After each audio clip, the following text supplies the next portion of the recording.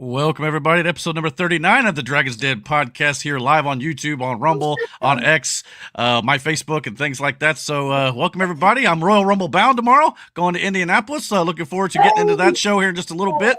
So, hope you guys will stick around for our Royal Rumble predictions. We've got some movie news. We've got some sports news. We've got a little bit of politics as well to always end the show like we normally do. I'm joined tonight by Miranda Nicole on the top right, Sir Spoomington the third, Brandon on the bottom left, and Matthew, who is apparently yeeting tonight on the bottom right as well. So, how you guys doing tonight? Not bad. Not bad. Hanging in there. Yeet. Yeah. I love how they've actually, and we'll get into a little bit more about wrestling here in just a little bit, but I love how, like, around town, Indianapolis, they've been putting up these street signs, like John Cena Way and Cody Road was my favorite one. And then Yeet Street, so it's kind of cool. They've got like these. Have you seen those, Brandon? No. See, I was wondering about that myself because, like I said, the only context I have is the one time I got to go to Comic-Con. And they kind of did the same thing for hotels and businesses and also streets and stuff. Right. And I said this today talking to it was yesterday. We're talking about it. Me and another person at work were talking about it. And I was like, the amount of revenue that this could bring, wow, that's pretty cool. Yeah, they've got them all over town. Yeah. And they even put out a map so you could find them. That's pretty cool. Yeah. Freaking Boulevard, Seth freaking Road. Yeah. They got like it had like 25 of them. That's really cool. Yeah, like I said, one of my favorite ones was Yeet Street. That's hilarious. And then I think my other favorite one, like I said, was Cody Road. It's like, come on, that's clever. But yeah, so Indianapolis never get into it. A revenue that it brings in because you have people coming from all across the country now. Obviously, in a couple years, if they do have a WrestleMania there, that's even bigger. Like, it's not just about like, I mean, WrestleMania is a 2-day spectacle, so you can imagine this. It'll be a week-long thing there with shops and meet and greets and all this stuff there. It's cool to see and actually live close enough to be able to go to see some of that stuff that you don't have to pay into to get to the venue and all that. But see all the stuff they got going on around town and the chances to meet, a WWE superstar at that point. So it's really cool. It really is. I mean, I know since I'm going, obviously, I'm hoping to at least get to see some of this. And I know they got the big superstore at the convention center, and so I'll probably check out, see if there's anything worth picking up. But obviously for the Rumble, I understand it because it's not WrestleMania, but for WrestleMania, I'm hoping they do the big fan experience type thing. It's kind of like they did for Super Bowl, where they had like all the things from the past and all these, cool little set pieces and all that. But for the Rumble, it just kind of feels like they're doing like a photo experience where you get to meet some of the superstars. If you did that over the last couple of days, and I've seen some people do that. So it's not as big of a thing, but I totally get that. I understand you don't want to roll out everything. What was it? Pat was covering the one that was in Vegas. And they had this huge convention center where a lot of different podcasts and stuff were, but wrestlers were going through there to get to certain places, and we're doing interviews in these big areas, but it was also fans are there. So it's like this huge experience. I mean, I think that comes standard with the WrestleMania package. You know what I mean? So I'm sure they probably will have all that.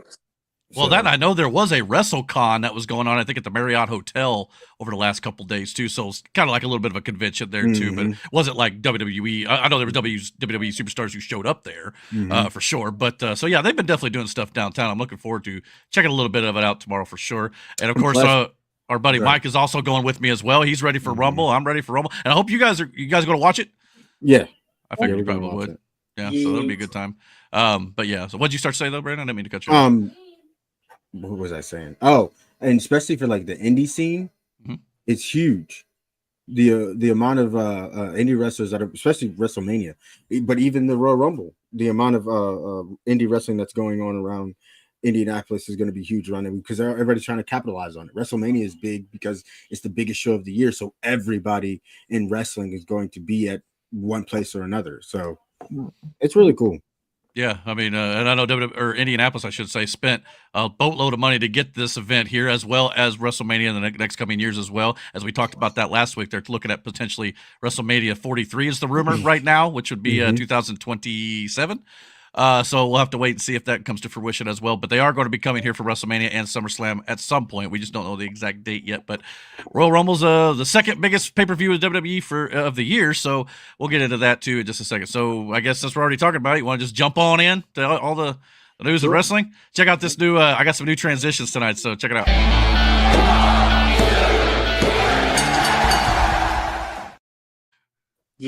Something new. Cool. Something new. Add a little bit of sound effects to it, so I thought it'd be kind of fun. But anyway, wait till we get to the politics thing, Miranda. I got one for you there too, so that's pretty cool.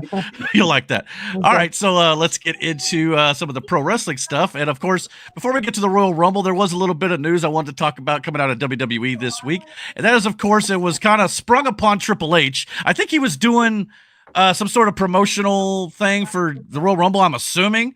But he was kind of blindsided by Shawn Michaels and The Undertaker, his good friends in the business. They came out and they surprised him by letting him know that he will be the first member to enter the 2025 WWE Hall of Fame this year at WrestleMania. Obviously, well-deserved. Triple H is one of the best in the business for, I don't know how many years he's been in the business now. It's probably been 30 something. Yeah. I remember him. He's come a long way from Terra Rising in WCW, if you remember those days. Then he, come Hunter Hearst Helmsley in WWE. And then of course the Triple H and DX and the Triple H and the Cerebral Assassin. But Stephanie McMahon wrote on X, she said, "You got me too, Shawn Michaels and Undertaker. It is an honor to witness you. It is my honor to witness your brotherhood. Thank you for making the executive decision because Paul never would. Congratulations to my king." Of course, obviously that's her husband. "You have more than earned your place in immortality." Shawn wrote, "Undertaker and I got him good on this one, on his home turf. It is an honor of a lifetime to announce that he will be the first member of the class of 2025. Yeah, I mean, Triple H going into the Hall of Fame. Thoughts on that? He deserves it. Yeah, I think so too. Absolutely. Yeah, I think so too. Like, ever since he took over, I mean, even NXT, he's done great stuff with NXT. We got to see what it would be like if Triple H ran his own promotion, and he did that when he ran NXT. Now watching him run Raw and SmackDown is actually pretty cool. Yeah, and this is not even including his creative stuff that he's going to the Hall of Fame for. Well, I mean, partially for NXT and stuff, for sure, but and obviously what he's doing now, but I'd say most of this is for his wrestling career, for sure. Obviously. I mean, and Shawn Michaels even made mention, now you'll be a 2-time Hall of Famer, because obviously he went to the Hall of Fame as a member of D-Generation X previously, but Triple H is a 14-time world champion, 7-time WrestleMania main eventer, 5-time Intercontinental champion, 3-time tag team champion, 2-time Royal Rumble winner, and 1-time King of the Ring winner, and now 2-time WWE Hall of Famer. So, yeah, definitely a career full of accolades, no doubt about it. And obviously, he looks a little different than he used to way back in the day. The long hair is no longer there. But obviously, I'll tell you, the guy... I remember the year watching in 2002 when he tore his his quad. Yeah, and that was a thing where like they ran all these video packages with U2's "Beautiful Day" when they were trying to bring him back from that, and the pop he got on his return, and then of course he went on to win the Royal Rumble that year too. So. Yeah, I mean, just a lot of great stuff. The stuff he did with D-Generation X, bar none, some of the most funny things you would see in WWE back in the day. Some of the most risque too, obviously, but at the same time, back in those days, it was a little more, accepted on television for sure. But well, kinda, not really, but anyway. But yeah, his stuff with NXT, Black and Gold, great, creative over there as well, and he's continuing that creative flow now in WWE on the main roster. So remember this night when he invaded WCW with DJ DX? That was absolutely great too. One of the most highlighted moments of the Attitude Era for sure. Yeah. Miranda, when do you remember watching Triple H at the wrestling? Probably not until we got together. So this would have been around. It'd have been the end of DX, but like I guess the first version of DX. This is long after Razor and Diesel left for WCW. Mm. So she probably would have got it like in around that time where they were doing DX, but it was just him and Sean randomly for comedic relief. So she would have gotten like him right before he was done wrestling is when she would have experienced. Yeah, you gotta remember, like Vince blew himself up in the limo right after I started watching wrestling again with okay. Yeah, the Crispin. Yeah. Yes. We were still on Blair, and we didn't live there very long. So yes. So she started watching like Shawn Michaels right before, or maybe not too long before he came back. Yeah. Again, Shawn had that second run. By the way, that Shawn Michaels second run was even better sometimes in ways. So I'm trying to understand what you were saying about Triple H though. Like, oh yeah, I was just trying to see where she was. Like, oh, okay. What version of Triple H she got to see the most? Yeah, gotcha. Yeah, she probably didn't see much of the I feel Hunter like Hearst I watched Helmsley. him grow up. Yeah, like I remember him from WCW too. Oh yeah, and Mike was talking about that in the chat, talking about Terra Rising, which I just mentioned a second ago too. You know, that's what Terra Bull is what that was. It's partially why he was no longer in WCW for a long time. But so some of the stuff he's going. Did he do the thing that Austin did? I don't think Triple H ever went to ECW, right? I don't think so.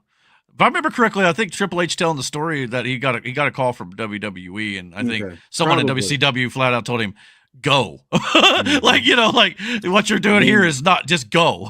Somebody in WCW also told Undertaker he would never draw money, so there's also exactly. So that just kind of shows you the dumpster fire WCW was. Mike said in the chat, now it's time to put others in the Hall of Fame that are long overdue, like Demolition. I agree with that too. Demolition is long overdue. They're a great tag team back in the day. I still think, regardless of what her life turned out to be, like if we're still acknowledging things in wrestling as a whole, China should be there. Yeah. As far as I know, she's not, right? Nope. I don't believe she is. Yeah. So I agree with you. And her career, nonetheless, is definitely great in wrestling. Kind of like, and again, I don't agree with what Chris Benoit did. Owen Hart. Right. Well, she wrestled Chris Jericho, a lot of guys back in those days. She was like a trailblazer in that regard. And it's like I always say about Chris Benoit. I obviously don't condone or agree with what he did, but at the same time, his wrestling career, bar none, was one of the greatest of all time. So I respect him in that regard. I used to love Chris Benoit, watching him wrestle and shit like that. Like, I was truly devastated when the news came out, and then when it all came out, it was like, yo, that's wild. Mike had a couple of comments in chat. He said Triple H and Ric Flair will be a 3-time Hall of Famer when Evolution eventually gets inducted. So, but do you need to induct Evolution? Yeah, I kind of wonder about that myself. Yeah, because Evolution was like a clean version of DX. Well, to me, it was more a revisualization, or whatever you want to call it, of the Four Horsemen. WWE's version of which. Don't get me wrong, I thought Evolution was great and it had its good run. I guess you could put him in. I wouldn't be upset if you did. But the only person it really impacted and benefited, honestly, 2 guys was Orton and Batista. Yeah, I agree with that. But don't get me wrong, it gave Rick that final run in WWE as well. For the most part, I know he had a little bit of a singles run after that too, but I don't know. Maybe there's more merit to that than I'm actually giving it credit for.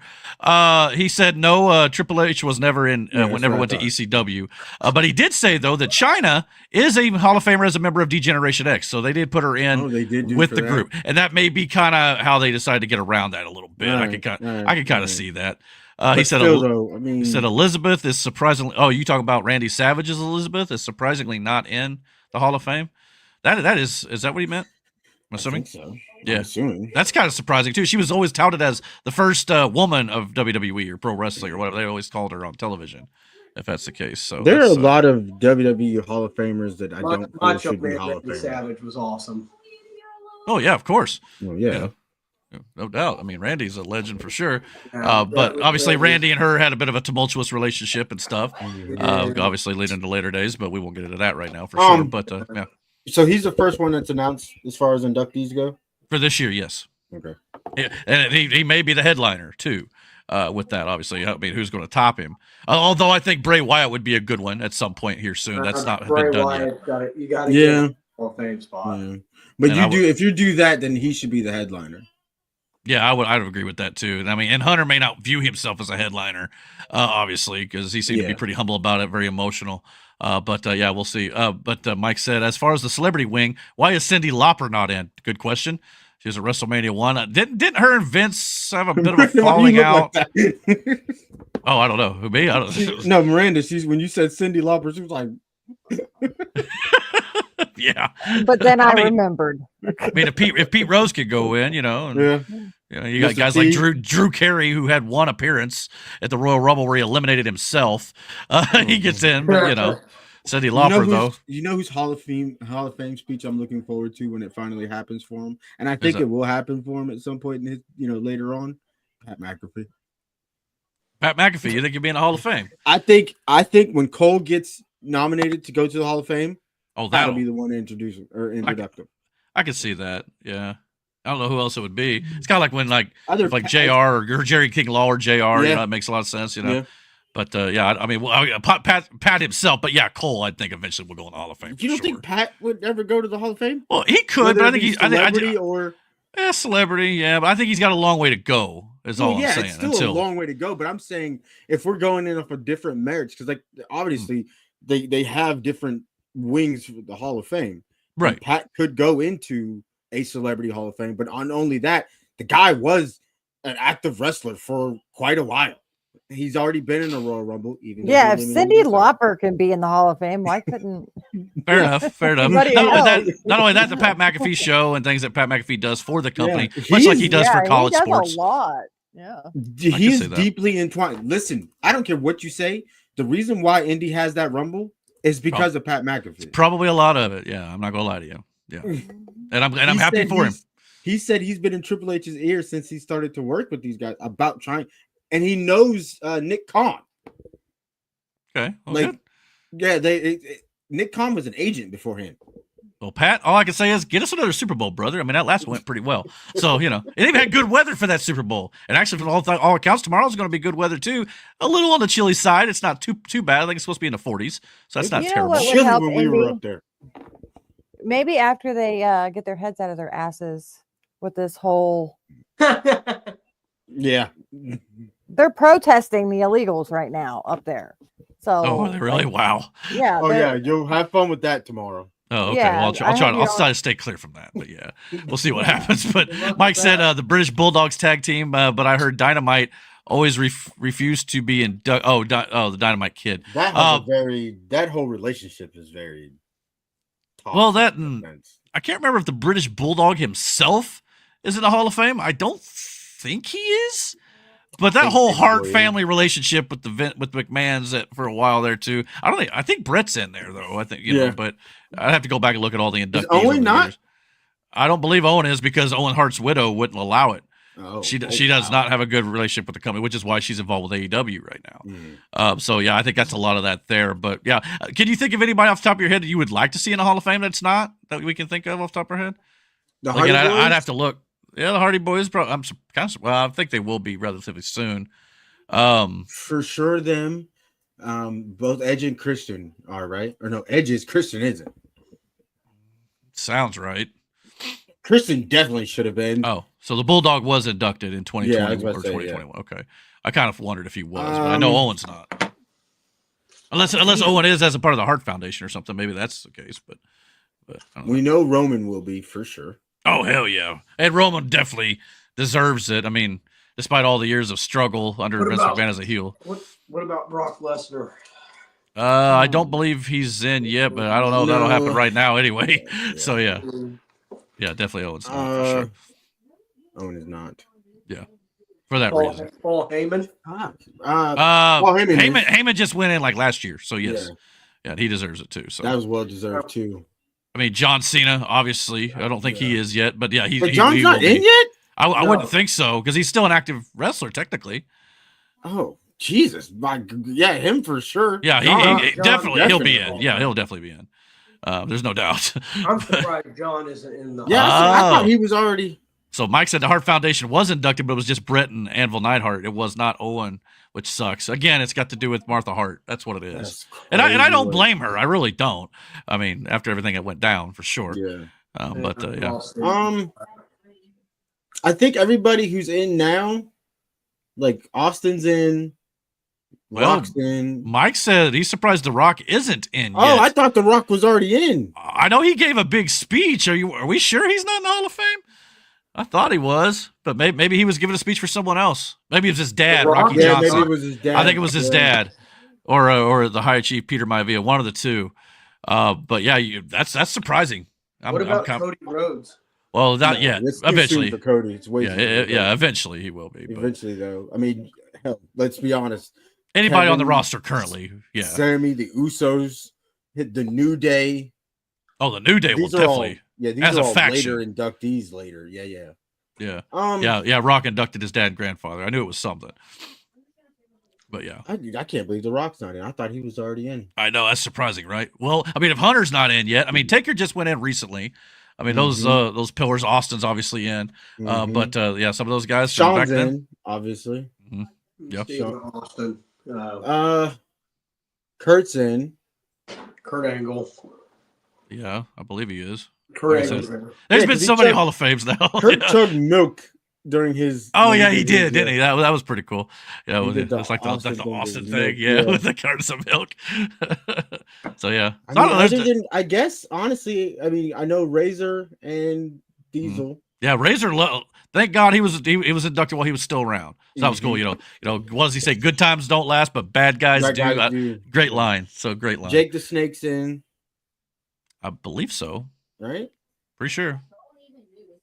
Not positive, but yeah. Now, there's not many guys other than guys who are actively on the roster now and still. I mean, other obviously, than John Cena and the yeah, Rock. like your Bray Wyatts. You know, obviously who Yeah. passed away. That'll be a posthumous thing. And I'm sure Uncle Howdy, you know, his brother will probably, you know, Mhm. induct him or whatnot. So yeah, I think Triple H is probably one of the guys who would seem to be a no-brainer at this point. Oh yeah, definitely a At the no-brainer. Yeah, should be first ballot all-time Hall of Famer, in my opinion. Yeah. Yeah, so I'm glad to see him there for sure. But let's move on a little bit from the Hall of Fame talk, and let's get into the actual Royal Rumble event that is taking place tomorrow in Indianapolis, Indiana. And of course, like I said, I'll be going there. Can't wait to check this out. Hopefully it'll be a good show. 65,000 tickets around in there have been sold for this event, which is pretty much a packed sellout for Lucas Oil Stadium. That's about the max that's capacity. most people I was about to say, how many people could fit in Lucas Oil? Well, you add the floor to it. It's probably around 70-some thousand or something, I think, because I think 65 is about around a Colts game. I'm not positive on that, but yeah, it's going to be a packed building, no doubt about it. Hey, you might run into Mr. McAfee there. Yeah, I mean, who knows? I mean, I know a bunch of people we work with and friends are going. It's a big deal around these parts. Indianapolis don't get these type of shows very often. So this is a big deal. It's about like when the Super Bowl came through here, and this is WWE's second biggest show of the year. So we're going to be getting some big time news and stuff coming out of this. Hopefully it'll be a good thing top to bottom. But I thought it'd be fun to go over all the matches from the show. So let's kind of, look into this and kind of give our thoughts and predictions where this is going to go. We've only got 4 matches on the card as far as I know. I know SmackDown is currently emanating from Gainfield. What is it? Is it Gainesfield House? Is that what they call it? Or the old Conseco Me and Field Miranda House? were trying to decide that earlier. Gainbridge Field House. Gainbridge Field House. So that's where they're at tonight. So if they had any last minute matches, forgive us. We're not going to have them here. Maybe Mike can let us know in the chat if they did. But as right now, there's only 4 matches for the show. The number 1 match, I'm assuming will probably kick off the show, will be the 2 out of 3 Falls WWE Tag Team Championship match between DIY and Motor City Machine Guns. I've not been real thrilled with what WWE's been doing with their tag divisions as of late. However, SmackDown seems to be putting a little more effort in with their tag division outside of Raw. And adding this match kind of gives it some extra stakes. So I'm actually looking forward to this. Both these two teams could actually, be a bit of a show stealer when it comes to in-ring action. First of all 4 of these guys are not spring chickens, but they all 4 can go in the ring. Alex Shelley and Chris Sabin are amazing. And we all know the story of DIY and what they can do. We watched them from NXT and what they've done on the main roster with some tag teams. This match should be actually pretty good. Could be really good. Now, if I want to make a prediction here, I don't see DIY dropping the titles, but then again, Motor City Machine Guns did kind of come into WWE and win the belts right away. There's kind of a thing going on that played out on SmackDown right before I got on the air that actually involved this. So I'm not going to say nothing. But could DIY retain? Yeah, but it'll be weird. Okay. Well, I'll have to check the SmackDown out sometime between now and the time I leave in the morning real quick. I have to skim through it real fast just to see if I missed anything. So this definitely got a chance to be a show stealer. Anybody else got any thoughts on this one? No? All right, we'll just move on. Well, I was hoping Johnny was going to get a win because, he's from Ohio and all that. Yeah, but he's the bad guy right now. Well, which is interesting to see. I don't know if I've ever seen Gargano as a bad guy. Maybe he did. It's going to be hard for me to picture that because he was young when we met him. Yeah, super cool guy. Yeah. I really liked how he did do the job to Apollo Crews last week on SmackDown because Apollo Crews is a guy who definitely needed the win at this point. But again, it's not going to hurt Johnny Gargano. He is one half the tag champions, and he's just well established enough to where he can give that. Johnny's very good in the ring. Like we watched them wrestle guys that were out of their prime, and Johnny's still like. Again, we watched him wrestle Jerry Lynn, which was an awesome match, by the way. Awesome match. And then I've watched him wrestle Jake the Snake one time. It is what it is. Wait a minute. You know what's really like? It just hit me. That was 17 years ago almost. Yeah. These guys are getting old. Yeah. And they all look young to me still. All these guys. Yeah. I want to say Saban. You know what? I'm sorry. Go ahead. They do look a lot better than a lot of the guys did at their age back in the day. They were drinking and smoking and snorting and. That's true. And these guys, you know what they do for fun? Video games. Yeah. That's what they spend their nerds. A lot of them go to these toy conventions and collect these rare toys and video games. That's what they spend their time doing now instead of partying.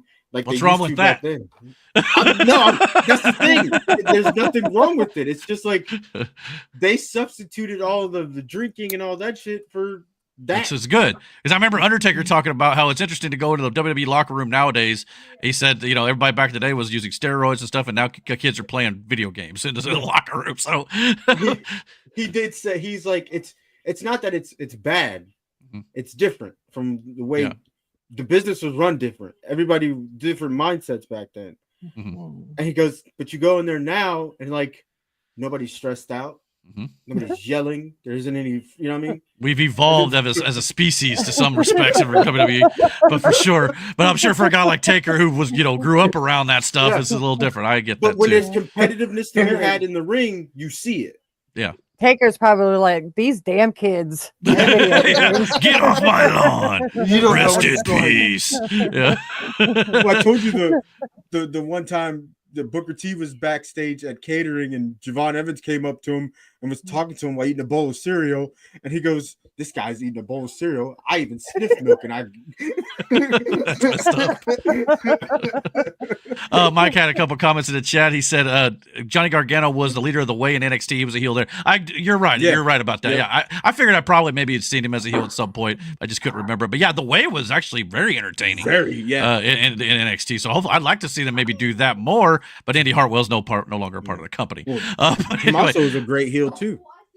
Oh yeah, absolutely. And Tommaso, I buy him more of a heel than I do Johnny Gargano. But don't get me wrong, Johnny Gargano can definitely still pull it off, no doubt about it. But definitely unselfish of him to be able to do that for Apollo Crews last week for sure. And he also went on to mention that Scott Hall and Kevin Nash both in the Hall of Fame twice as individuals and with the NWO. That's what I thought. Same with Hulk Hogan. I know he probably didn't want to mention Hogan, but at the same time, it is fair enough to mention it for sure. Anyway, this match should be good. Period. Oh, no doubt about it. DIY, do you think though, for as a winner? I think so, yes. Yeah.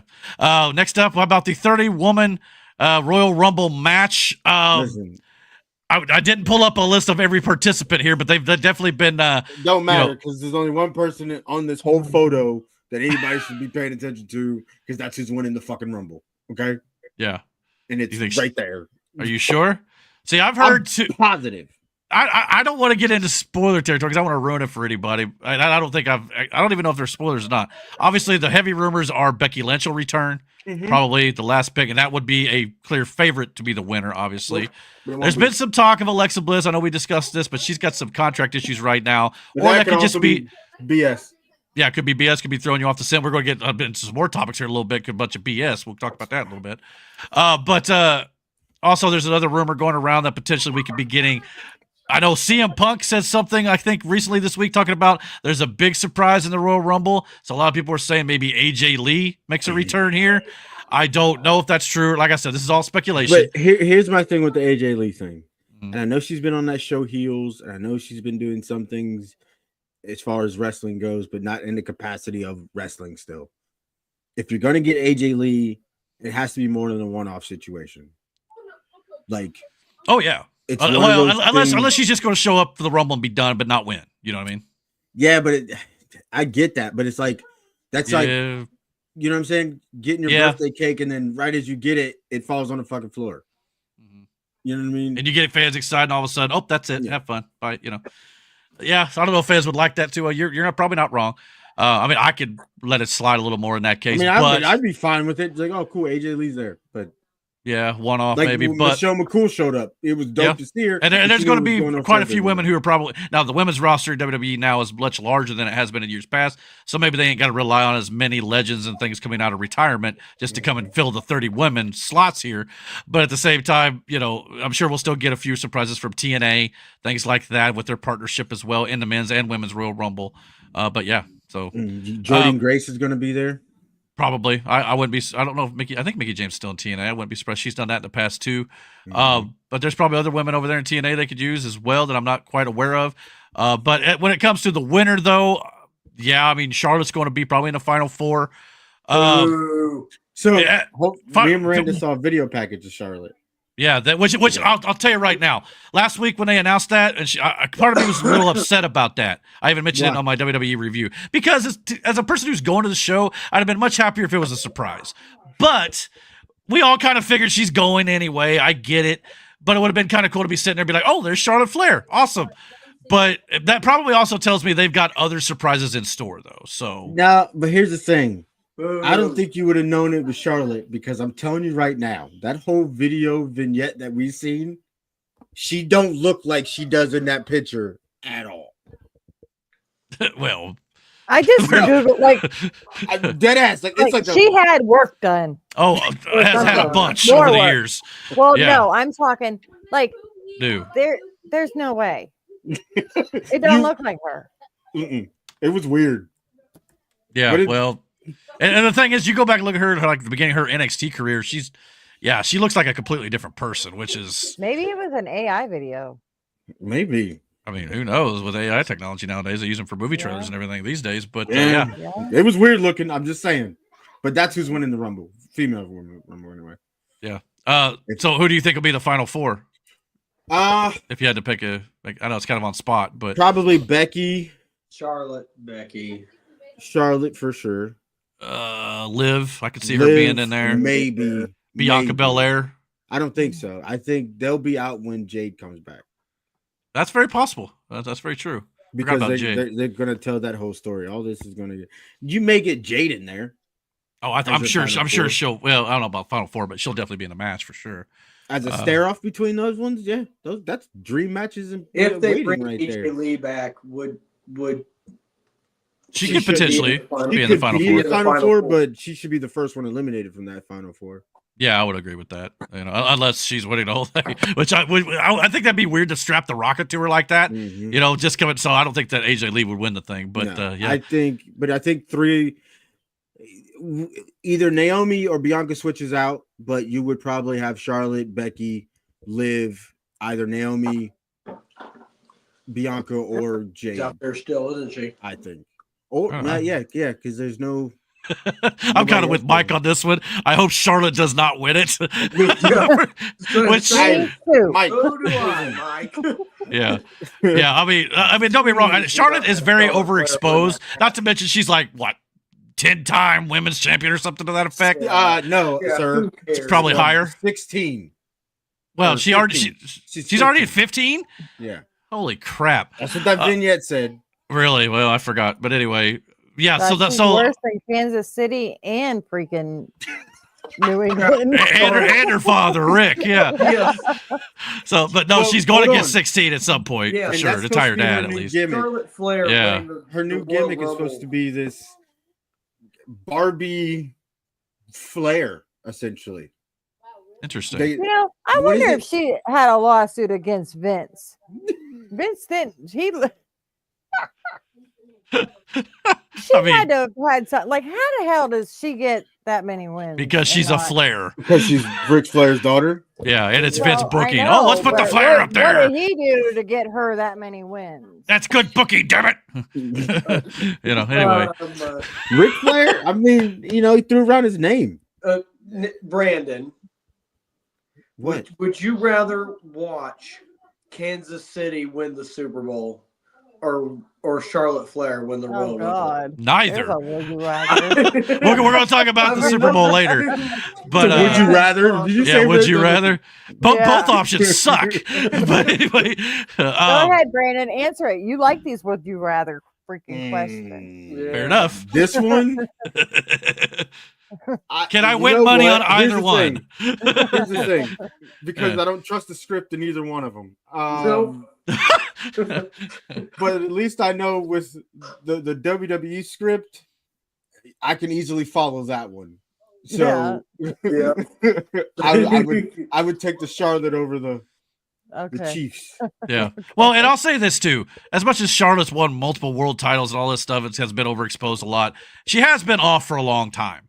So it'll at least be good to see her. I just don't need to see her anywhere near any women's championships. Oh, Tiffany Stratton is about to lose that belt. Oh, yeah, I wouldn't be surprised. That's going to be your WrestleMania match right there. Tiffany, you think so? Well, Stratton versus Charlotte Flair. Well, that is one thing I'm interested to see what they do on the show, if they do anything at all here on the Royal Rumble, is the world champions. Obviously, Cody Rhodes is not in anything. Gunther won't be on the show based on the booking or on the matches. Neither will Tiffany Stratton or Rhea Ripley, which you would think they would want to put those people on the show in some capacity. So I don't know how they're going to do that, if they're going to do it at all. But think about it this way too. This is everybody.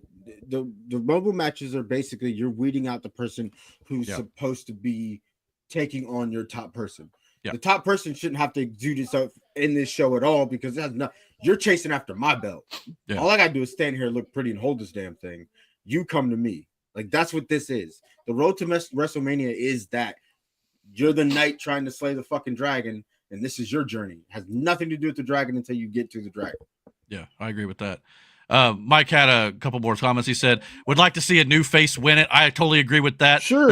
There's some people online were saying Io Sky, even though she's not really she's earned it, face, but yeah, she's earned it. I agree with that. So somebody like that would be great to see, no doubt about it. And he said if Charlotte does indeed win it, she needs to put over Tiffany Stratton at Mania, which I agree with. I agree with that. But if she wins, I think that's what needs to happen. She needs to put the young one over. That's not happening. She'll put her over by having a great match with her, but she ain't leaving there with that fucking title. Well, and that's a lot of the criticism I have with Mercedes Moné right now, which is figure it out. I know. Figure it out. And a lot of that, I think, is because she's booking herself to some degree, which sucks. Mike also.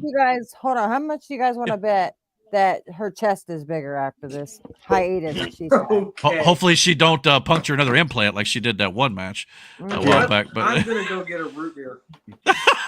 Anyway, well, she's not wrong. Every time she leaves and comes back, they're bigger. There's always, like she said, her face, nose, whatever. Right. It's like. Look, I thought she was more attractive, early on before she did any of that stuff. Mm-hmm. But she took criticism, which I think, is probably, like you get told you look like a man or something like that. It probably plays with your head.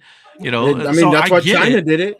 China, I mean, this is a little different situation, but Michael Jackson always changed his appearance because he didn't like. So people have done it lots of times, but I don't know. Sometimes I think that, like, Natalia's had a bunch of like Botox. There was one week I know when she just got whatever happened, like she came and her like lips were like, oh my! I was like, what did you do? Here's the thing. Anyway, there are certain times when you get certain things done and it doesn't look bad. You look like a normal human being, but then you overdo it. It's like an addiction. And there's like, I can't even remember her name, but supermodel, fashion designer. This woman looks scarier than any horror movie. You can only cut for so long before you have nothing else to cut. Yeah. There's only so many things you can correct. At some point you got to understand we're human beings. We're flawed. Yeah. We have our things that don't look perfect. Somebody finds you attractive. Andrade clearly finds her attractive. So there's that.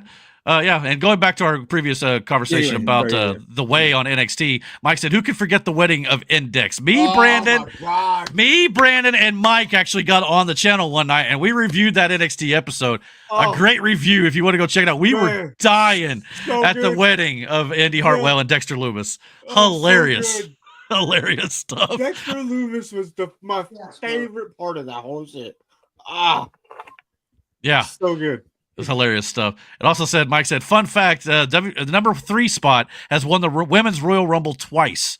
That's interesting. I know in the Men's Royal Rumble, I think, what is it, number 27 has won the most from that spot. We were trying to figure that out the other day at work, too. Actually, I believe more people have won it from the number 1 position than they have from the number 30, which is interesting because it's supposed to be a disadvantage. Or at least that's the way it was in the past. I know a lot of things have changed over the last few years, but I don't know. I think I think somebody won the Women's Royal Rumble from number 1 once, if I'm not mistaken. Maybe. I'd have to go back, but the Women's Royal Rumble is a little more, fresh. But I'm sure Mike could probably. Was it Bianca or Bianca was in there for a long fucking time? Oh yeah, she's definitely one of the Iron Men of the match, or Iron Women, I should say in this case. But yeah, so who's been announced as number 1? I don't think any positions have been announced just yet. Okay, as far as I know. So I thought they would normally, like, remember back in the day, didn't they used to like bring up the little Tumblr thing? Which I'm kind of glad they quit doing that to some degree. Yeah, but still, like, I feel like for the first entrance. Okay, Rhea Ripley. Rhea won it. Well, and that's well deserved too. Rhea Ripley deserves that accolade for sure. At least for the first entrant, you know what I mean? The number 1 and number 2, and then which is basically the same thing. Yeah, it's like 1 and 2. They're basically starting at the same. It's fine. Yeah, so like I don't like they should at least do that for that. I used to think that was fun when they did it. Okay, yeah, right. Bianca and Bailey won at 3. Okay, yeah, so that makes sense. I remember when the match. Bianca was in there for a long fucking time. And the reason I was focusing so much on this, and obviously I'm going to this show, I have to retell this story. The reason I am a fan of pro wrestling at all is because of the 1992 Royal Rumble. And at number 3, Ric Flair was the first one to go the distance. The first person who drew numbers 1 through 5 that won the Royal Rumble. That match made me a fan of the business. So that's part of the reason why this is so special and important to me. It got me into pro wrestling over the last 30 plus years. So that's a big reason, part of it for sure. All right, let's move on to the next match. Let's keep it rolling a little bit here. There's obviously 2 more left. Let's hit it with the undisputed WWE Championship ladder match. Cody Rhodes versus Kevin Owens with the Winged Eagle belt and the current WWE Championship both suspended high above the ring of Lucas Oil Stadium. So yeah, this could be cringe-inducing because I'm going to be on the edge of my seat with these ladder spots. And like I said, and if Kevin Owens does that package pile driver ladder spot that he's been known to do in the past, I'm going to cringe and they're going to do it. I would assume I so. will not be watching this match. I was about to say, Miranda already told me she's not watching this match. So hypothetically, babe, if we were going. Yeah, what would you do? Going to do? Close your eyes. Look at your phone. I'd be like, nope. I can ignore stuff pretty well.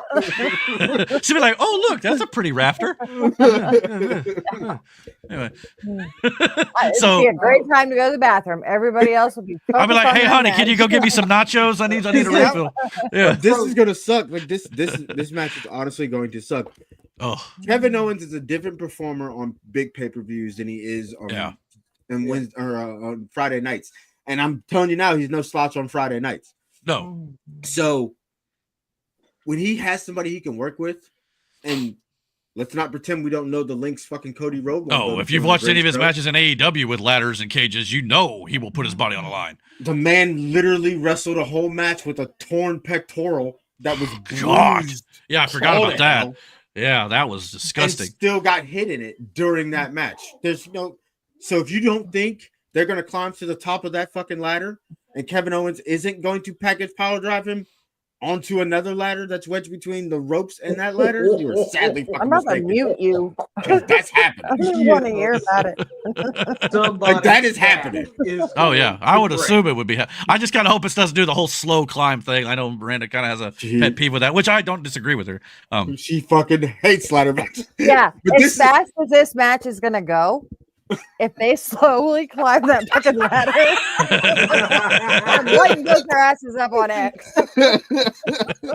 She goes, you mean to tell me you can run, dive, jump all over the place, but then you go to climb a fucking ladder and it's a wrap for you? And I'll say this too. Kudos to Triple H, by the way. Kevin Owens has finally been pushed in the spot where he deserves to be all along.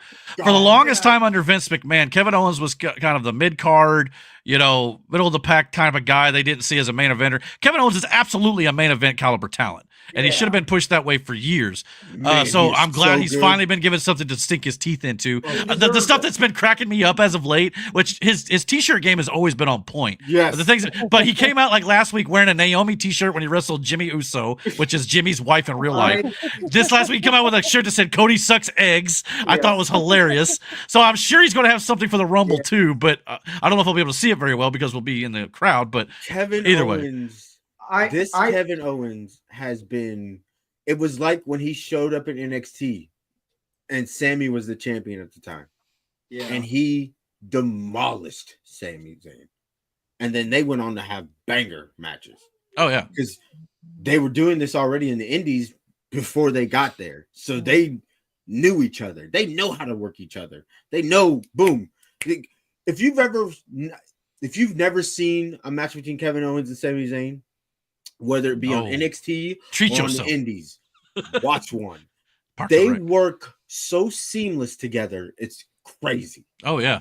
Especially in NXT Black and Gold. I love some of the feuds there. I like Kevin Owens for a different reason. Why is that? I always root for Kevin Owens because of a friend of mine, and I know she was a friend of all of yours, was a big-time Kevin Owens fan and always rooted for Kevin Owens whenever he wrestled. And you know who I'm talking about. Okay. Yeah, I hear you. Yeah. But anyway, but you're not wrong. Absolutely. We used to talk about wrestling a lot. She liked Kevin Owens a lot. Okay. And that's why I always like Kevin Owens. Yeah. KO fame. Now, when it comes to predictions of who I think is going to win this match, obviously I think Cody Rhodes is retaining. I don't know, man. I mean, I wouldn't be upset about it, but it would definitely be interesting to going into the Rumble if Kevin were to pull it off and be like, okay, well, who are they going to get wrestle Kevin now? It could be Sammy. It could be a lot of, but I just feel like Cody Rhodes is going to hold the title until WrestleMania at least. Yeah. But I want to say something because I said something last week when we were talking about Cody, and I said Cody's good when he's chasing the title, even though he's the champion. Yeah, it's crazy, and he's still chasing the title because Kevin Owens he's made. You know what I'm saying? He's giving him this weight. And that promo between him and Punk Monday. Mm-hmm. Oh, great promo. It was like you could see all of that weight sitting on his shoulders, and he's sitting. Well, that was the great part about it. Yeah, he was like, because CM Punk was like, you're the weight of the championship is weighing on. And Cody, let's be honest, has been hitting it hard almost every show for the past, I don't know how many months. And you could see the exacerbated look on his face. So it made a lot of narrative sense for Punk to be like, the good news is going to be somebody's going to take that burden away from you. But the bad news is it's going to be me. Yeah. So it was a great promo, but that really made me think Punk's winning the Rumble and Cody's winning this, and they're going to wrestle. Now, again, who knows? Maybe that's just to kind of throw you off the scent. That's a very good point because there's obviously been rumors of Punk and Roman as well. So there's and Cena and Cody. There's a lot of ways this could go, which what makes it more intriguing to me. And sometimes WWE a lot of times they in the past used to telegraph who's going to win these things, and they still may be to some respects. But I like the unpredictability nature of it, of where it could possibly go multiple different directions. So I think that's going to be a good plus for this as well. But yeah, that was a great promo on that show, and I was sitting there thinking, I actually thought earlier on in Raw when Jey Uso cut his promo talking about I can beat Gunther. I thought for a second maybe they're going to give it to Jey Uso, and Jey Uso would win the Royal Rumble match, which again I wouldn't be upset about at all. But that is the beauty of storytelling and booking, right? Yeah. Everybody that we've talked about who's going, with the exception of Kevin Owens and Cody Rhodes, but all these guys that are in the Rumble itself, there's an argument to be made for every last one of them to get a shot. Yeah. And it's so fun. What also is very funny is they all have a separate story, but they all have the same story leading to one fucking person, and he's standing right there. Yep. That's Cody. You know what I mean? Like it is, or Gunther, I guess.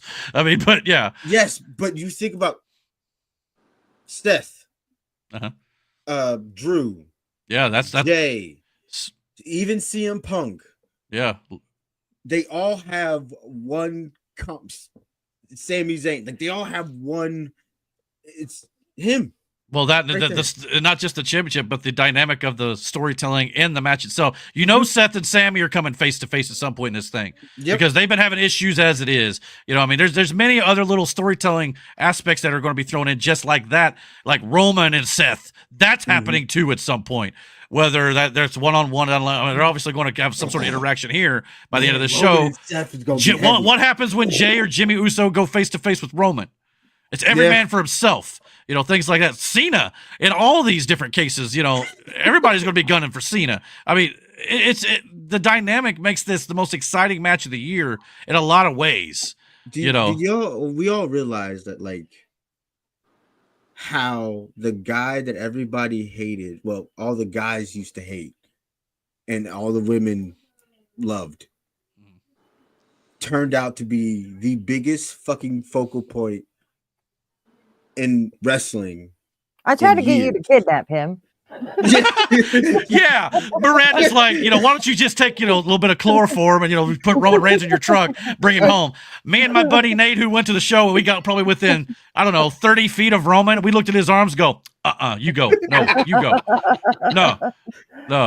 But again, a guy, we were like, we're tired of seeing this fucking guy on our TV screen. We're tired of he went from that guy to literally being one of the most dynamic heavyweight champions in wrestling. And all it took was for Vince McMahon to finally say, turn him heel. That's all it took. And now because of that, he's one of the biggest baby faces, which is what Vince always wanted. But for the longest time, Vince tried to push him as a baby face and fans rejected it. So they tried something different, it worked, and now look where he's at. He's the biggest babyface who's still a fucking heel and nobody knows it. Imagine, yeah, exactly. Nobody knows it. Makes perfect. Yeah, that's a good point. Knows it. Do what they don't want you to do. Your biggest faces of your company right now, they all know the truth, but they're all being treated like fucking heels. Yeah. I mean, imagine, you know like, do you know the ability that takes to take one guy who is universally hated throughout two separate brands and one overarching story is the biggest baby face of your company. Yeah. And then all of the people who are those big faces of your company are now heels because of him. Yeah. I mean, and all of them are right. Yeah, the old saying is there levels to this shit. I mean, clearly this is a whole nother. I mean, look, I love AEW, but this, and I was thinking about this at work the other day too. Just thinking about, you know, what it's going to be like up there at Lucas Oil Stadium, because I've never been. Oh, I've been to one really big WrestleMania or one WrestleMania size event, and that was WrestleMania 8 92 in the Hoosier Dome. But that was 33 years ago at this point. So it's hard for me to really remember what that was like. And of course, the wrestling business has changed since then. So in my head, I'm thinking about how AEW going, look, I love AEW, and I'm sure All In's a big show, but WWE puts on shows like no other. And I hate to admit that, and AEW needs to step up their game in that regard. But I'm excited to see how this is going to look and feel. You know, from just an aspect of it, you know. But yeah, by the way, hey, you got a hell of a show. You got a hell of a Rumble to go to, buddy. Yeah, and hopefully, it gives me anxiety to even think about it. Oh, I know. I mean, but you know, it's gonna be fun, no doubt about it. I'll be exhausted come Sunday morning, I promise you. But yeah, I mean, going back to like Roman Reigns too. You know, going to heel. Imagine as big as John Cena ended up being. Imagine if John Cena ended up turning heel, like everybody wanted him to do, and Vince refused. Well, Vince and probably Cena both, I think, refused to do it. Maybe I know Vince for sure. Take Cena seriously. He's definitely a goofy kind of to a degree. Has he always been like that for you, babe? Like when you first saw Cena, did you get rapping Cena, or was it Hustle Loyalty rapping Cena? Yeah. I've hated John Cena ever since. And that was him as a heel. Technically, that was him as a heel, but he was a clever heel, though. Yeah, John Cena was a very clever heel, and yes, the rapping was crazy work. Yeah, Boston Red Sox jersey killed me. But he wore jerseys for every town he was in. He's kind of like you, the bandwagon fan when he came to town. yeah, but you I don't think wear a John's Boston personality is shirt. too funny for him to be a true heel. I feel like he's going to tell you what you want to hear or what he thinks you want to hear, and then just lie to you. I don't know. His heel, like it wouldn't work necessarily. No, you might be right about that. But like Roman's heel version in the beginning was very aggressive, but then it became more mental, and then he had his own minions. Yeah, that's true. But then, which made him more hated because he couldn't win a match on his own. You know, that was the whole thing. But yet he was ruthless as shit in those matches. Yeah, I agree. Yeah, and that was part of the entertainment value of it. God. Yeah. Mike's got some comments. He said number 1 and number 2 have won the Men's Royal Rumble a combined 5 times. The number 30 is actually tied with 5 times as well. So it must have changed over the last few years. I remember that used to be a stat that number 1 won the spot more often. He said that Cody will be flying up the ladder like an eagle and grab the belts to win. You're never seeing that belt again, by the way. Which one? The eagle belt. You think so? Because I'll tell you right now, if Cody Rhodes wins the both belts and he lays the current new version down on the mat and walks out with the Winged Eagle belt, I'm going to mark out like a mofo because that's the belt.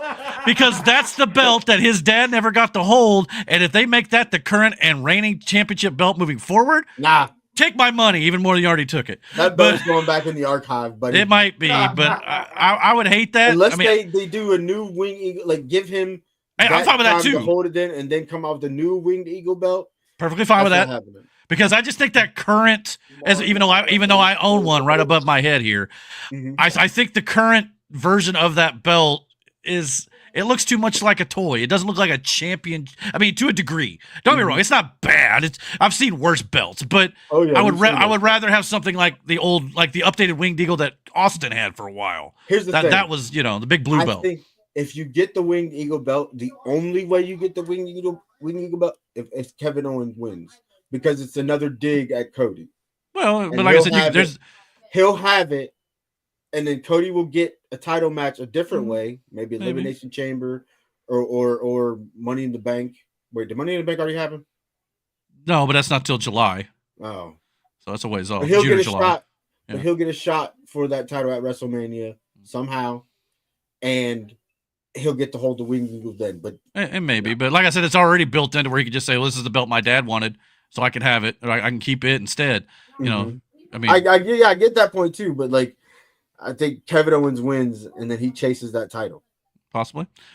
Mike said he was at WrestleMania 25 in Houston, Texas Stadium. Yeah, great one to be at, by the way, with Shawn Michaels versus The Undertaker. Potentially one of the best matches in WrestleMania history. I remember that one. Can't deny that. So yeah, so hopefully our tickets will live up to your expectations. I don't know where you were for WrestleMania 25, but I think it was a little higher up than maybe where we are for the Rumble. So hopefully we'll have a good one. But anyway, back to this though. Who wins the Royal Rumble match and goes to WrestleMania? I don't know. Who do you think comes out at 30? Oh, 30. I can't think of any big surprises or not. I don't think it'll be a big surprise. I just know who I think it Roman, maybe. I can see it being Roman. I think it'll be Roman. Yeah, that makes sense. I mean, maybe Cena, probably one of these two guys, but Cena's out. No. I think Cena's out earlier. Yep. Yeah, that's possibly. I think, especially if he's not winning it. I mean, if I'm going to take my prediction, even though I think it's cookie cutter and a little too little too telegraphed. I think the winner's CM Punk. And he maybe faces Cody. I could be wrong on that, but like I said, I just got that feeling from Monday that was the direction, or maybe they'll pivot and that will be the direction after that. I don't know. But I don't think Punk needs to win the Rumble to get it. In a way, I kind of hope it's not. Yeah. So I'd be fine with a lot of guys here. There's a lot of options. Yeah. I don't think it's Seth and Sammy. I think they have their own issues with one another. So Drew. But yeah. Drew is. I don't think so either. He'll probably him and Roman is another match that they've teased as well. So that could be something. So I don't think it's Roman either. But I mean, Cena, you could do it because he can maybe go his final run against Gunther, slay the beast of the guy who could, doesn't lose over there on Raw potentially. I don't know. Or it could be Cena Cody. I mean, there's a lot of ways you could do with that too. I think it's better to have Cena go for it, but never get the opportunity to get a title shot until Cody gives him one. Yeah. Oh, that's very possible too. And Jey Uso going through. There's a lot of different ways it could go. Mike says his prediction is he thinks Punk is winning, but could seriously be anyone. Lots of options. Yes, I agree. So that's what I'm saying. Like, this is the one thing about this whole story that, like, any guy in that match you could see coming down. Well, any big names, of current guys that know, you could see winning this. Oh, and yeah. have a story leaving it that's believable and ready to go. The only reason I also think Punk too is not just the promo on Monday Night Raw, but he's also been on record many years talking about how he never got his main event WrestleMania match, and that would be it. You would put him on the final match on the show, probably against Cody or whatever, and that would be his main event. But we'll see if that ends up being the case as we move forward past the Royal Rumble. So I think they should give CM Punk his main event match, and then I think they should just rip it away from him. That's not like that hasn't happened to him before. Just Poor guy. No, I just think it's how it's meant to be. Mm-hmm. Yeah, well, that's very well. I don't know. I think eventually he'll get it. It may be now or never because the poor guy got hurt last year. That's the other thing too. You risk that. Not only that, Punk got hurt in the Royal Rumble match last year, so it was like, I'm sure that'll be in the back of his mind a little bit as well. So we'll see how that ends up going. But yeah, big time show. Looking forward to it. But I think we'll move on at this point. So any other thoughts, real quick before we move on? Rumble should be good. Go Purdue. Brother, go sports team. Oh yeah, he may not be on tonight. He was super tired. Oh, doggone it. All right, well, I understand, man, Aaron, but we'd love to have you if you get on though, brother. All right, next up, let's get into some movie news. Here we go.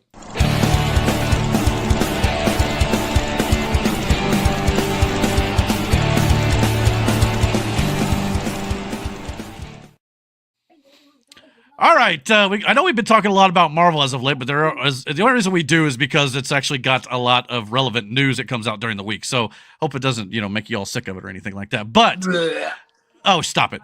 We got a couple Marvel news things we want to talk about, and we got some a little non-Marvel as well.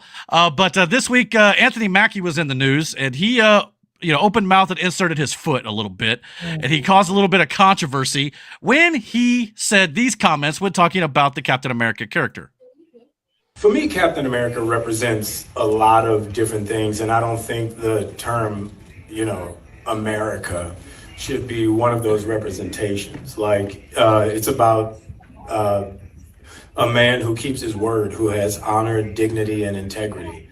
Someone who is trustworthy and dependable. It's kind of, this is kind of like an aspect of a dream coming true. When I was a kid. So that's the most controversial part of it. He says he doesn't think America should be, like what represented by the character. Now it wouldn't have been as big of a controversy, I think, if he'd have said it. I don't think that Captain America should be solely focused on American representation. Basically, but a lot of people saw this online and said Captain America is anti-America. So that got obviously a lot of people, upset online, rightfully so. And so much so he had to, I don't know if he got like a phone call from the head of Marvel Studios over there, Kevin Feige, but he had to come out and, put out a retraction or an apology, as it were. He said, "Let me be clear about this. I'm a proud American, and taking on the shield of a hero like Cap is the honor of a lifetime. I have the utmost respect for those who serve and have served our country. Cap has universal characteristics that people all over the world can relate to." So I don't think that anything he necessarily said was wrong inherently, outside of that fact that I think he might have misspoke a little bit when he said America shouldn't be represented. But a lot of people feel like when he said it was like he doesn't feel like America represents those values, which I don't think is the case. And I don't think that's exactly what he meant, but it sure as hell came off as that. What are your all opinions on this at all? Anything like that? It sounded like word vomit. Not only that, it was on the moment. It was a spur of the moment thing. He was asked a question. He came up with an answer, and I think it came out wrong. Yeah, it probably did, because that was kind of one of those improvised. Okay, never really got that deep into whatever. What was the question exactly? Like, how was the question? I don't think it was even in the video for him to answer it. You know what I mean? Like, yeah, I think the question was like, "What does Captain America mean to you, or what does Captain America represent to you?" And I think he just kind of. Maybe well, then if it's his interpretation of Captain America, he can't. It's his interpretation of it. Yeah, that doesn't mean it has to line up with everybody else's. Everybody else has their own opinion or interpretation of what something means to them, even though it's the same thing. So, Well, but and not to mention outside of the whole maybe the flubbed line where it shouldn't represent America shouldn't be solely represented or whatever he said there. Mm-hmm. He also went on to talk about it should be about integrity, honesty, determination, stuff that most Americans view themselves as having those values. Mm-hmm. And so what he said was not inherently wrong when it comes to the actual character, in my opinion. And he's not the only one who's thought this, by the way. Chris Evans. Now, he didn't come out and say anything after this happened this week, but back in 2011, Chris Evans was quoted as saying this, well, to me, I'm not trying to get too lost in the American side of it. This isn't a flag-waving movie. It is red, white, and blue, but it just so happens that the character was created in America during wartime when there was a common enemy, even though it is Captain America. I've said before in interviews, it feels more like he should just be called Captain Good.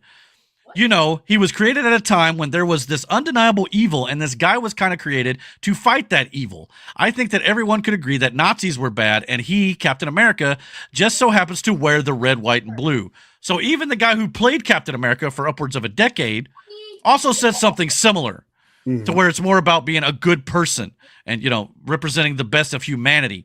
So, and even this is a comic strip, image here where he said, I'm loyal to nothing, General, except the dream. Now, you could say that's the American dream or just the dream in general of everybody treating each other nice and well and good and all that sort of stuff. So that being said, Chris Evans has also said the same thing. Now, I don't know how this is going to bode well for Anthony Mackie in the long term. I think most people are starting to kind of see it kind of where we are here a little bit, kind of like, well, maybe he said something, accidentally. It didn't come out the way he thought it would. But he also, it's his interpretation. You're asking him what it means to him. It's not going to mean the same thing to you, to me, to any. It's what it means to him. Like, it is his opinion. Yeah. I don't have a problem with what he said. Fucking opinion. I mean, like I said, maybe he could have worded it better. I will say that. Like I said, if he just said it shouldn't solely represent him, okay, fine. But you are playing somebody who clearly has a tie to America, and that's going to tick off a lot of folks who are very patriotic. Captain America wasn't the only one. There's a Captain Canada. Captain Britain. I mean, there's plenty of different countries. Union Jack is his name. Yeah, like they all had their own super soldiers. It's not Bucky. Solely. Russia had Bucky. Well, kind of, but he was mind controlled. But anyway, but Anthony Mackie, I don't know how long his career will be in Marvel. Obviously, we'll see how Captain America: Brave New World does in a couple weeks' time. And that's the funny thing about it. That movie literally is 2 weeks away. And he has to open his mouth and it's now put that movie in a little bit of jeopardy due to some controversy. But Anthony Mackie did say this week he sees himself continuing to play Captain America for, quote, a solid 10 years. He said, you have the 2 Avengers movies, hopefully, another Captain America, and then random plug-and-plays where I come in here and there. But I don't want to be a 60-year-old Captain America. And I will say, I'll defend him a little bit, too, because there has been some criticisms about, how a lot of people in the country feel like Captain America: Brave New World is focusing obviously on President Ross, who's going to become the Red Hulk and the villain in the movie a little bit. And they're trying to say, well, they're trying to compare him to Donald Trump, because everybody wants to say he's a villain and blah, blah, blah, blah, which obviously we here on the channel don't think that's the case. But even Anthony Mackie said, you know what? He's like, I think everybody just needs to chill out. He's like, people will get mad about this movie no matter what. If we painted the Hulk yellow, people would have got mad about that. It's like, so everybody just needs to chill out, go have a good time, and quit trying to make everything so hyper-political. He's not wrong in that regard. I think everybody needs to chill out, especially, and maybe what he said as well, maybe people are just, it's hyper, sensitive nowadays in our political landscape. No doubt about it. And we've had that too. For sure. But yeah, no doubt about it. Doesn't make any sense, but you got it. Yeah. So Aaron's in the chat, though. He said, Chris Evans also said if superheroes were real, they should be controlled by the government.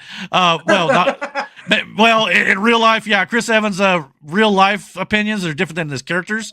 For sure, Chris Evans is a diehard leftist. On the other side of that boat in the movie. In the movie, for sure, which is interesting. Again, he's acting, but yeah, in real life, Chris Evans is a whole different. I don't know if he fully aligns with Captain America's values, no doubt.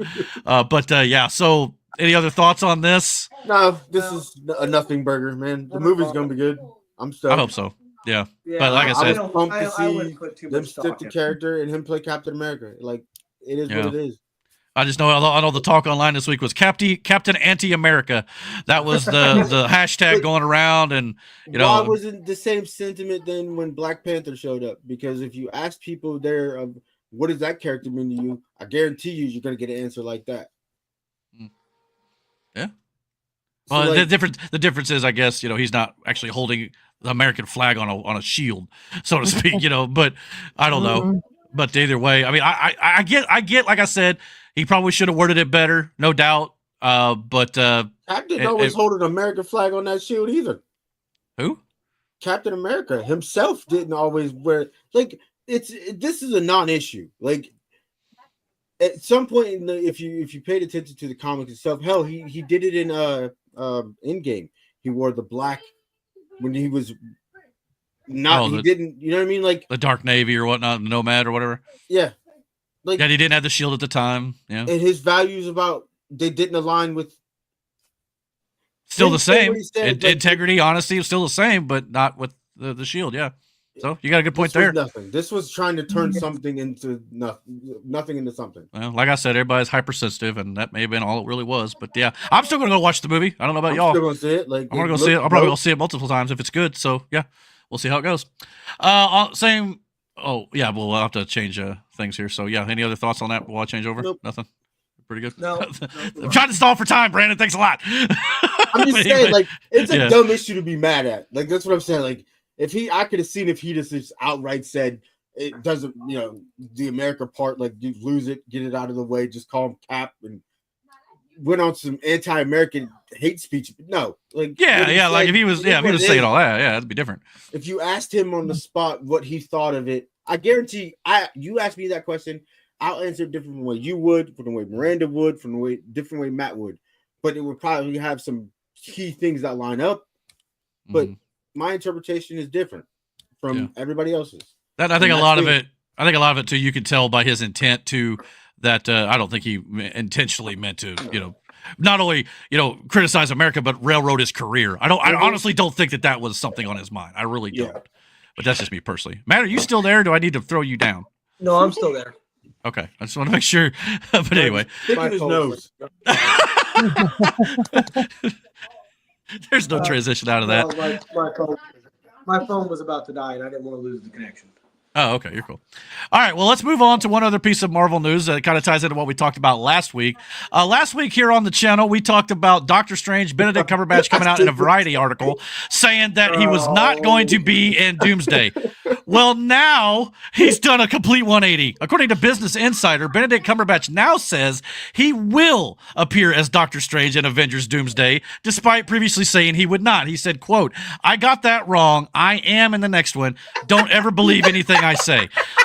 So I see, look, after we talked about this, I seen this code, I go, no fucking shot. Yeah. So I mean, thanks, Benedict. We had to do 2 stories on this, thanks to you. But it's like I was sitting there thinking, do I do like a video on this throughout the week to go kind of print a retraction in a way? Yeah. Even though we didn't really report anything wrong, he said it. So now he's changing his mind. But again, it was one of those things, kind of like with Anthony Mackie we just talked about a little bit. Maybe he got a little ring and phone call from Kevin Feige like, "Yo, you're in the movie. What the hell are you saying?" Or I don't know. But it's also one of those things too that these stories have changed a lot ever since Jonathan Majors' whole incident that happened where he kind of got in trouble with the law. And obviously they're bringing in Dr. Doom now with Robert Downey Jr. So they've had to rewrite this stuff a bit. And perhaps it could just be simple enough that Benedict Cumberbatch just didn't know. Like, they didn't let him know if he was in the next one or not based on the fact that they're changing stuff. And maybe at one point he wasn't in it, and now they've decided to put him in it. A lot that Marvel or characters and actors. The movie didn't realize what it was for, and yeah, maybe. I mean, yeah. I mean, when it starts, he's like, "You got to be on set, but we don't know. You don't know what you're filming." We're gonna do a bunch of shots and scenes with you. It's all B-roll. We don't know if we're gonna use it. Well, not only that. I mean, Marvel actors especially have been, very vocal about in the past about like, I have no idea what their plans are. They give me a phone call when they're ready for me to come in and shoot, and that's when I go.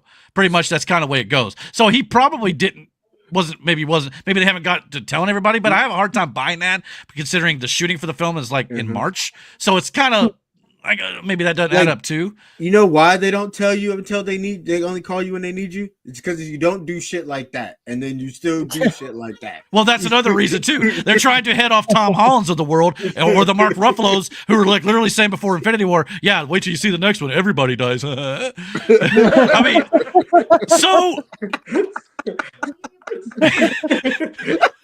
Well, when you put it that way.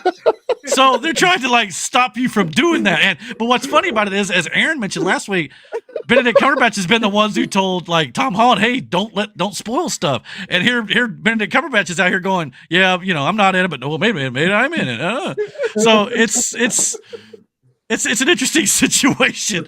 But yeah, I mean, I don't know if he was just flat out lying to try to throw people off the scent, or if this is. It's a But why? movie. If you had to go retract the lie, I don't know. Maybe they're just messing with you. Like, yeah, don't like. And then he said, "Don't believe anything I ever say." Maybe he is just trying to throw you off the scent. I don't know, but it's a Marvel movie. I might be in it. Yeah. By the way, Mike in the chat is wild for this comment. Can never trust someone named Benedict if history has taught us anything. wow. Yo, brother. That's funny. Wow. But anyway, so yeah, Hey, so listen, he may be wrong, but he's right. but yeah, he's right. But so I don't know. I mean, take this for what you will, but it sounds like he's in the movie. But here's the other funny thing about this.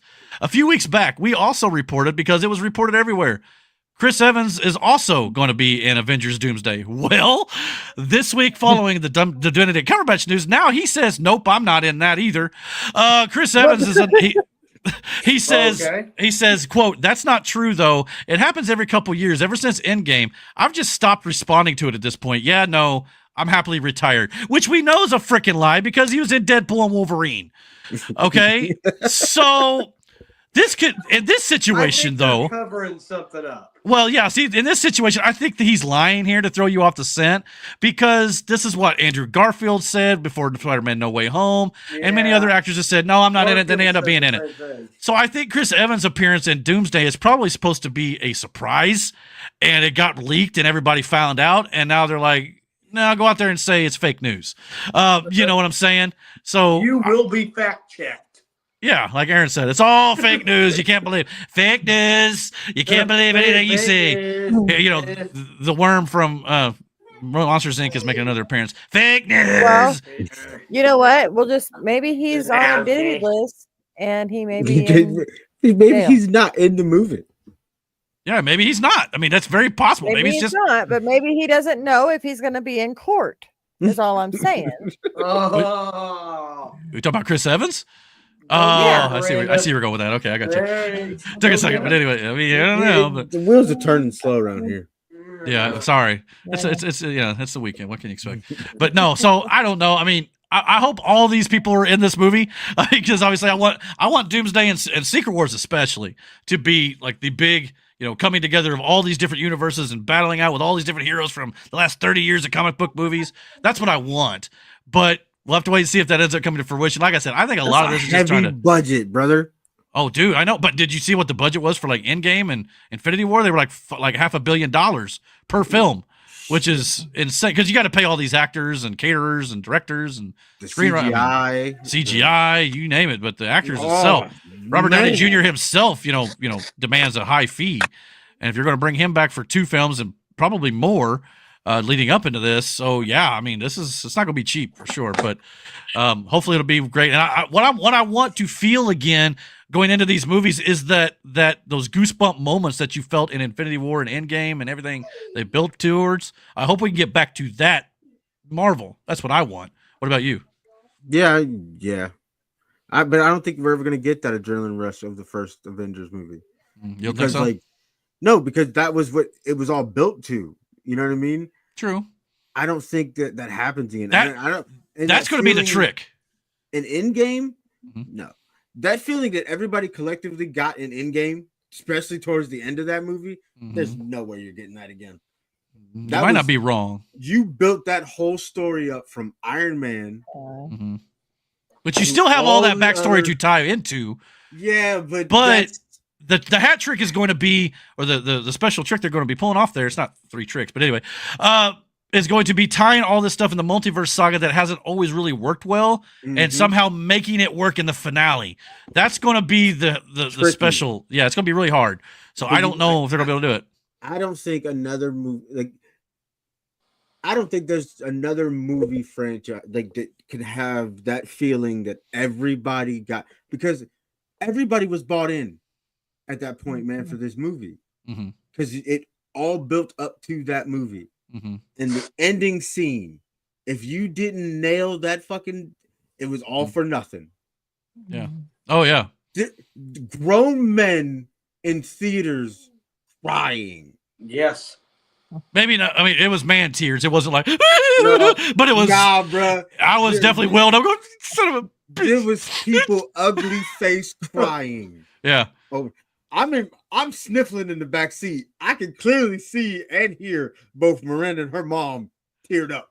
It was very well done. But like I said, even though some of the stuff in the Multiverse Saga hasn't worked, they still have that, back history of everything from in the game and all that. So if they play on stuff like with Robert Downey Jr. especially, like as Doom, looking like Iron Man in his face, or potentially you get an alternate version of Iron Man. You think Pepper Potts, or like we talked about, Spider-Man's not going to have like these emotional attachments to that. Yeah. So there are ways you can still do that. It's just going to be a lot tougher to pull off. Yeah. But there are ways they can still pull it off, and I'm hoping they still do. I would love to catch that feeling again. Oh, dude. Like, or when Cap lifted Mjolnir, like things like that. Like, not off the table, off the ground fighting Thanos and fully picked it up. Yeah. The crowd, my God, which was, again, like a 10-plus year build to that moment. Or when he says Avengers Assemble, I would have rather him screamed it out. He kind of whispered the assemble part, which I thought was always kind of funny because no one's going to hear him. But we heard him as an audience, though, and that's what mattered. So on your left, those little moments. But yeah, if we get back to that prominence, I think the Marvel Studios will be great. And then they just got to continue to build upon that. And like I said, they had a lot of instances after Endgame that kind of threw off Marvel's plan a bit with Chadwick Boseman's death, unfortunately, Captain Marvel not going as well as it did, things like that. So there's things that kind of threw off the plan, but hopefully they'll be able to continue to correct that. But how to fix those issues. Yeah, they do now. So hopefully after the reset, they'll be able to just continue to roll on with the X-Men stuff, which they've already pretty well dubbed the Mutant Saga is coming up. We're going to be diving deep into the mutants far more than Fox ever did. So we're definitely going to be getting more of that. So that'll be great to see. Hopefully. Good. Yeah, hopefully. But not only that, it'll be the first time in MCU where Marvel Studios will have all of their characters at their disposal. From the Fantastic Four, the X-Men, the Avengers, Spider-Man, all this stuff under one umbrella, finally. Like, DC's always had that luxury, and they fumbled the ball. Marvel's had to sell off a lot of their stuff due to bankruptcy issues way back in the day. But now that they've got it all back, the MCU could have a huge universe waiting for them after Secret Wars. So we'll see how it goes. You do something like you did with... When you say fumble the ball, you mean like Jonathan Taylor fumbles the ball? All right. Why do you gotta bring the Colts into this? I mean, you know why. This guy right here. But yeah, so... No, I would love to catch the feeling from movies that I used to have when these movies were around. You know what I mean? Like, it was the anticipation of the end credit scene when you knew you were going to see something. Hype. Oh yeah. Like, man, well, that was my biggest issue with DC too. A lot of times they wouldn't pay off some of those post-credit scenes, but Marvel always. There's a couple that Marvel. Like the Doctor Strange 1 scene with Mordo talking about, there's too many sorcerers, basically talking about he's going to go hunt down sorcerers. He never, they kind of did a little tease of him not being great in an alternate universe and Multiverse of Madness, but they've never really followed up upon that one. There's been a few that's not really been nothing more than just kind of there to kind of make you laugh or tease something that they don't really, put too much effort into later. But for the most part, some of those have really got you interested in the movies going up down the line. So I hope to get back to that too. So yeah. And on top of that, there's reports this week. There's only one post-credit scene at the end of Captain America: Brave New World this week, coming up a couple of weeks from now. So, but there only needs to be one. You don't have to do 5 or 3. We're gonna try to go see that together. I'm gonna be out of town that weekend, but following weekend maybe we could. Cool. All right. But yeah, we'll see. Definitely let me know. Matt or Aaron said in the chat, he said Chris Evans would be a Diddy after party goer. So, brother, so I don't know. But who knows? We'll see how that all plays out right now. But yeah, moving on from that. The last bit of movie news I wanted to get into was a little bit from Jurassic World Rebirth. There's a little bit of news coming up about that movie. Well, Well, I know, but there's some people who feel like the Jurassic World franchise has kind of run its course, and even I, watching Dominion, thought, okay, maybe it's time for this series to go turning extinct. into the Fast and the Furious of dinosaur movies. Well, let's hope that, according to this, though, they're not going to go that route. So I'm pleased to hear that. So yes, we got David Koepp, the writer from Jurassic World 1, the original, and I think he might have even had a hand in Lost World. I'm not positive on that. It might have even been the first three. Great. But I think definitely the first two that was directed by Steven Spielberg, he had a hand in. He is coming back to write this film as well. And he said that this movie definitely captures the spirit of the first film. He was on record to saying that this one has even an unused sequence from the original Jurassic Park novel that appears in Rebirth, and fans think they know which one it is. It's led to a lot of fan speculation about what that sequence from the novel could possibly be. Did you ever read the book, Matt? I am a Jurassic Park expert. Okay. Oh, here we go. I can tell you, go back. No, go back. Go back. What? Go back to that sequence. This is important. Okay. Have you seen The Lost World at all? Oh, yeah. Brandon, have you seen The Lost World? I think so, but it was 1997. It's been a minute. You know. What is she standing in right now? a cornfield. Yeah, where the raptors attacked from in the second film. Yeah. The tall grass. In the second film, everyone knows historically that the tall grass, which immediately tells me that this is not on the original island. Well, it's on an island somewhere. This will take place on Isla Sorna, and I can tell you that by looking at the grass. That's Well, how it goes. Supposedly it's supposed to be on like some sort of dinosaur sanctuary, I thought. Yeah. I'm not positive about that, but yeah, there's definitely rumors about where it could be taking place. That has to be Isla Sorna. That's the only place that would have grass like that. Because that was my biggest concern. I don't want to see them go back to another island, but yeah. So, but anyway, they've got people speculating online what could be the sequence from the original novel, which I read as a child.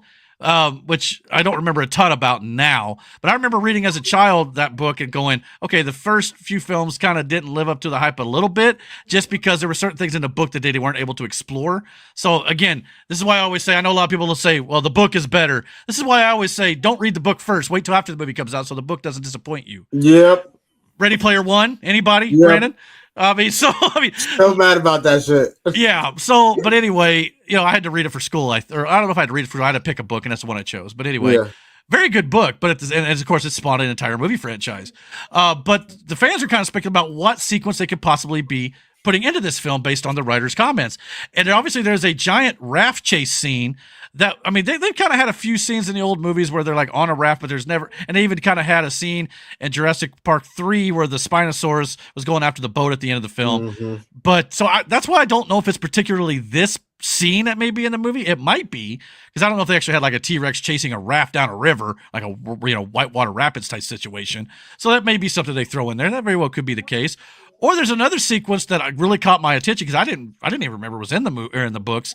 But there's a sequence in the novel where compies actually eat a baby inside a crib. If that's the case, that's going to be graphic as all get out, or at least I'm sure they'll cut away from certain things, but they'll show this sequence here like this, which could be really definitely good and very horrific. Definitely getting back to the horror. Truth of what would happen if dinosaurs got to where humans were. Exactly. So And in the last movies, obviously, they were on the mainland now. And this movie is based, I think they said 5 years after the last one. Why? If I'm not mistaken, and that leads me to the comments that the writers also come out and said. He said, we quote, "We didn't want to deny any events that occurred in the previous films. This new film is set in that world, but how might that world have changed in the last 5 years? And whose story is this now?" So it was a chance to start over and still play in this incredibly fun sandbox with the enthusiasm of a big studio behind you.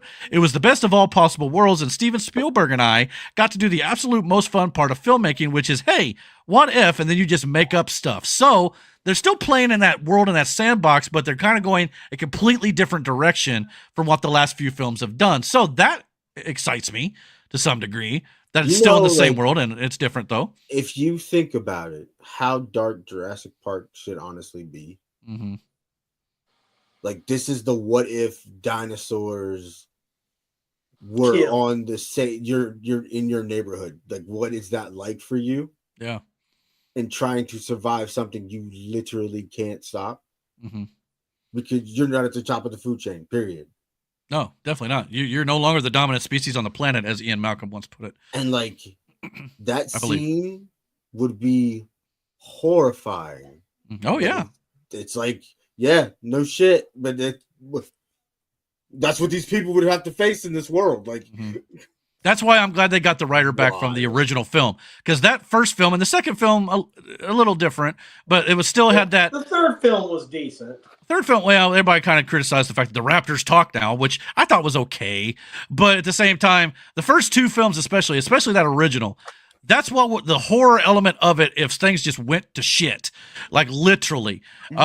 So yeah, I hope they get back to that style of it. Now, obviously, I know this crew was led by Scarlett Johansson in this film is supposed to be going to find some sort of like item to where it's supposed to, change the world, maybe scientifically to maybe like cure cancer or something like that. I can't remember the exact synopsis, but there's something that pushes them to go into this world again.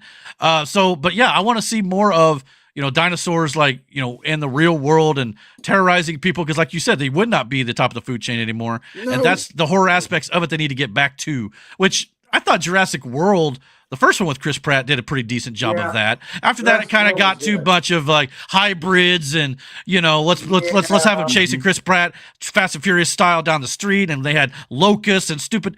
So it kind of fell off the rails a little bit, in my opinion. Yeah. But I'm hoping it gets back to its roots, and it sounds like that may be where they're trying to lean into. So, thoughts on that?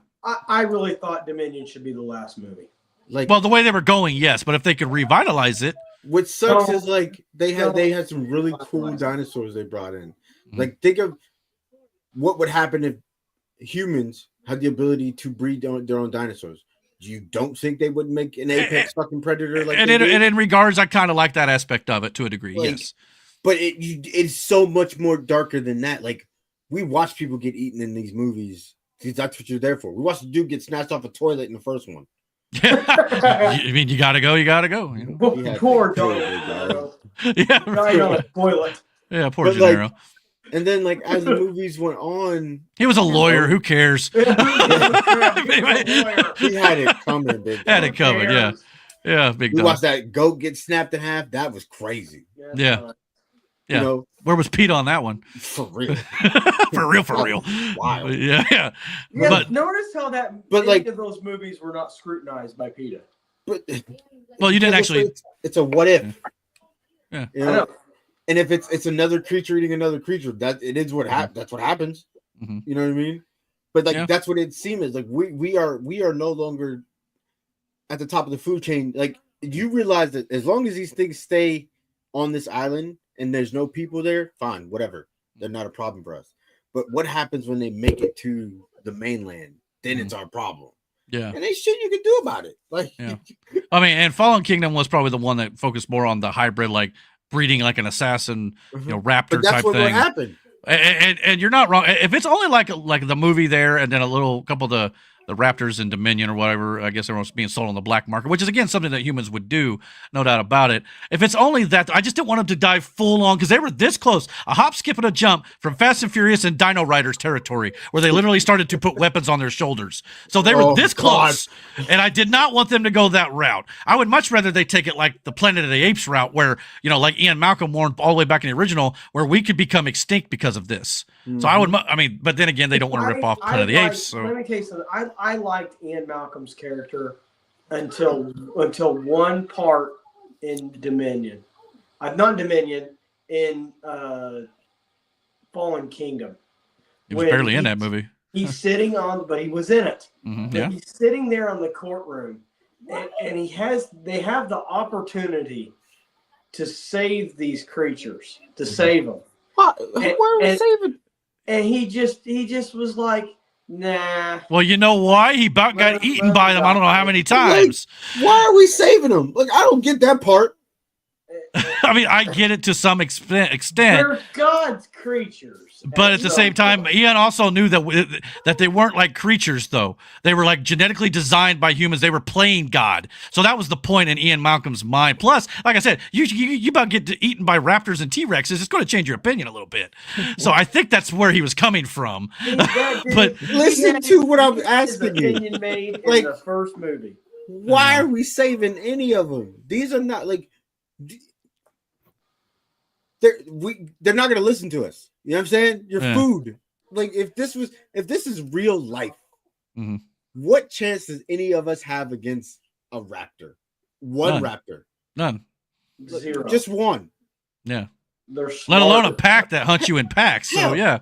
We wouldn't survive. The compies would take us out. Oh yeah. They definitely do some damage at least if you There's no shot. Well, you got to remember, Ian Malcolm also had that line in the original too. He's like, dinosaurs they had their shot and they were selected for extinction. So he was right. So you got to understand that. Well, you just said he was. Like, why are we not? No, blow him up. Like, what are we talking about? Blow him up. Nuke them.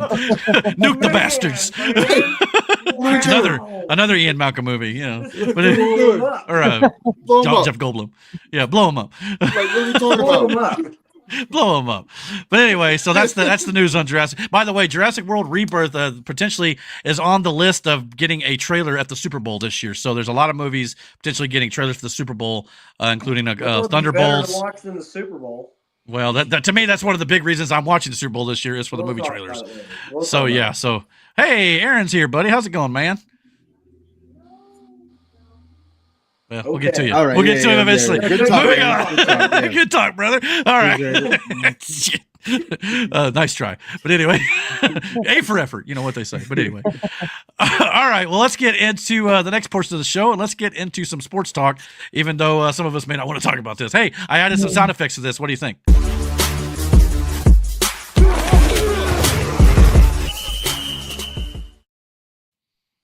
A little bit of difference in the transitions this week.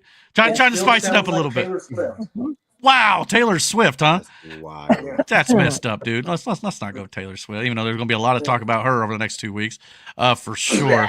Hold on here. Let me get the right thing. Here we go. All right, so the worst case scenario officially happened. The Philadelphia Eagles this last week defeated the Washington Commanders 55-23.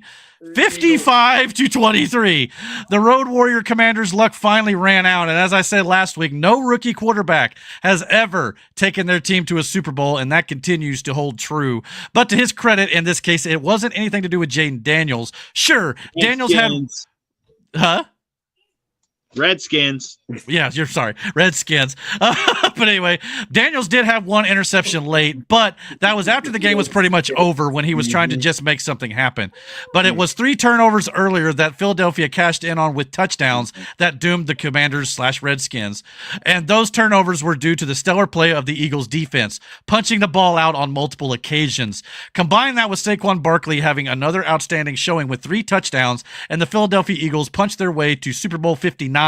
Their second trip to the Super Bowl in the past 3 seasons, and 2 years ago they lost to, you guessed it, to the Chiefs in Super Bowl 57, 38-35. Thoughts on the Eagles making the Super Bowl? Now, let's not give our predictions for Super Bowl 59 yet. We'll do that next week. But let's talk about these games and our quick thoughts on it. Listen, I knew the Eagles was going to win this game when Saquon ran for 60 fucking yards, and I was like, that is over. Yeah. But didn't he have another big one later on too? He's got this ability to just break off huge runs. If he does that, you're in trouble. Game's over. What was his fantasy points this week? Like, if I don't even know. It had to be astronomical. He's been stellar throughout the playoffs. He solely won people championships this year. Not Chris. Sorry, buddy. But he put him in the number 1 seed spot though, right? Yeah, I think so. Yeah, so Saquon Barkley was crushing it. But don't worry, you won't have a chance at him. You know Chris is keeping him next year in fantasy. And then I do not blame him. And I don't feel like he's a Super Bowl quarterback, so I don't know what to do. Not a fantasy quarterback that's at the top at least. And that's the thing, because you got a guy like Saquon, you don't need to be. That's basically the story of that. But I mean, don't get me wrong, he's good, but he's not great. They're gonna run that ball, and I don't give a fuck what you think. Like that Kansas City defense is not stopping Saquon, not like that. No, let's hope. In my opinion, but they looked good in that game. Yeah.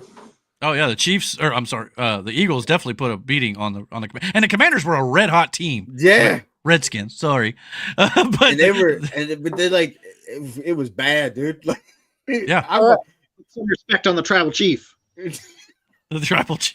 Wait, let's see how the refs do. Yeah, with the Redskins, the OTC, the original tribal chiefs. What's going to happen is the directors of the NFL storyline are going to get into Saquon Barkley to not play his best game. I mean, yeah. Why don't you go down after 1 yard gain? Just go lay down real quick. Give yourself. What a blabbermouth! Way to ruin it for everybody. Oh, we're all just thinking it, which we're going to talk about in just a second. Mike said the Eagles definitely took command and flew right past the Eagles. Dang it, or flew past Washington. Dang it. Anyway, I screwed Take that your up. ass to bed, Mike.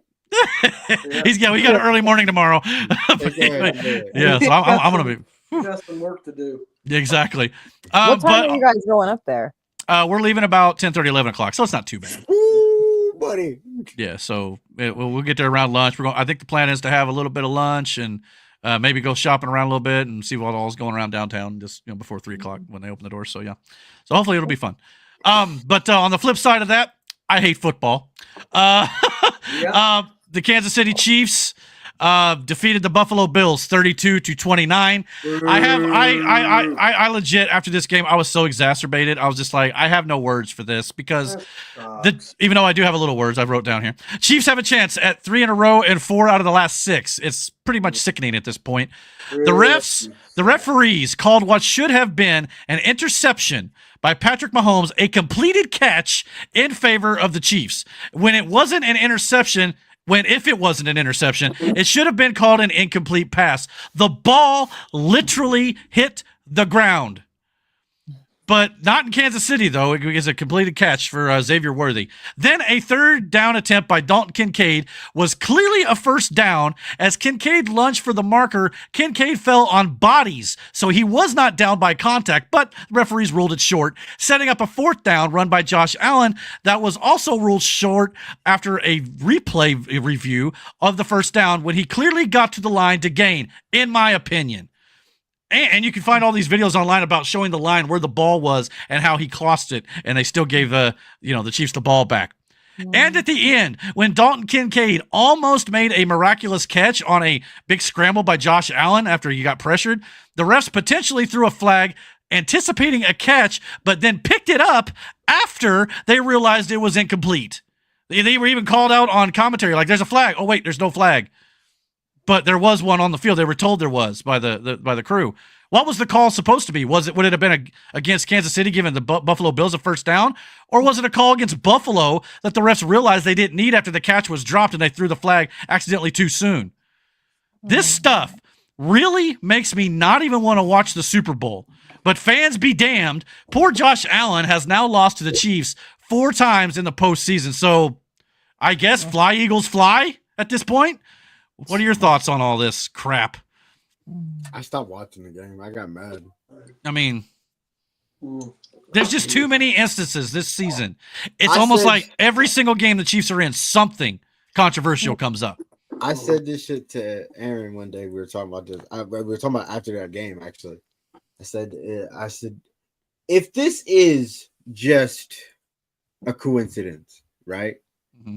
The issue isn't necessarily the calls, because there's bad calls in a lot of games, but it's the inconsistency of it being more bad calls in favor of team as opposed to everybody else in the NFL. Yeah. So if you don't want it to be called scripted, you don't want it to be called, fake, rigged, whatever. Yeah, you got to stop that part. Mm-hmm. And like you said, there's mistakes that happens by the referees all the time. Yeah, okay, fine. That's we all know that the referees are human. They're going to make a bad call here and there. But it's every game with the Chiefs. It's not just if it happened 2 or 3 times with the Chiefs this year, fine, that happens. But almost all season long, and even more so in the playoffs, it makes you go, there's something to this. Mm-hmm. There's got to be. Even you got Troy Aikman, big time NFL players and legends and commentators and sports analysts all coming out and saying this has got to stop because it's ruining the game. Look, you're a Chiefs fan and you're happy about this. More power to you, I suppose. But I just know for me personally, I wouldn't want my team winning this way. I wouldn't, because that to me cheapens their victory. There's a reason why my fantasy team is make football great again. Yeah, because it needs to be. Yeah, I agree with that too. Yeah. We've got a few comments here in the chat. Mike says, okay, no joking here. I'm about to boycott the Super Bowl for only the second time. Ironically, the Eagles won the one I boycotted, which interestingly, yeah, so there you go. I'm thinking it was because of Brady. Yeah, so we'll see how that goes. But yeah, he's not the only one. There's a lot of people saying, I'm just not going to watch it now. I don't care because of what they've done with this. And because a lot of people were expecting the Chiefs to go in that game and have the exact same things go their way, and there's going to be something controversial every single time. If they win a clean game, I'll be stunned at this point. Let's be fair. But we'll see if that ends up happening. We got one of our former commenters who've been here on the show a few times. Slara the Assassin says, being honest, I don't care for either team. Fair. Yeah.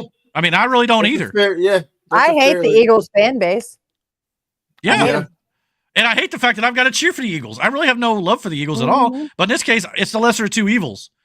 It's like, if they win the Super Bowl, they're gonna just tear down the damn city. If they lose the Super Bowl, they're going to tear down the damn city. It don't matter. Don't worry, Philadelphia's already on fire tonight, which we'll talk a little bit about later. But anyway, it's kind of a normal thing in Philly, seems like nowadays. But yeah, so I mean, I don't know. It's just, if the commercials are good, great. I hope for some good food, Brandon, which I'll contribute to if you need help or whatever. Yeah. But yeah, I mean, I'm hoping for all that. I can't wait to spend time with friends and stuff. But as far as the game goes, it's like I don't care. Maybe I'll make a friendly wager on FanDuel or something to kind of keep me interested. But other than that, I don't care who wins this game. Yeah, I don't. And the NFL has. This is why Roger Goodell, the commissioner over there at the NFL, always gets booed at the draft and stuff like that. Is because of crap like this. Eric, I put $5 on the Kansas City Chiefs. I'm taking the Chiefs. You can take the Eagles. Well, Brandon at least is going to win $50 if the Chiefs win for our playoff raffle in our fantasy league. But it's still like, it's one of those things. It's like I said, if it was consistently happening all over the league, like I said, there's shit calls all season in a lot of games. Of course, shit calls on both sides. Kids, don't gamble. It goes on. There's literally games where the only team is penalized is whoever's playing the Chiefs. There's no, like you're saying, that you're making it look like something if it's nothing. Mm-hmm. Yeah. I mean, it's hard to deny. I mean, if you're one of them deniers at this point, the Chiefs win fair and square, and they're trying to call a fair and proper game, as Patrick Mahomes puts it, you need to check your brain because, come on, open your eyes a little bit. Anybody who's watched football for a long period of time, the ball, literally, the nose of the football touched the ground on that catch they gave to Kansas City. Xavier Worthy didn't have possession of the ball. And they say, well, in a tie situation where there's two guys going off the ball, the tie always goes to the receiver. That's assuming the receiver had his hands on the ball. This guy did not. And if anything, the Buffalo Bills guy had more hands on the ball. And if the ball hits the ground, either way, it should have been incomplete. But no, they called it a catch for Kansas City. Come on. I mean, give me a break. And the one a couple weeks ago where the defenders went to hit Mahomes and they collided with each other and didn't even touch Mahomes, and they called it a flag because they hit Mahomes. Come on. I mean, this is clearly something. And I know you got guys like Rich Eisen and some other people in the NFL world coming out saying this whole talk about this is a conspiracy theory about how there's, the NFL game is rigged. It sounds like we're watching stuff in politics. It's like they're coming out to like shield for the company that they work for and they get paid by, and they're trying to tell you this stuff isn't happening. It's clearly happening. We're watching it live on screen, but they got to cover it up to kind of save their notoriety here or their credibility. Mahomes is a Trump supporter, right? Yeah, where his wife is for sure. We don't know about him because he never really said, but yeah. There's so much controversy with Kansas City. Taylor Swift. You've got Travis, endorsing the vaccine. Oh, yeah. All of it. It's so funny. and it all looks like it's being thrown in your face for maybe a little bit. And I've been on record too. I have no problem with Andy Reid. I like Andy Reid. I think he's a great head coach. He seems like a really nice guy. And Mahomes even seems like a really nice guy. I got no problem with him there. But on the field stuff with Mahomes is a little different, a little cockiness and things like that. The flopping, that sort of stuff. Brandon reminded me of that Frozen picture of him, of his snotty. Oh, Andy Reid's mustache. Oh my, that was disgusting. I think it might have been last year or the year before. Anyway, it wasn't too long ago. Mike said, does anyone else think that Patrick Mahomes has hair like an alpaca? He has hair like my son. Oh wow! I feel like that be careful, brother. That's mildly. Anyway, yeah, but no, that's too motivated. That's But anyway, I mean, it's just kind of. I mean, Mahomes does have that.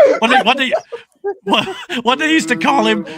What they call him, Kermit the Frog, because the way he talks. Yeah, they make fun of him for that, But anyway, he does sound like he owns it though. Yeah, his credit. Listen, he seems like a very cool guy. Yeah, plays video games, great guy, whatever. His voice does not match him. This whole thing is he plays for a team that it's like if there's nothing shady going on, it looks like there's some shady shit going on. You know what I mean? And it's very sus. You play for that team. What also sucks is he's good at his job, no matter what. Like you can't, like you can talk shit about Brady and how whatever happened he could throw that fucking football. Nobody else could. Patrick Mahomes can. He's still a phenomenal fucking player. Yeah, probably going to go down as one of the greatest of all time for sure. It just sucks that it's like it seems like. Which is why it sucks because he doesn't need the help. He doesn't need the help. Andy Reid doesn't need the help. Like I said, it takes away the credibility of your victory when this sort of thing happens. It's weird. And going back to Rich Eisen for a second, I think it was on Rich Eisen's show. Julian Edelman, the former New England Patriots wide receiver, got on there and said, when you're winning like that, everybody just wants to attack you and say they're only jealous because you're winning so much. If you were just winning is one thing. But just like New England, all these controversies about Deflategate, Spygate, all this sort of stuff, the headset's breaking. That means it's not just about winning anymore. What if Taylor Swift's paying off the reps? I mean, fair. I mean, good enough theory as any. That would make Mahomes be not involved, right? It's an outside thing. It's got nothing to do with the NFL. None of the players are doing Travis Kelce is paying them off. She got the money. I mean, we literally had Colts players got fired a few years ago because they were betting on their own team to lose, which tells you they were going out there trying to lose to make money. I mean, stuff like that. I mean, and of course, it's against the rules of the NFL, and they got punished. So, and it wasn't just them. There were some other teams throughout the league it was happening on. Yeah. Slar the Assassin said maybe more like a gross poodle instead of an alpaca. That's wild. I like that one. That's good. I like it. Good thing. But yes, I don't know. I mean, I'll probably watch the game, like I said, but I totally get it if people tune out. And it's going to have one of the highest ratings of all time. It always does. So it's not going to affect the NFL one single solitary bit. And that's why they keep doing it, partially. I mean, so unless you start hitting them in the bottom dollar, why should they change it? They got no reason to. Yeah. So, unfortunately, the fans are the ones who suffer. It just sucks. And maybe one day, it would take a lot of years probably to do that. But let's save our thoughts on who's going to win until next week. But again, though, here's this theory, again, making the rounds. The colors of the logo of the previous Super Bowls the last few years makes you wonder if the NFL is indeed scripted and rigged. We talked about this at the end of last season before the Super Bowl and after. And here we are yet again. The last time the Chiefs and Eagles played in the Super Bowl 2 years ago, here was the logo as well, the last few years' designs. And, of course, this year, last year, everybody tried to tie it to one of the Taylor Swift albums with the purple. But anyway, that was a little bit of a stretch. Fair enough. I give you that one. But so again, a little green, a little red this year. And here we are, Eagles and Chiefs. So we'll see. I don't know if you hold much credence into that anymore, but there's definitely some talk going around. So what does that mean for next year's Super Bowl? Here's the logo. Already been released. And Detroit. You would think. I'm trying, but here's the thing. I was looking at this the other day. If you look inside the X and inside the L clearly has a picture of the Golden Gate Bridge, which would insinuate San Francisco. I can't tell which city this is. There's a very unique skyscraper in it. Is it Seattle? Is that the Needle? Or no, that's not the Space Needle. No, it's not the Space Needle. But either way, that maybe. But if we can figure out what that X what city that X belongs to, potentially. That's in San Francisco. Maybe it's both. But the game, I believe, I thought was supposed to be in Detroit. Hold on a second. Maybe it is in San Francisco. That's the Trans-American Tower. Let me just check real quick what game or what city the Super Bowl is in next year. Super Bowl 60, which that's insane to think about too, by the way. It's been 60 years now. Jesus. Super Bowl. That's the Trans-American Tower inside there. It's in San Francisco. Is it? Okay. Yeah. So if that's the case, okay. Yeah, it is taking place in San Francisco Stadium. Okay. Santa Clara. So fair enough. Okay, so that's why. So that makes sense there. Okay. So let's go back to the normal theory. The blue. Yeah, definitely that's new. That's definitely the shade of blue for the Detroit Lions. For certain. And who though? Yeah, against who? Now, that's got a lot of people speculating who it could be. In the AFC side, obviously, in our case, could be the Colts. But let's be fair, that's not happening. I mean, I'd be thrilled with it if it would, but I mean, yes. I just, who else? Was the shade of blue? The white was in the 2006 Super Bowl, was it not? And the Colts were white, so.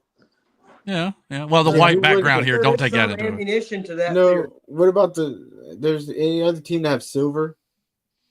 Well, I mean, I'm not sure, but I mean, the closest other team I could think of in the AFC would be the Tennessee Titans, the light blue. No, I mean, if you just going by blue at all, it would be the Houston Texans, the Buffalo Bills, which the Bills Lions is one we all wanted this year. Man, Carolina, that would take out Detroit, but yeah, Carolina, for certain. I mean, I don't know if there's any credence to this theory, but it's definitely something worth considering because obviously they color these. What they're going to do is they're going to not do what they've been doing with the colors, and they'll be more muted. They're going to throw you off the scent this next year, to kind of say, we're not doing that. Y'all are crazy. It'll still be the Chiefs. So, you know what I'm saying? It'll be the Chiefs and Lions, most likely. That'd be my early pick. They're going to make history this year with the Chiefs winning 3 in a row. Okay. And so now they've got to change the script to another golden child. The Lions. No, not just a golden child, just somebody they go, look, it's not, they don't always win, and then they'll do it again.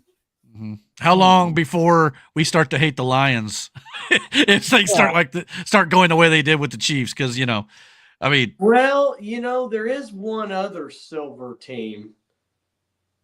Oh, gosh. What? The Raiders? The New England Patriots. Oh, don't even start. Speaking of that, though, remember when we all loved the Chiefs back when we were up against the evil New England Patriot Empire, and the Chiefs were the ones facing them? So, as the old saying goes, you either die a hero or you live long enough to see yourself become the villain. Yeah. So, it's kind of. So again, if this ends up being the Detroit Lions and they go off like for 3 straight. Maybe in 45 years from now, we're hating Detroit. Do you know what I mean? I see the irony of it, but at the same time, it's just the way it's happening. It's not to me it's not the fact that they are winning. It's how they're winning, in my opinion. So you can disagree with me on that all you want, but that's perfectly fine. To get Mike real quick here before he hits the base, he said, all right, gang, I wish I could stay longer, but I got a kid being stubborn, about to go to bed. Look forward to the rumble tomorrow. Good night, gang. See you tomorrow, buddy. Have a good night. So yes. Fun. Yeah, we'll have fun, hopefully. But here's a funnier thing. Just look at this.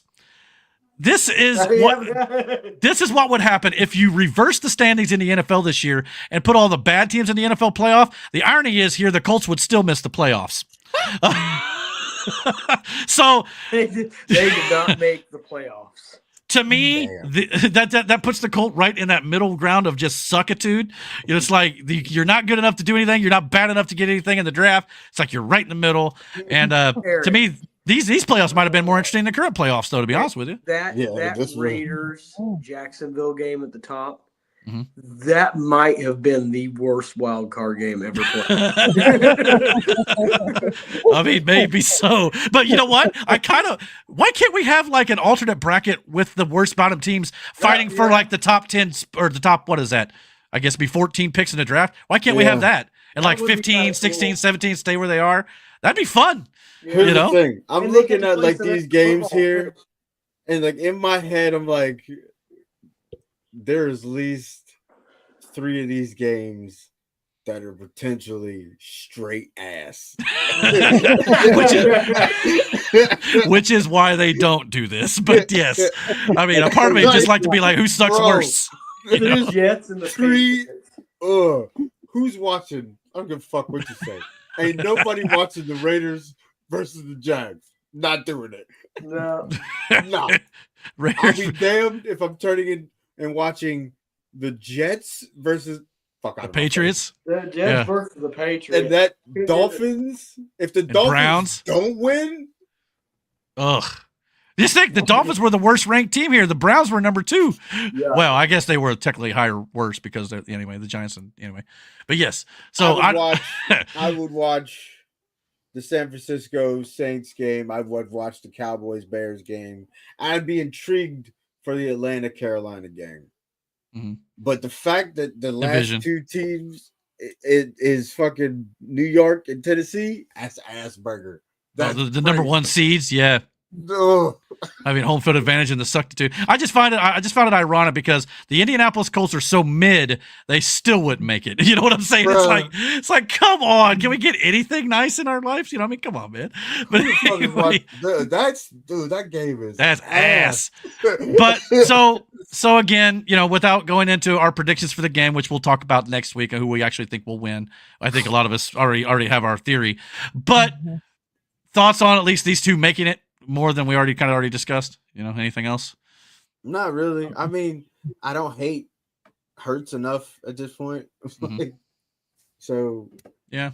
I mean, like I said, I at least Jalen Hurts, I think AJ Brown and Devontae Smith, and I know Saquon Barkley have never won a Super Bowl. So in that regard, and the Eagles have, but there are players on that team who never have. And I'm sure there are players on the Chiefs team who never have either, but the heavy hitters on the Eagles, the main stars, have not. So it would be new for them. I just don't think the Eagles, and this is just me being real too, are a good enough team, despite ref help, to beat the Chiefs. Like to overcome the odds. Yeah. No, I honestly feel like, and we'll get more. The best shot or the best team who had the shot of doing that would have been Baltimore or Buffalo or Detroit or something like that. Yeah.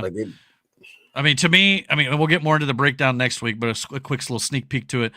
The key is you have to stop Saquon. If you can't stop Saquon, it's going to be a problem. If you make Jalen Hurts be the one to beat you, you might have a chance. But Jalen Hurts can still beat you. Mm-hmm. So, but yeah, if you at least slow down or stop Saquon, that's the key. But other than that, the Chiefs may roll yet again. But again, we'll talk about that next week. But I just thought I'd get your quick thoughts on that, and of course the championship games that we already covered. So, yeah. So, any other thoughts on the NFL before we move on to our favorite topic of the week? No. Matt, anything else on the NFL? It sucks. Rigged. It sucks. I mean, well, and to be honest, it feels like a lot of times during this time of year coming in the Super Bowl, every team, their fans are disappointed except for the 2 teams who are in the Super Bowl. So a part of that are sour grapes, as it were, if you want to call it that.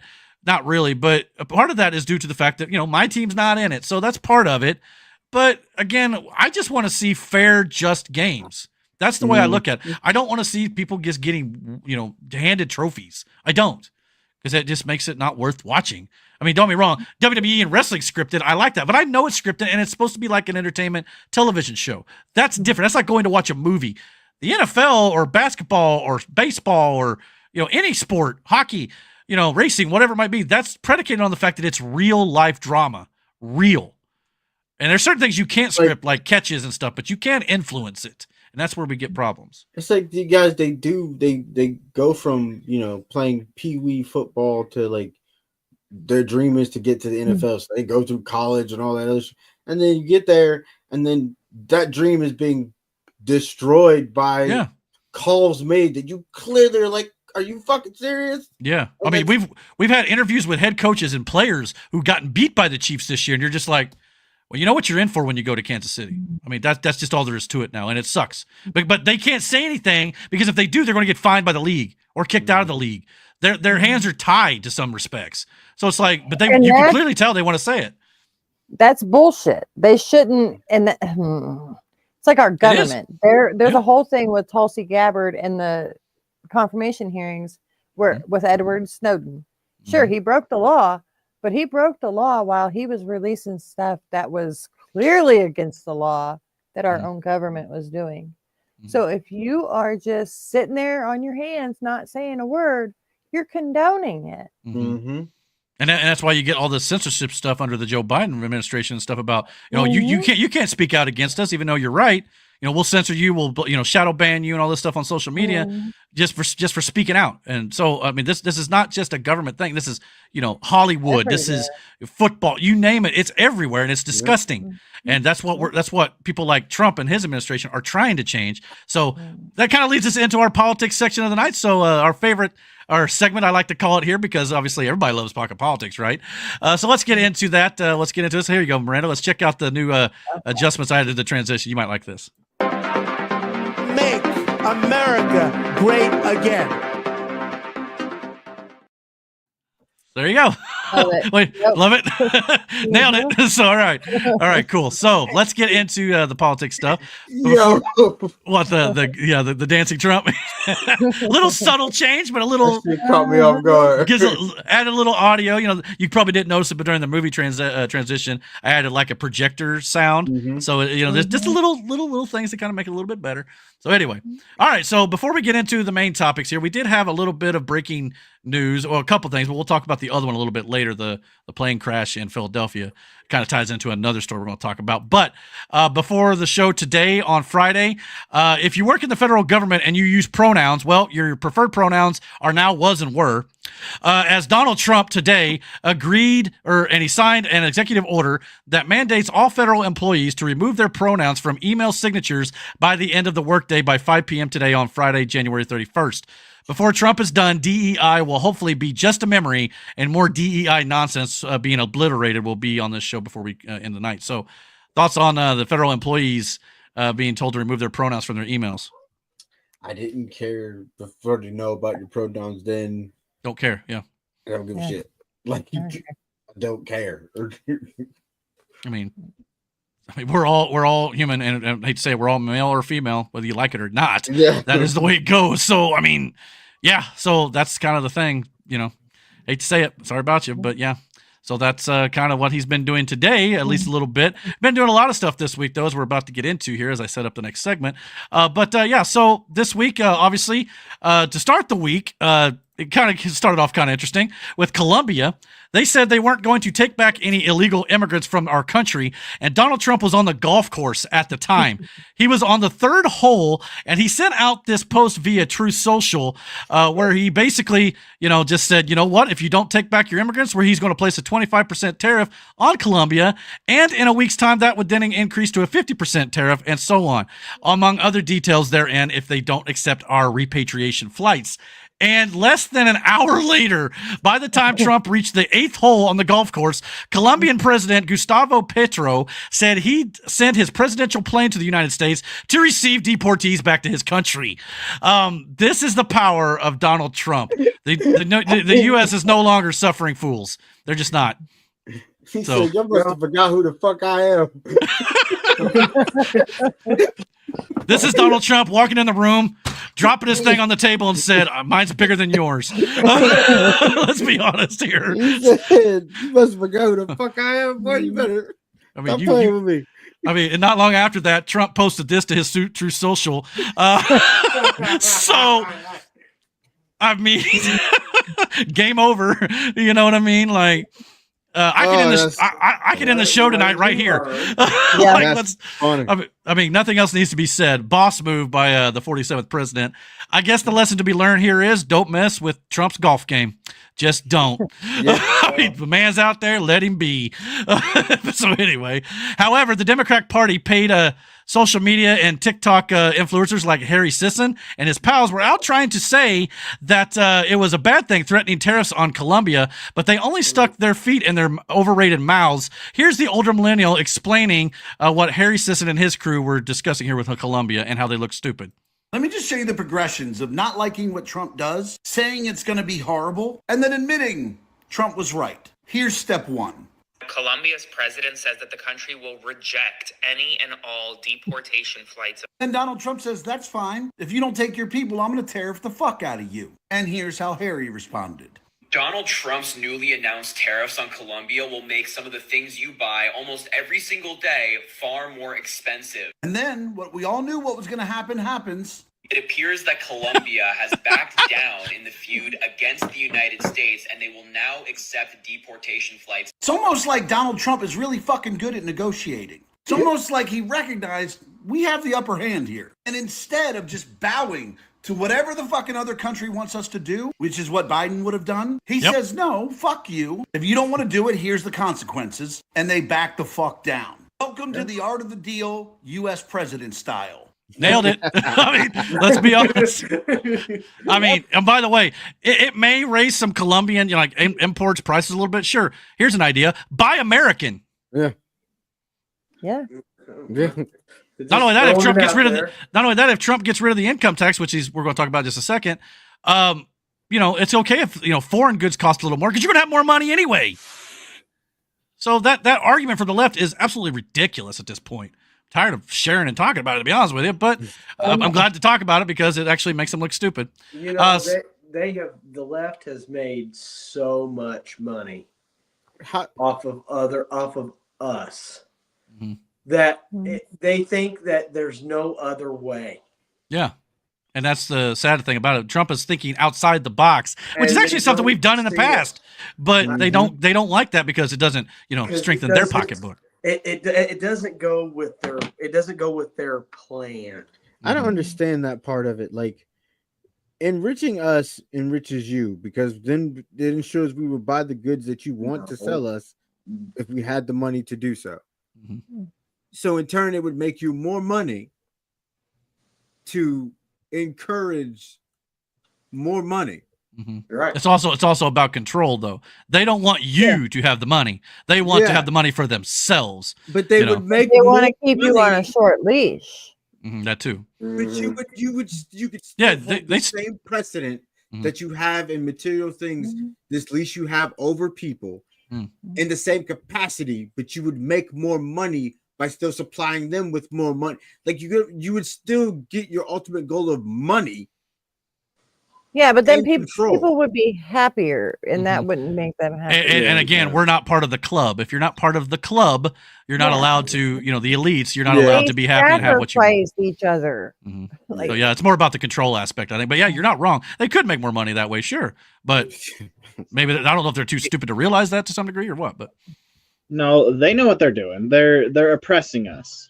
Because if we have to do mandatory overtime just to survive, then we don't have the time to look around and see what's going on in the world and be like, hey, this is wrong, and then get together and do something about it. That's why they do this. Sorry to tell them, though, there's more and more people every single day, and obviously this is why Trump won, who are now looking into it and going, we're being screwed.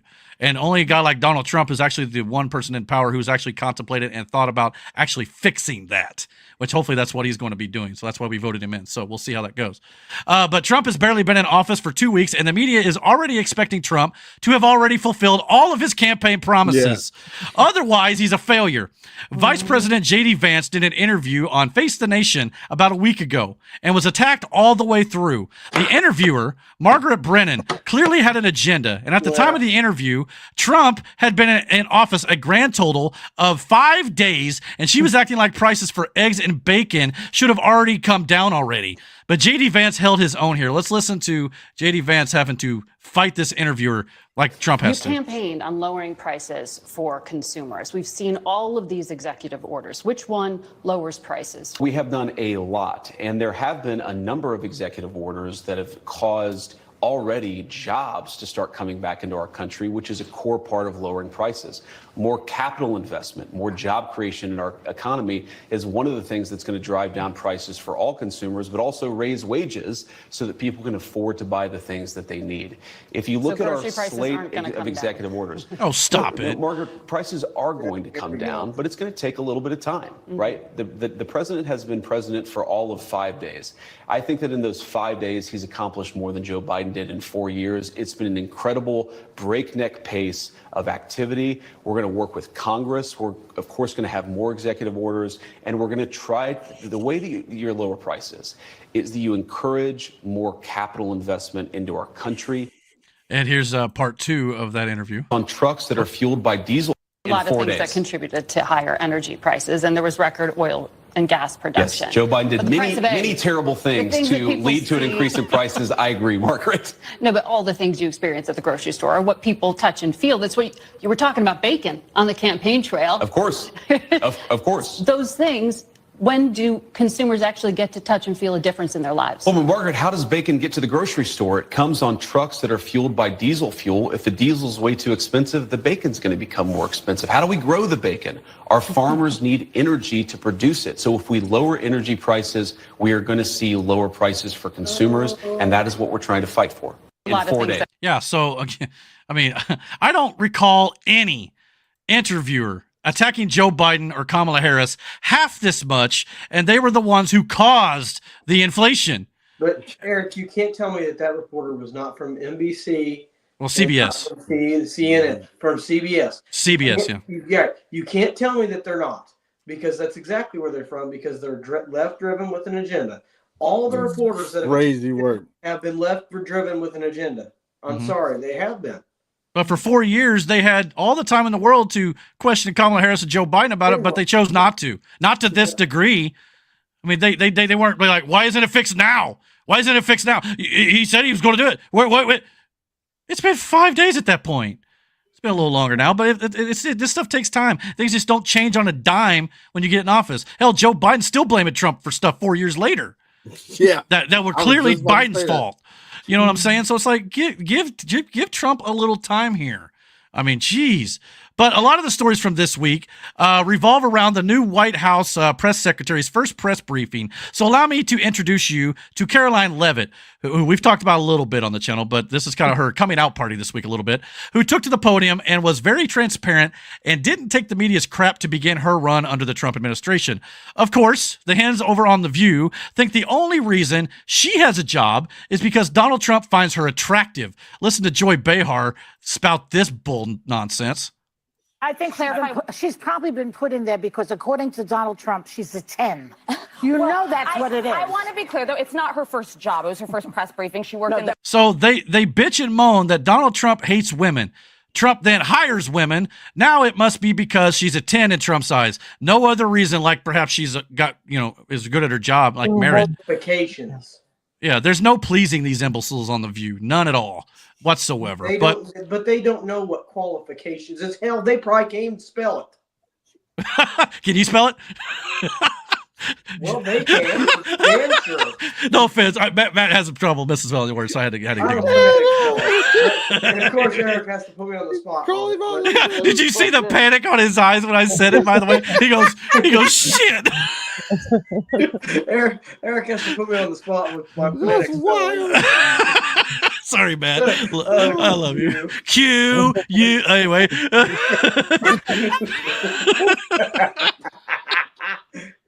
Anyway, Slaughter the Assassin said, The View. Yeah, exactly. The View is just...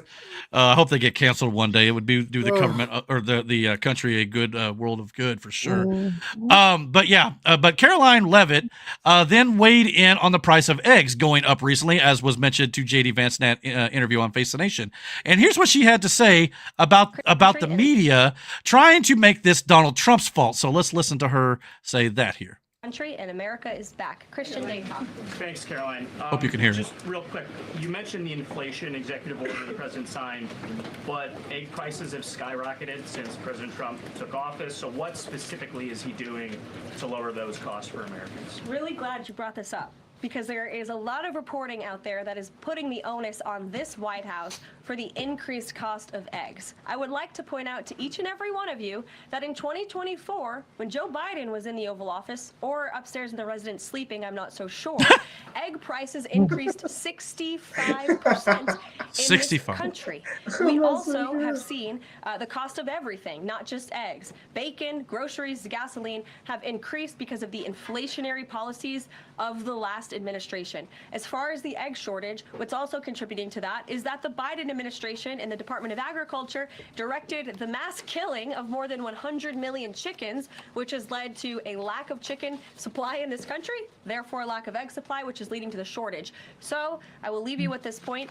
This is an example of why it's so incredibly important that the Senate moves swiftly to confirm all of President Trump's nominees, including his nominee for the United States Department of Agriculture, Brooke Rollins, who has already speaking with Kevin Hassett, who's leading the economic team here at the White House, on how we can address the egg shortage in this country. I love her already. Was you able to hear that all the way through? I know it's kind of quiet. But Yeah, here's the thing. I'm gonna say this real quick. I let Loki outside. She said, "I'm gonna stop you right there. I'm gonna nail all this shit. Look at you like you're dumb, and I'm leaving." Yeah, and that's exactly what she did. Which is what we've been missing from the press corps for sure, the press briefings for sure. We've had a press secretary who, when asked a question, like, I don't have anything on that, or I'll circle back in Jen Psaki's case. I'll consult the binder, but I got nothing for you. You have to talk to the president. This woman's actually coming with answers and solutions and calling out the media on their BS already, and it's only day one for her in this interview.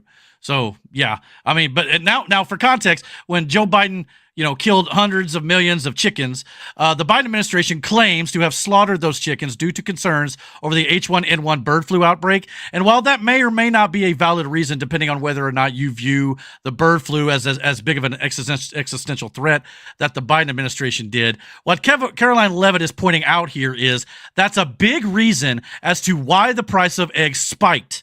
Less supply to meet the demand means prices go up. But the media is framing it as if Trump somehow raised the price of eggs in a week's time. And that's BS. And good for her for calling out the facts on that. So thoughts on the egg shortage with the killing of do you agree with the eggs being slaughtered? Miranda, just go after this. I'm busy. Now, you said it all. The bird flu, stupid bull crap. It was all done on purpose. Mm-hmm. I know. I think one person at least lost their life to the bird flu, like in Texas or something, maybe. But I don't think it was the existential threat that they claimed it was. I mean, they love to make a mountain out of a molehill on a lot of things. Climate change, anybody?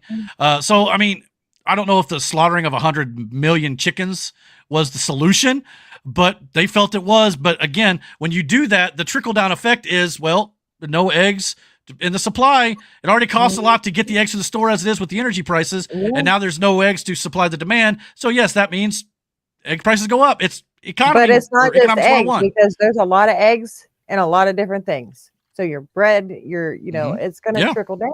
Everything, that's involved in. Yeah.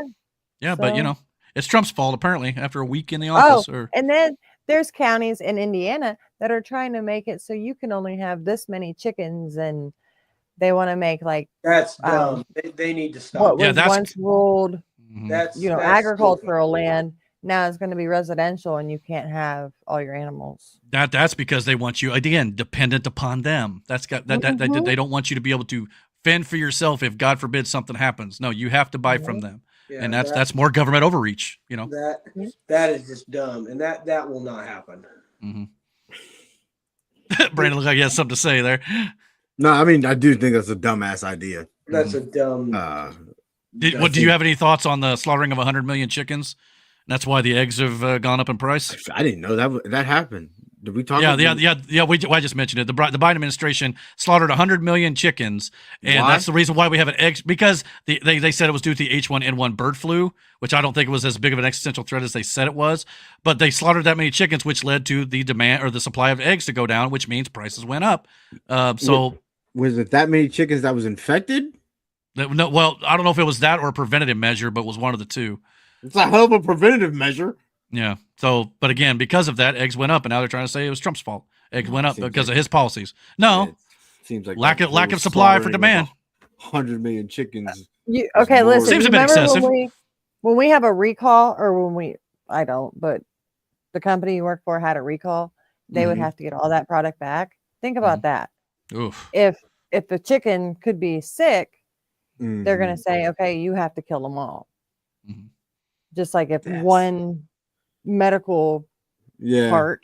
Yeah. And maybe the slaughtering of the chickens was justified, and maybe there was a good reason for it. I'll give what little credit to Biden that I can right there, okay? Probably the first and last time you're going to help me do that. But let's say that was a legitimate reason. Fine. But then the egg prices are going to go up still. It still don't make it Trump's fault. Yeah. It just means that had to happen. We had to take care of it. That's an asinine thing to blame on. Yeah, that is what it is. But I've seen a lot of that. I've seen anyway, I've seen so many posts of and I'm like, what are we talking about? Like, the price of eggs? you know all the reasons why. They were the same reasons why when your guy was in charge and you didn't say nothing. So why talking about it now? Yeah. It's just all of a sudden now they want to focus on it because now it's a gotcha for the new guy. Wait, that's so all it is. Now that's the thing that you were worried about in this election was economics is now a problem for you. You know what I mean? When that's not what you were fucking voting on. You know what I mean? You didn't like what he said. Fuck him. Yeah. Like, but with Biden, there's reasons for it. Trump, it's not like, oh, it's all on him now. Yeah. Come on. Speaking of things that the media don't talk about with Joe Biden, what do you expect from the same media that went on and on about Trump's pardons, but barely even mentioned the criminals that Joe Biden pardoned, including his own family? These idiots are why the mainstream media networks are failing. Look at this. 46 minutes of coverage on ABC, CBS, and NBC based on the Trump pardons of the January 6th protesters, but only 3 minutes of coverage in regards to Biden pardoning his family. This is why the majority of the American people have no idea what's going on with Joe Biden and his dirty corruption. And that's why they think that Donald Trump is Hitler, because of coverage like this. All right. Well, let's move on.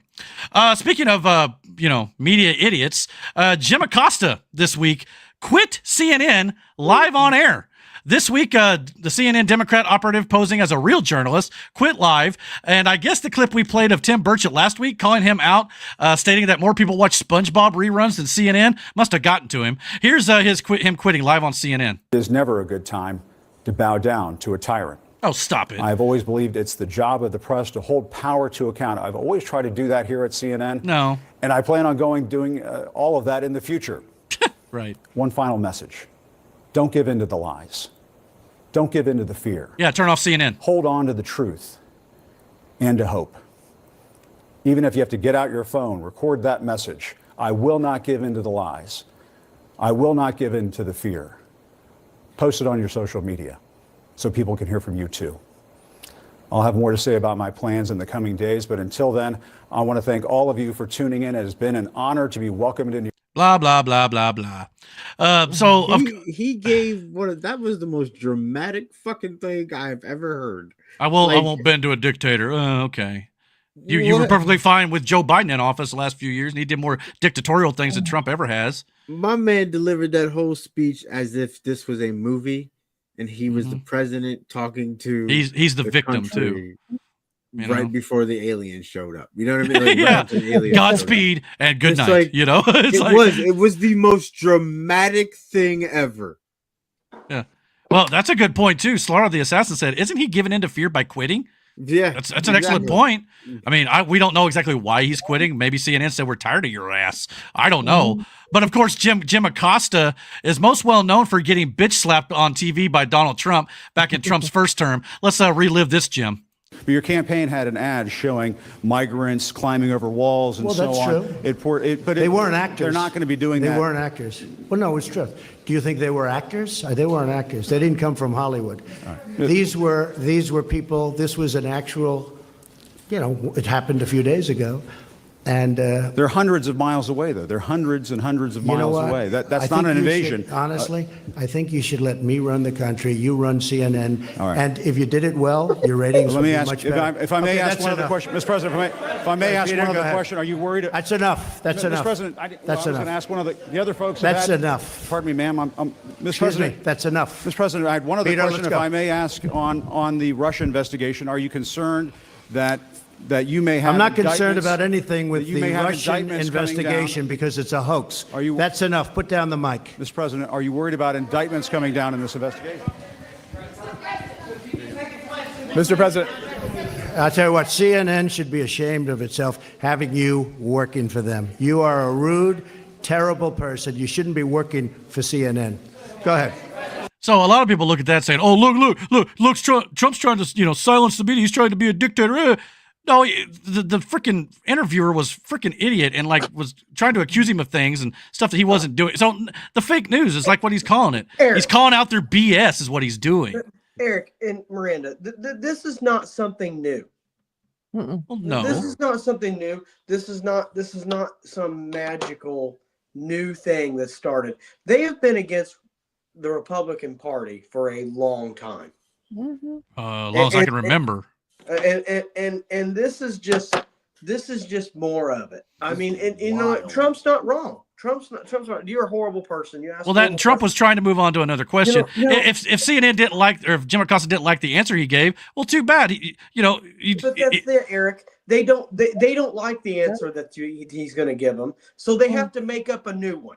Well, then they try to paint him to where it's like, see, he's not answering our question. He's trying to like silence the media. This is what he's doing.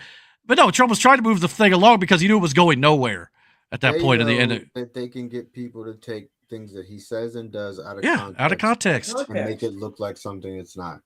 Yeah. That's what that was. That was they showed him, and yeah, I'd have been getting mad too. Like, bro, answered your question the first time. Like, I answered the one question. You didn't like the answer. Whatever, it is what it is. Let's move on. Mm-hmm. I'm trying to give this other man a chance. Stop talking. Like, what are we doing? If Trump was trying to silence the media in Jim Acosta, you know what he would have done? He would have press conference. He would have said, yeah, like Joe Biden, who never did press conferences with the questions for the media for the most part. Very rarely did Joe Biden do that. Not only that, Donald Trump, if he wanted to silence the media in Jim Acosta, he would have removed Jim Acosta's press credentials from his press briefings or the press corps or whatever, just like Joe Biden did to 400 and some press interviewers and reporters that Trump reinstated this week. That's how you silence the media. Trump is not silencing the media. Joe Biden was the one doing that. Trump actually allowed him to ask a question. Acosta just didn't like the answer. Simple as that. Now, Jim Acosta, if he actually thinks he's going to leave CNN and become more successful like Tucker Carlson, he really, really needs to rethink his strategy because that's not happening. So, bye, Jim.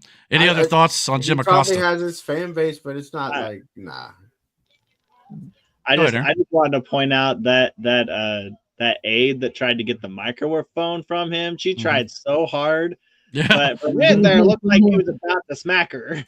Yeah, I mean, she was just trying to do her job, and he was trying to take it away from her, Yeah. But again, people saw that say, see, he's directed his aides to, remove the microphone so the press can't talk.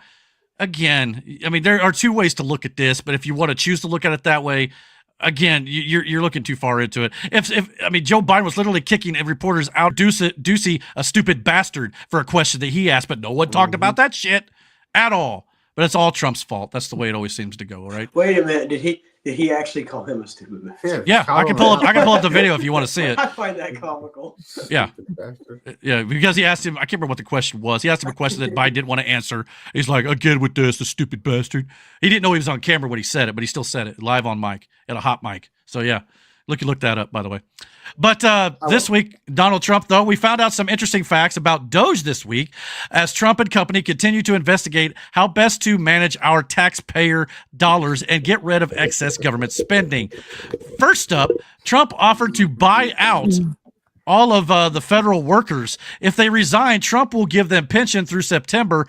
Roughly 100 to 200,000 workers, about 5 to 10% of the 2 million federal employees are expected to take the deal, saving the United States $100 billion. This is about draining the swamp and reducing the size of government, as well as cutting the dead weight. And to be honest, it is not a bad deal. You get an eight-month paid vacation for a job many of these federal employees weren't showing up for in person to begin with. If I were them, I'd take the deal before Trump's administration looks into how inefficient and unnecessary many of these federal positions actually are and subsequently fires them later down the line. What would you do? I would keep my job. Nah. Why? If you get fired later, then you get nothing. Yeah. I'm taking the money. Yeah, because you're getting fired regardless. So possibly anyway. I'm taking the money. It's a risk if you could keep it, but I mean, I don't blame Trump for doing it though, because at least he's giving these people something. You don't have to give them anything. Eric, I'm not trying to jump ahead, but I think I know where you're going with this. Mm-hmm. This seems like the way that he's going to get rid of the income tax. Oh, the IRS possibly. It may have something to do with it. He's already talked about reducing the size of government. It's way too big. We're paying all this money for people that they don't necessarily need to run the government. That's the problem. The conservatives and Republicans are about smaller government, which means more freedom for the American people. Larger government, that the Democrats and liberals like to say, is more about control over the American people. Yes, big government bad. Yeah, big time. Screw all that big stuff. But yeah, to further assess the current spending habits of the federal government in order to rid it of all of waste, fraud, and abuse, Trump issued a temporary, stress that, temporary federal funding freeze this week, stopping certain federal funds from being used, and it set the left completely off their rocker.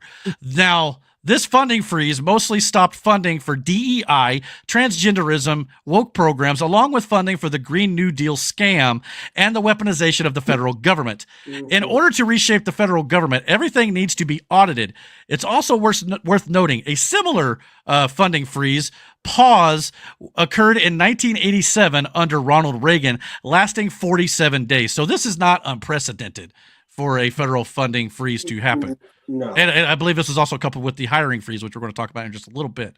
But the ridiculous virtue signaling lies from the left that came about because of this was absolutely incredible. Democrats from Chuck Schumer to Alexandria Ocasio-Cortez, pictured here, on down the line, were freaking out about this. Here is a video of Chuck Schumer breaking down what he saw this federal funding freeze to be.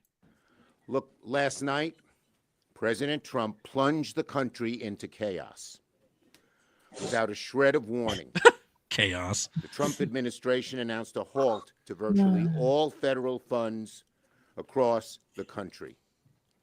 In an instant, Donald Trump has shut off billions, perhaps trillions of dollars that directly support states, cities, towns, schools, hospitals, small businesses, and most of all, American families. Lie.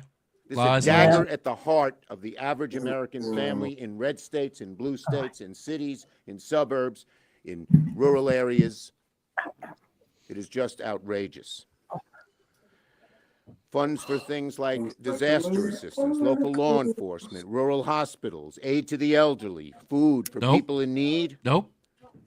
All are on the chopping block. No, it's not. New administration. Why? Not what they need tax cuts for the ultra wealthy. Oh, there's their favorite go-to line. They think It's not what this is about. every one of our offices has been deluged with calls from people who are in panic. What is this going to mean? Well, that may be because they're confused What morons. if I have a hospital that has people on life support? What are we going to do? And just like the January 6th pardons, Here we go. Oh, here we go. This decision is lawless. No, it's not. Dangerous, destructive, cruel. It's illegal. No, it's definitely not that. Unconstitutional. Nope. None of those I things. spoke to my attorney general this morning. She's head of the State Attorneys General Association. Imagine his Report pants right on away fire right now. Yeah. On this horror. This Hold on. plain and simple. This is Project There it is. 2025. Jesus. Project 2025 by another name. They knew. So, oh no, the evil dictator Orange Man was implementing Project 2025, trying to rip away your health care by putting a stop to Social Security and Medicare, along with stopping food stamps and student loans. Ah! That's what I just heard. I've only been hearing this for 20 years now. I think this is the dumbest thing I've ever heard. Because Except if you- everything, except everything that Chuck Schumer. Oh yeah, sorry, I thought Aaron was going to say something, but anyway, everything Chuck Schumer just said is not that's being affected. It's not being affected. Everything he just feared Margaret on about Social Security, Medicare, all that stuff. Individual benefits such as Social Security, Medicare, food stamps, student loans are all excluded from the freeze and are still available. After the Medicaid website temporarily went down this week, Democrats tried to say Trump was getting rid of Medicaid too, but the website has since come back online. But all the Democrats like Harry Sisson are lying to you as always. This is an excerpt from the executive order right here. Now, all that stuff was exempt. So you were still allowed to get your student loans, your Medicaid, your food stamps, your Social Security. All that stuff was still okay. But never waste an opportunity to vilify Donald Trump. Here's a video of the older millennial basically, pointing out once again how Harry Sisson and the left are morons. Donald Trump just ordered for all federal assistance programs to be paused. So if you're on one of these programs, you're not going to be getting assistance. Bro, this is so easily debunked. I'm not even going to do it. I'm just going to let ABC give you the direct statement from the White House press secretary. Let me provide the certainty and the clarity that all of you need.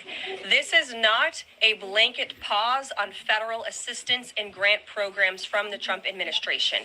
Individual assistance, that includes, I'm not naming everything that's included, but just to give you a few examples, Social Security benefits, Medicare benefits, food stamps, welfare benefits, assistance that is going directly to individuals will not be impacted by this pause. And everybody should have already known that, since when they instituted the pause, they said benefits going directly to individuals would not be affected, but you told your bullshit lies anyway. So please, can we stop the bullshit? Remember how Chuck Schumer and the left likes to talk about all that dangerous misinformation going around? Yeah. Well, they're the ones right out there right now spreading it.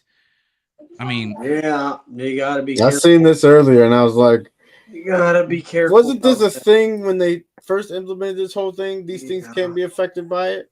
Yeah, I mean, she flat out said it. It's right there in the order. But again, you gotta let's fearmonger. I mean, guys, this is not hard. It's really not. But this has since the executive order has since been at least temporarily blocked for a few days because leftists think it's something that it's not. A district court judge blocked it, a leftist, obviously. But many reports are suggesting that the funding freeze has actually been rescinded by the Trump administration following the, quote, backlash or confusion.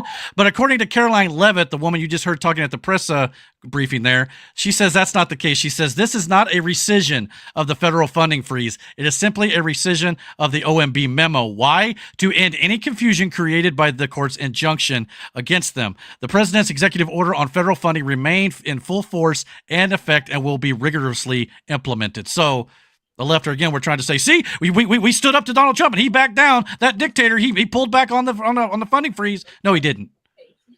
It's just was Henry Sisson? Harry Sisson. Yeah. Harry Sisson. Why does it always look like he just rolled out of bed, threw on a sweater, and decided to comment on what's going on in the world? He probably did. Mm-hmm. You know, he got his email while he was asleep. He's like, you got to get up, make a video of this. You got to make us look good. All right, here's $20,000. I mean, the older millennial, he's not like dressed up in a suit or anything, but at least he looks like he got up in the morning, did some adult things, and then wanted to comment on what he commented on. You know what I mean? Yeah, exactly. More put together. I have one question with what Aaron just said. What do you mean by adult things? Putting pants on. Okay. Hold on. There's an adult that I've seen makes a lot of money sitting there behind a computer desk in compression shorts and or boxers. You said adult. He just referred to it as adult things. So I was just curious. What? How old is this kid? He's probably early 20s, I'm imagining. Very impressionable age. Yeah. He looks 16, yeah. Mm-hmm. But either way, he's got a huge following on TikTok, which is why this is partially why I'm kind of like, let TikTok go by the wayside. You get rid of this. But again, he's entitled to say what he wants to say, but it's just a bunch of BS. And when he gets called out on it, I think he needs to be called out on it. So that's fine. Mm-hmm. He just looks like an idiot to most sane people. But anyway, again, though, the reason for this federal funding pause is because of things like this that apparently Doge uncovered already this week. The Biden administration apparently earmarked $50 million to fund condoms in Gaza. You heard that right. Wow. And if impregnating goats in Gaza is a concern for American taxpayers, that's a new one for me. Here's her explaining this on the podium. Just during this pause, Doge and OMB have actually found that there was $37 million that was about to go out the door to the World Health Organization, which is an organization, as you all know, that President Trump, with the swipe of his pen in that executive order, is no longer wants the United States to be a part of. So that wouldn't be in line with the president's agenda. Doge and OMB also found that there was about to be 50 million taxpayer dollars that went out the door to fund condoms in Gaza. That is a preposterous waste of taxpayer money. So that's what this pause is focused on, being good stewards of tax dollars. Not only is it a preposterous waste of taxpayer money, but there's potentially a reason why this was happening to begin with. There are reports out there that these condoms in Gaza are one of the newest threats to southern Israel, as condoms have been moved out of the bedroom and into the air in the Gaza Strip, where they become the newest weapon against Israel. The wind propels refrigerant gas-filled condoms attached to incendiary devices into Israeli territory after being released by a group of mass Palestinians in the Gaza area. So, fuck this shit. So you mean to tell me that the reason why Joe Biden was spending $50 million of American taxpayer dollars was to fund more weapons in this war? Fuck Joe Biden. Bro. Also, interesting choice of weapons device, by the way, but whatever you can get your hands on in Gaza, I guess. But balloons wouldn't have done it?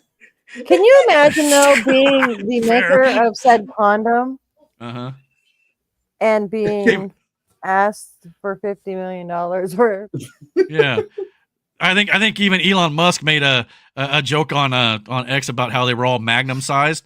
But anyway, but I love how they in this photograph here they got the pink one in there. That's kind of fun.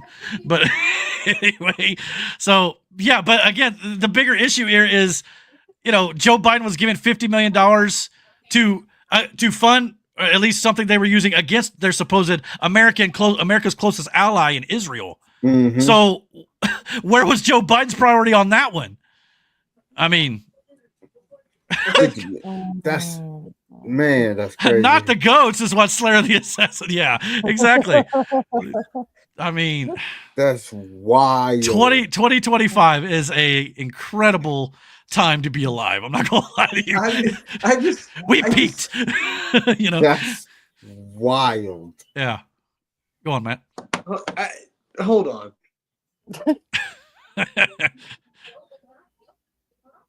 Where'd he go? He just dipped. Okay. Anyway, he said, if he's about to go get a box of Magnums, I'm done with he better not. Now I'm curious. Let's just wait. Let's see what happens. Now, Matt's like, yeah, y'all know why she married me now. There's no way that Matt needs Magnums. There's no way. There's no way we're gonna have this conversation. I'm just saying. If he rolls up with a box of condoms, I swear I'm turning him off. Like, seriously, like what is happening right now? Oh God. Hey, what's up? Where'd you go? What are you doing? What? Is this where my tax dollars at work? Oh, Jesus Christ! Oh God, we thought the worst. We thought you were going to come back with a box of condoms or something. No. I'm about to come here like, you know how much these things cost me? I'm just trying to figure out. Oh shit! As terrorist weapons, you got to use what you got. You know what I mean? And MacGyvered the shit out of it. I'll give you that. Okay. Wild. I was about to ask. Did your condoms you got, Matt? Are they government funded? I don't know. I'm not paying for your sexy times, am I? I guess not. But I'm just. I mean, our tax dollars at work. I guess. Oh my God. I don't know if there's any recovering from this. I mean, I'll try. Our tax dollars at work. Oh yeah. Are going to Gaza. Yeah, but let's get on to Donald Trump about trying to figure out where this is going. Well, last year we were funding transgender studies in a foreign country. Yeah, we were. What did they test? Like whether or not I can't remember what it was. Cocaine was like an aphrodisiac for a certain animal or something. Yeah. It's like, why are we funding this? Who cares? Anyway. But yeah, that's crazy. But to round out the clips from Caroline, go ahead, Aaron. Yeah. Sorry. I know to go back into this, but I'm just saying, if so many people are worried about population control, why aren't we just handing out free condoms? I think some schools do. Yeah, some schools do, but they would rather free altogether. If we're so worried about population control, let's make it free. They're using them as balloons to transport gas. Well, and to be fair, let's be honest. I don't think Joe Biden's smart enough to realize that's what they were using him for. I don't. I think, to be honest, he's probably in his mind, in good faith, was trying to, I guess, help out the people of Gaza. But that also means he was too stupid to realize what they were actually using him for. You know what I mean? That's a Here's concern. the thing. You mean to tell me in the middle of a wartime you get an order for condoms, you're not going to have questions? $50 million worth of condoms, please. And you're going, wait a minute. I just want to say, we don't need to hand out free condoms. Like, I had 2 people come to the store today, ask me if I wanted to keep Narcan behind the counter just in case. No. Like, I'm not there to save anybody's life that's over. Why? Like, why do I have to change? Why would you ask that question? Because they were with a recovery group, because that's what we're doing nowadays. Instead of fixing the problem, we're making it worse because we're just gonna. You know what works great against you know what works great against preventing pregnancies? Abstinence. Yeah. Nobody wants to talk about that because nobody can keep it in their pants. So, simple as that. Well, the last thing I want to do is have my tax dollars at work. Yeah, paying for that shit. That's paying for terrorists sending condom bombs or whatever it was. Yeah, explosion devices. Yeah, to other countries. Wild. Yeah. I swear. I heard that when I was like, and talk about a fucking Trojan horse. I mean, let me tell you something. I've heard some dumb shit in my life, but that is the dumbest shit I've ever heard. Fuck you, Matt. It's not that. No. He's talking about the condom story. Okay. We couldn't. That was like, yo. That was hilarious. No, what Miranda said is hysterical. Top Miranda, smooth. Respect. That is something. Oh my god. Oh man, I lost my spot. Where are we at here? Okay. All right, I gotta. Okay, I gotta find my spot here. I totally lost it. Talking about Israel. No, you're fine. It was me laughing so hard. Oh my god. Okay, here we are. Okay, so we'll try to move on. That was great. But anyway, to round out the clips from Caroline Leavitt's press briefing, we got some answers about all the drones that were flying around New Jersey recently. Here's Leavitt explaining the Trump administration's findings.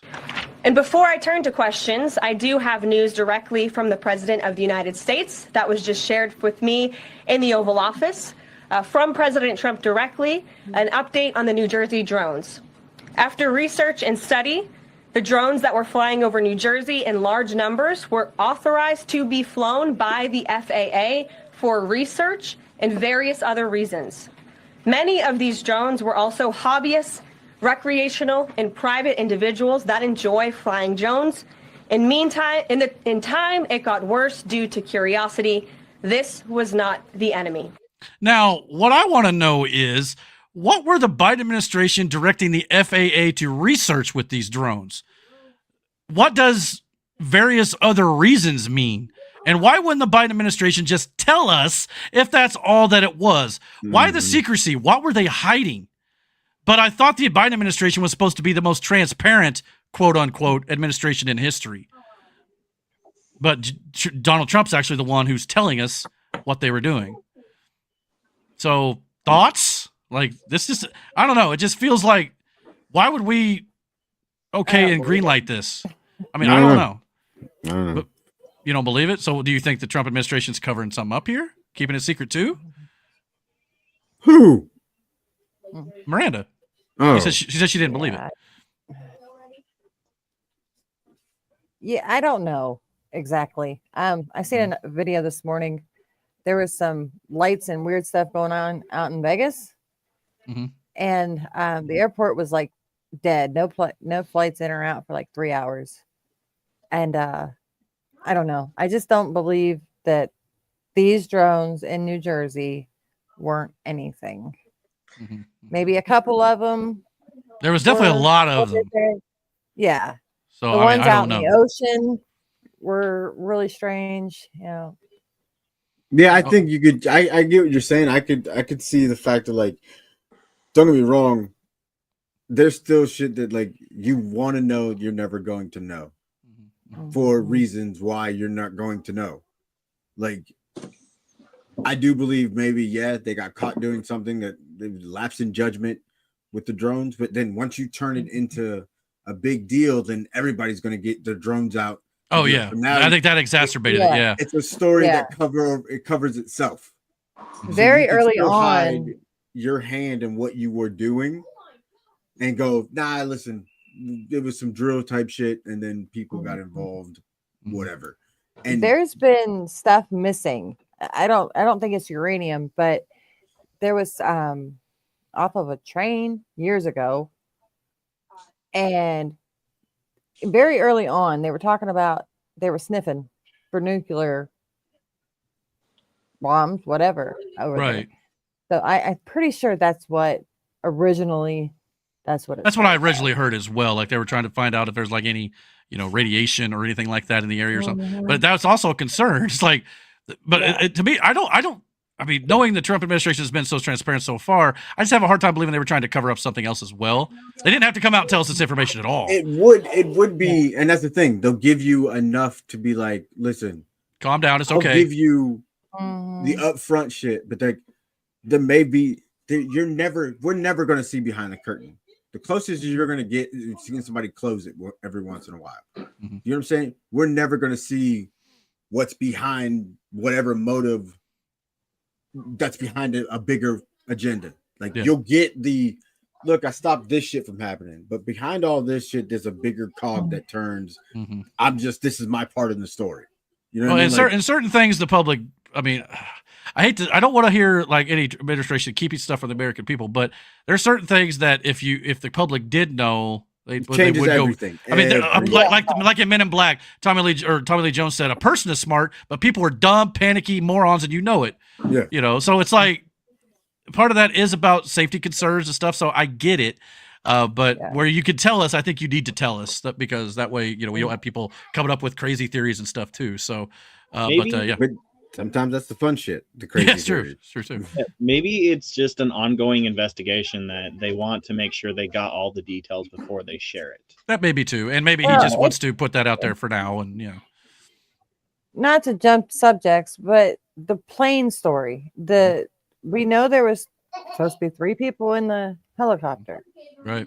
They won't tell us who the third person. The third one is, I've heard rumors online about who that third person might have been, but we'll discuss that. We're going to get to that here in just a minute, so it's definitely coming up. So hold tight. But but during a speech the other day, Donald Trump once again floated the idea of abolishing the federal income tax. Here is him floating that idea once again. He's going to be very rich again, and it's going to happen very quickly. It's time for the United States to return to the system that made us richer and more powerful than ever before. Do you know the United States in 1870 to 1913, all tariffs, and that was the richest period in the history of the United States, relatively speaking. In other words, relatively.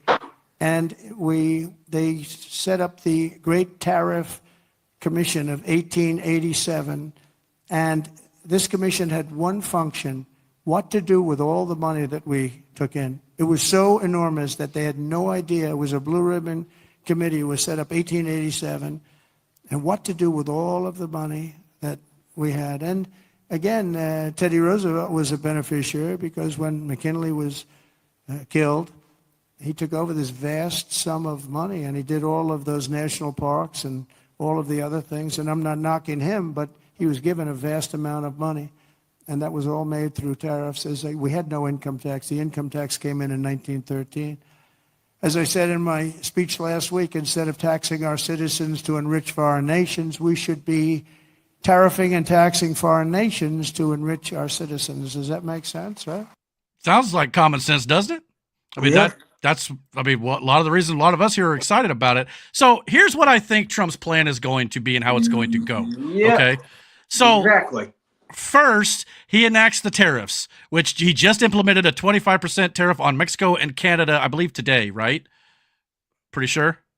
I think he signed that executive order today. Yeah. So he's already putting tariffs on Mexico and Canada. Yeah. Then he builds the External Revenue Service to pile up all the foreign money he collects from the tariffs.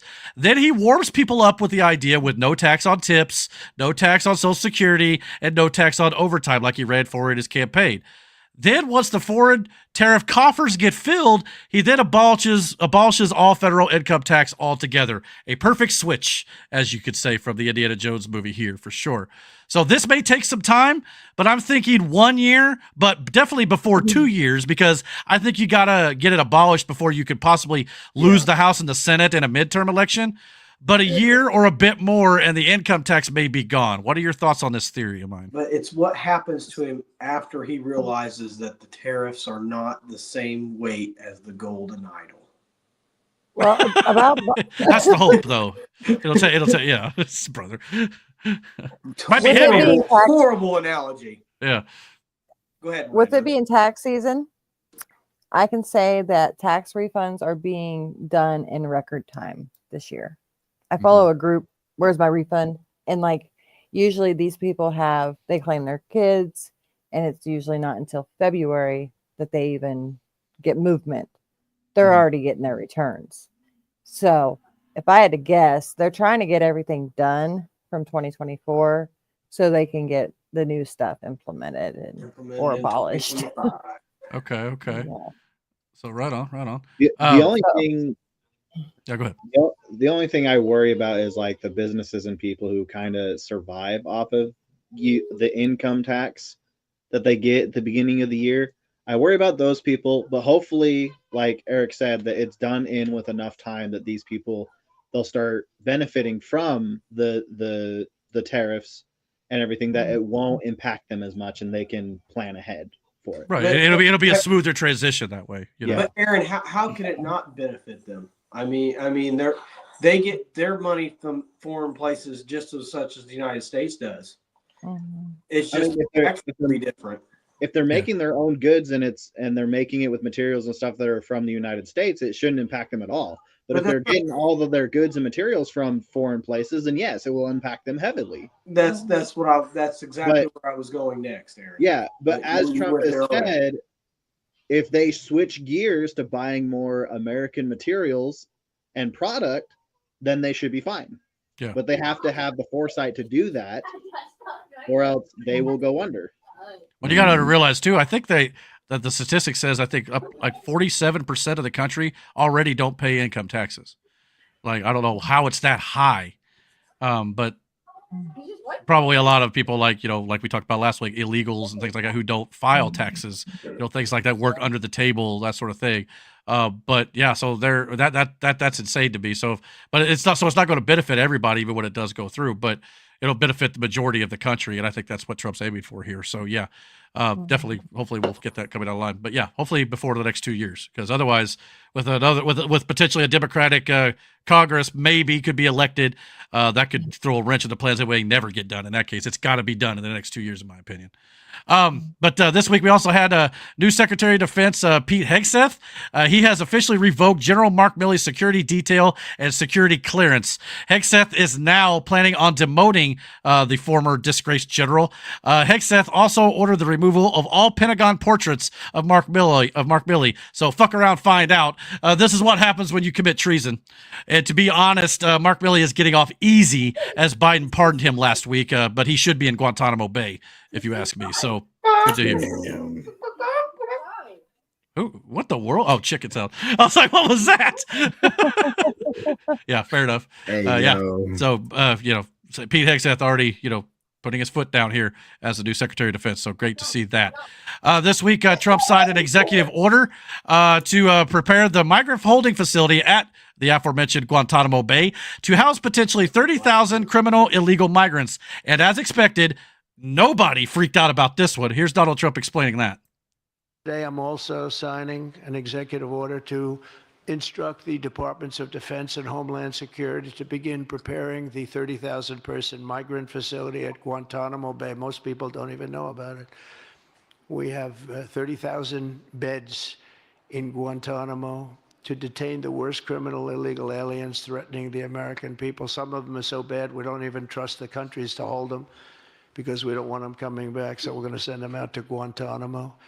This will double our capacity immediately, right? And that's a tough place to get out of.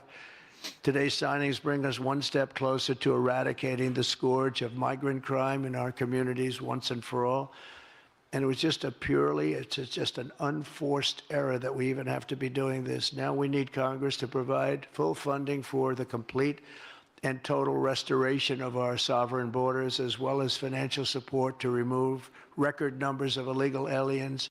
So, of course, leftists already think this is some further evidence that Donald Trump is some crazy dictator with no regard for human rights who wants to put migrants in concentration camps. Here's a lady on TikTok absolutely, delusional about this whole situation. And I'm barely even speaking to like US citizens anymore. I'm more speaking to like the United Nations. Donald Trump just said that he is building a 30,000 bed migrant detention center at Guantanamo Bay, where they keep enemies of the state. Oh, she's serious now. Nations. I'm being serious because I cannot rely on American politicians at all anymore. At least I don't think so. If they start actually trying to make like what sounds to me like, I can't even say it because this video will go nowhere. If they start making like World War II-esque camps, are you guys going to come in and help? Jesus. Like, who's going to make sure that this is not a new World War II? Man, talk about delusional, man. How do they get so brainwashed?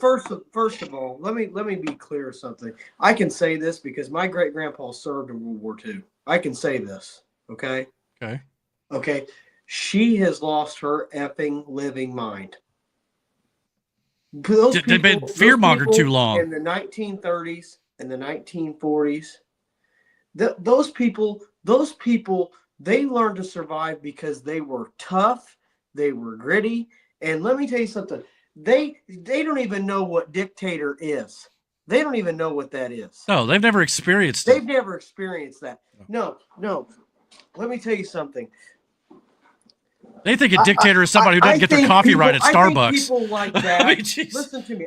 I'm being serious. I think people like that give this country a bad name because and it's disrespectful. Let me tell you something. There's 18, 20-year-old kids that went with my grandfather and died on a beach in France. Yep. To have the freedom we have today, and you sit there and berate those people on social media is a pretty piss poor way to repay them. I mean, they have the freedom to do it, but yeah, it's just kind of. But it's a piss poor way to repay them. Yeah, it is. But yeah, I mean, these people just don't understand that there's actually already a facility already there for migrants. You know that, right? That drive me nuts. But anyway, so here's Kristi Noem and our border czar, Tom Homan, being asked about the Guantanamo Bay situation. Let's listen to their response. Mr. Homan and Secretary Noem, can we ask you a few questions here, please? You'll see Tom in a second. Can you guys gaggle with reporters for a few moments? You are both the top immigration advisors to President Trump, in addition to Steve. Oh, that's Caitlin Collins. She's an idiot. An executive order to put 30,000 detention beds at Guantanamo Bay. I know, Mr. Homan, you've talked about needing more beds, but how exactly would that work, and when do you expect it to open? So that is something that the White House is working on, to use resources that we currently have there at Guantanamo Bay. So we'll go through the process. The worst of the worst is where that could be utilized. So that potential is there. We know we need the infrastructure. We're going after these guys. But who would run that? DHS or the Pentagon? What you probably don't know, there's already a migrant center there. It's been there for decades. So we're just going to expand upon the existing migrant center. Yeah, so see, he pointed out there's already a migrant center already there. It's not like they're throwing them in jail cells, okay? No. First of all, I mean, it's a totally different thing. It's just all at the same location. So, hold on. First of all, why does that fucking matter? They're criminals. Yeah, they're criminals anyway. What are we talking about? Yeah, I don't know what we're talking They're about. probably going to spin it like they're throwing families and children in there, but that's not what Trump said at all. No. He said they were throwing like the bad criminals that they don't want coming back. Yeah, that they don't trust the other countries to hold. Yeah, like the murderers, the pedophiles, the rapists. Why is this a controversy? It shouldn't be because they're painting it as, oh, they're sending poor, mom and dads with their children to Guantanamo Bay. They're putting them in concentration camps and they're going to be sent to the gas chambers. That chick was dumb. Yeah, very dumb. I mean, look around, do a little more research than just what the mainstream media is peddling you. By the way, listen up, liberals. Here's a fun fact. In 1994, Guantanamo Bay held 200,000 migrants in the Cuban rafter crisis, mostly from Cuba and Haiti, before being repatriated back to their home countries. The same thing that Donald Trump plans on doing.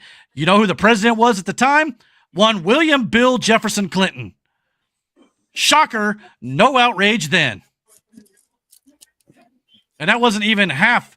I mean, that's more than, 3 times the amount that Donald Trump wants to put in there. Mm-hmm. I mean, jeez. Can we just take a breath and stop blaming Trump for everything? Fort Chaffee in Arkansas was full of them. Like, everything's got to be... It's Project 2025, dude. Like, what do you want? Yeah, he's taking over. God, I'm tired of the crying. It's going to ruin our lives, and yeah. Go on, Aaron. The lady wanted the UN to step in, kind of talking about World War II. And it's like, I don't think the UN cared about the concentration camps as much. They cared about being invaded. Yeah. Fair. But wrong. But to Matt's point too, it's like, this isn't anywhere close to World War II. They're like, well, that's how it started. They wouldn't know what World War II is if it bit them in the ass. Boy, they'd be in a fetal position if it was World War II type situation. I said this. I was talking about people need to know how to lose, and then lose. Like, because if you don't know how to take an L, you make that L worse by doing shit just like this. Yeah. So it's like this. You lost. Like, and again, they've been fear-mongered to I don't know how long, and now they just believe it. They don't go, well, could there be an actual reason why Trump is doing it? Nope, he's automatically Hitler. That's all there is to it. And that's ridiculous to me. But we got some more news to get into before the night's out, so let's get moving along a little bit more here. We got the Border Patrol agents near Fronton, Texas, were fired upon from Mexico by a cartel gunman as a group of illegal aliens were being brought across the river. Smuggling in illegals is a big revenue stream for cartels, and they're armed like an army. Border Patrol then returned fire, and the illegal aliens did not make it across. The cartel has reportedly been given orders to shoot at Border Patrol agents. This appears like war with the cartels may be coming, as Donald Trump has already designated them a terrorist organization. So, yes, we've obviously got gunfire now at the southern border this week. So this isn't going to get any better. It's only going to get worse, in my opinion. And that all these people saying, it's a travesty. Buckle up because it could get kind of rough. So yeah, you've got cities calling for, just don't let them in and refused. Indianapolis being one of them. Mm-hmm. Mm-hmm. Yeah. And of course, we got that also leads. Yeah, the immigration crisis also leads to hitting some people very, very hard. In this case, Selena Gomez. Selena Gomez. Let's listen to her what she has to say about this. I just want to say that I'm so sorry. Only people are getting attacked. The children. Because they're being deported. I don't understand. I'm so sorry. I wish I could do something, but I can't. I don't know what to do. Tell them don't break the law. How about that? I'll try everything. I promise. No, you won't. So, yeah, she went on that little tirade. And then, of course, she immediately got cooked online. So she deleted her video and replaced it with a post saying, I guess it's not okay to show empathy for people. But here's the problem with that, Ms. Gomez. Where was your tears when your people, actual Americans where you live were being harmed? How about you go cry for them? Cry for the young men killed by fentanyl. Cry for the women who are being savagely attacked. Cry for the children who were raped by monsters. Where was your empathetic videos then? You didn't give a shit about them, did you? By the way, this is her home, by the way, where Selena Gomez lives. Here's a picture of her house with a gate to keep unwanted visitors out. If she truly wants to help, she can open the gate and let all of her new friends in. Spoiler alert, she won't. Thoughts on Selena Gomez? No, you pretty much nailed it. It's a nice house, though. It's a dope house. I ain't gonna lie to you. I like the house. You know what I'm saying? But she's not even talking about the gunfire that's happening with border agents and Mexican cartels. She's talking about the Mexicans who are getting taken back or whatever, or people from other countries. In her case, Mexicans. But again, don't break the damn law. The moment that camera cut off, them tears did too. Guaranteed, no doubt about it. She probably had to take 5 takes to do that. But anyway, this is not 2016 anymore. It's 2025. We are not falling for this propaganda anymore. This is what got us in this mess to begin with. If you're here illegally and have committed crimes while you're here illegally, you're gone. End of story. They shouldn't. We shouldn't have even gotten to this point to begin with. Like, we prosecute people that do crimes in this country. Yeah. Like, what? We supposed to let it slide? Yeah, what are we talking about here? Like, legitimately, just because they're. I can't hear Jackson. Oh yeah. Or the dog, or somebody.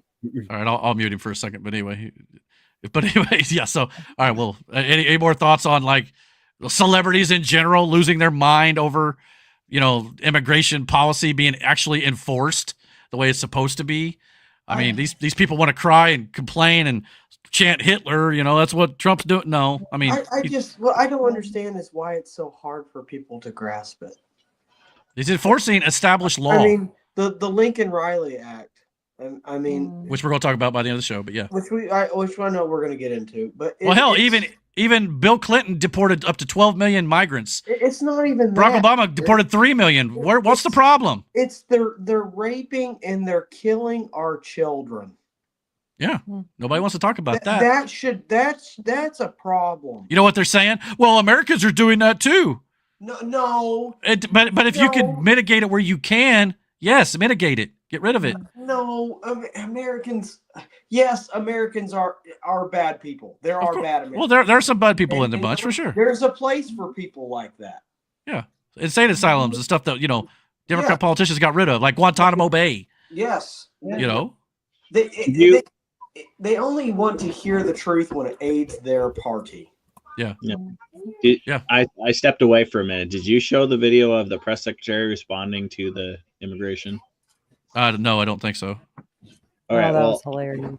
It's when somebody asked her how many of these immigrants were criminals, and she said all of them. All of them. Because they broke the law by entering this country illegally. Yeah. Well, that's the thing. The left wants to say, well, not all undocumented people are criminals. Yeah, they are by definition. By stepping foot in this country without proper documentation, you have broken a felony or broken a federal crime or law, whatever.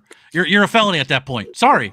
Yes, you're all. Yeah, I got there. Yeah, eventually. But yeah, that's the whole point of the matter. But they don't see it that way. They're just good people. And don't get me wrong. There's probably a lot of illegal migrants who are decent, hardworking people. No doubt about it. And the majority of them probably are.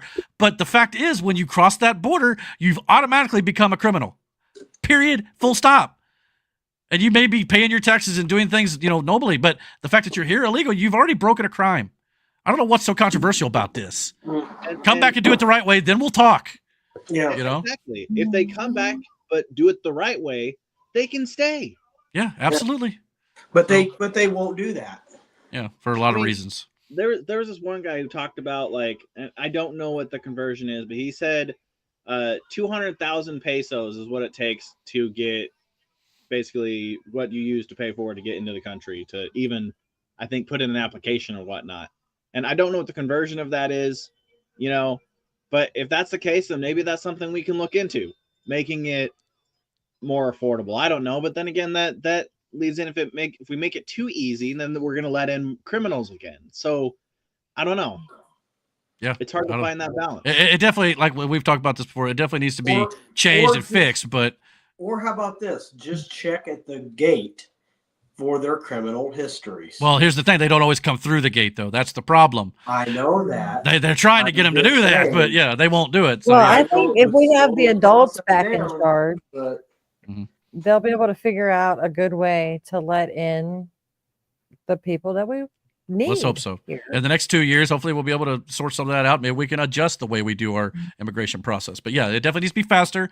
But if they have to also come through the right way, and there's only so much we can do about that other than putting up a wall, which we're trying to fix as well. So it takes time. But moving on a little bit here, tragedy struck this week in Washington, D.C. as an American Airlines flight out of Kansas was hit by a Black Hawk helicopter on approach to Ronald Reagan National Airport. Here's a newly released close-up video of the collision, as you can see here. Personally, I have a hard time believing how this was not intentional. This was a clear night sky, and that helicopter flies straight into an airliner here. I mean, the airliners, like Trump said in his tweet, the lights were blazing. There's no way you didn't see this. So, again, this video here clearly shows them on a collision course, and both of these, aircraft have like anti-collision technology on them. But obviously the plane's going to have a little harder time maneuvering, but that chopper could stop and hover in midair. Yeah, and there's something to that. Well, and as Miranda mentioned earlier, they told us 2 of the 3 pilots' names on the chopper, but they will not tell us the third pilot's name for whatever reason. There was some speculation online, whether how true it is or not, that the person possibly was a woman or even a transgender pilot, which, again, doesn't really matter to me if you've got the flight time. But at the same time, it's going to kind of bring up the whole idea of, again, DEI potentially being put in place of actual merit and qualifications, if that's the case. So there's going to have to be an investigation here, but sadly, it looks like there are no survivors to be expected to be found here. 28 bodies, last I saw, were recovered from the water so far, but there were 64 passengers on the airlines, American Airlines passenger flight, and 3 aboard the helicopter. So, initial thoughts when you guys saw this? Wow. Yeah, tragic. Yep. I don't know. This is awful to say, but I honestly think that this was some sort of hit. I mean, it's hard to. I mean, because not only that, there are other angles of this, the collision, and you can see it from farther out. You can see how long that helicopter was flying directly toward that airplane. Didn't even try to get out of its way. No, you can say we're conspiracy theorists and say what you want to, but I would like to know the passenger list of that airline. Well, we know for a fact that there was a United States ice skating team on there, head coaches and players. I think there were also some like Russian. Yeah, there was a Russian team. Was it a Russian team? I thought it was like Russian diplomats or something like that. I thought it was a Russian team. So you might be right. Don't quote me on it. I may be wrong, but there were some Russians on there. Apparently, Trump had to call Russia about it, but. Yeah. Russian visitors being destroyed by or being killed by one of our planes or 2 of our aircraft. A military Black Hawk helicopter for one. Yeah, that does not look good for the country. So if that is true, then it seems to me that somebody is trying to get Russia pissed at us. Mm-hmm. So, we don't know, but yeah, it'd be interesting to see who's on the plane for sure. This is where I'm at with this. Okay, we've got a Cybertruck in Las Vegas that was on fire. I'm going to keep this quick. There's a fire. There's a Cybertruck in Las Vegas that was on fire. We've had a New Orleans terrorist attack.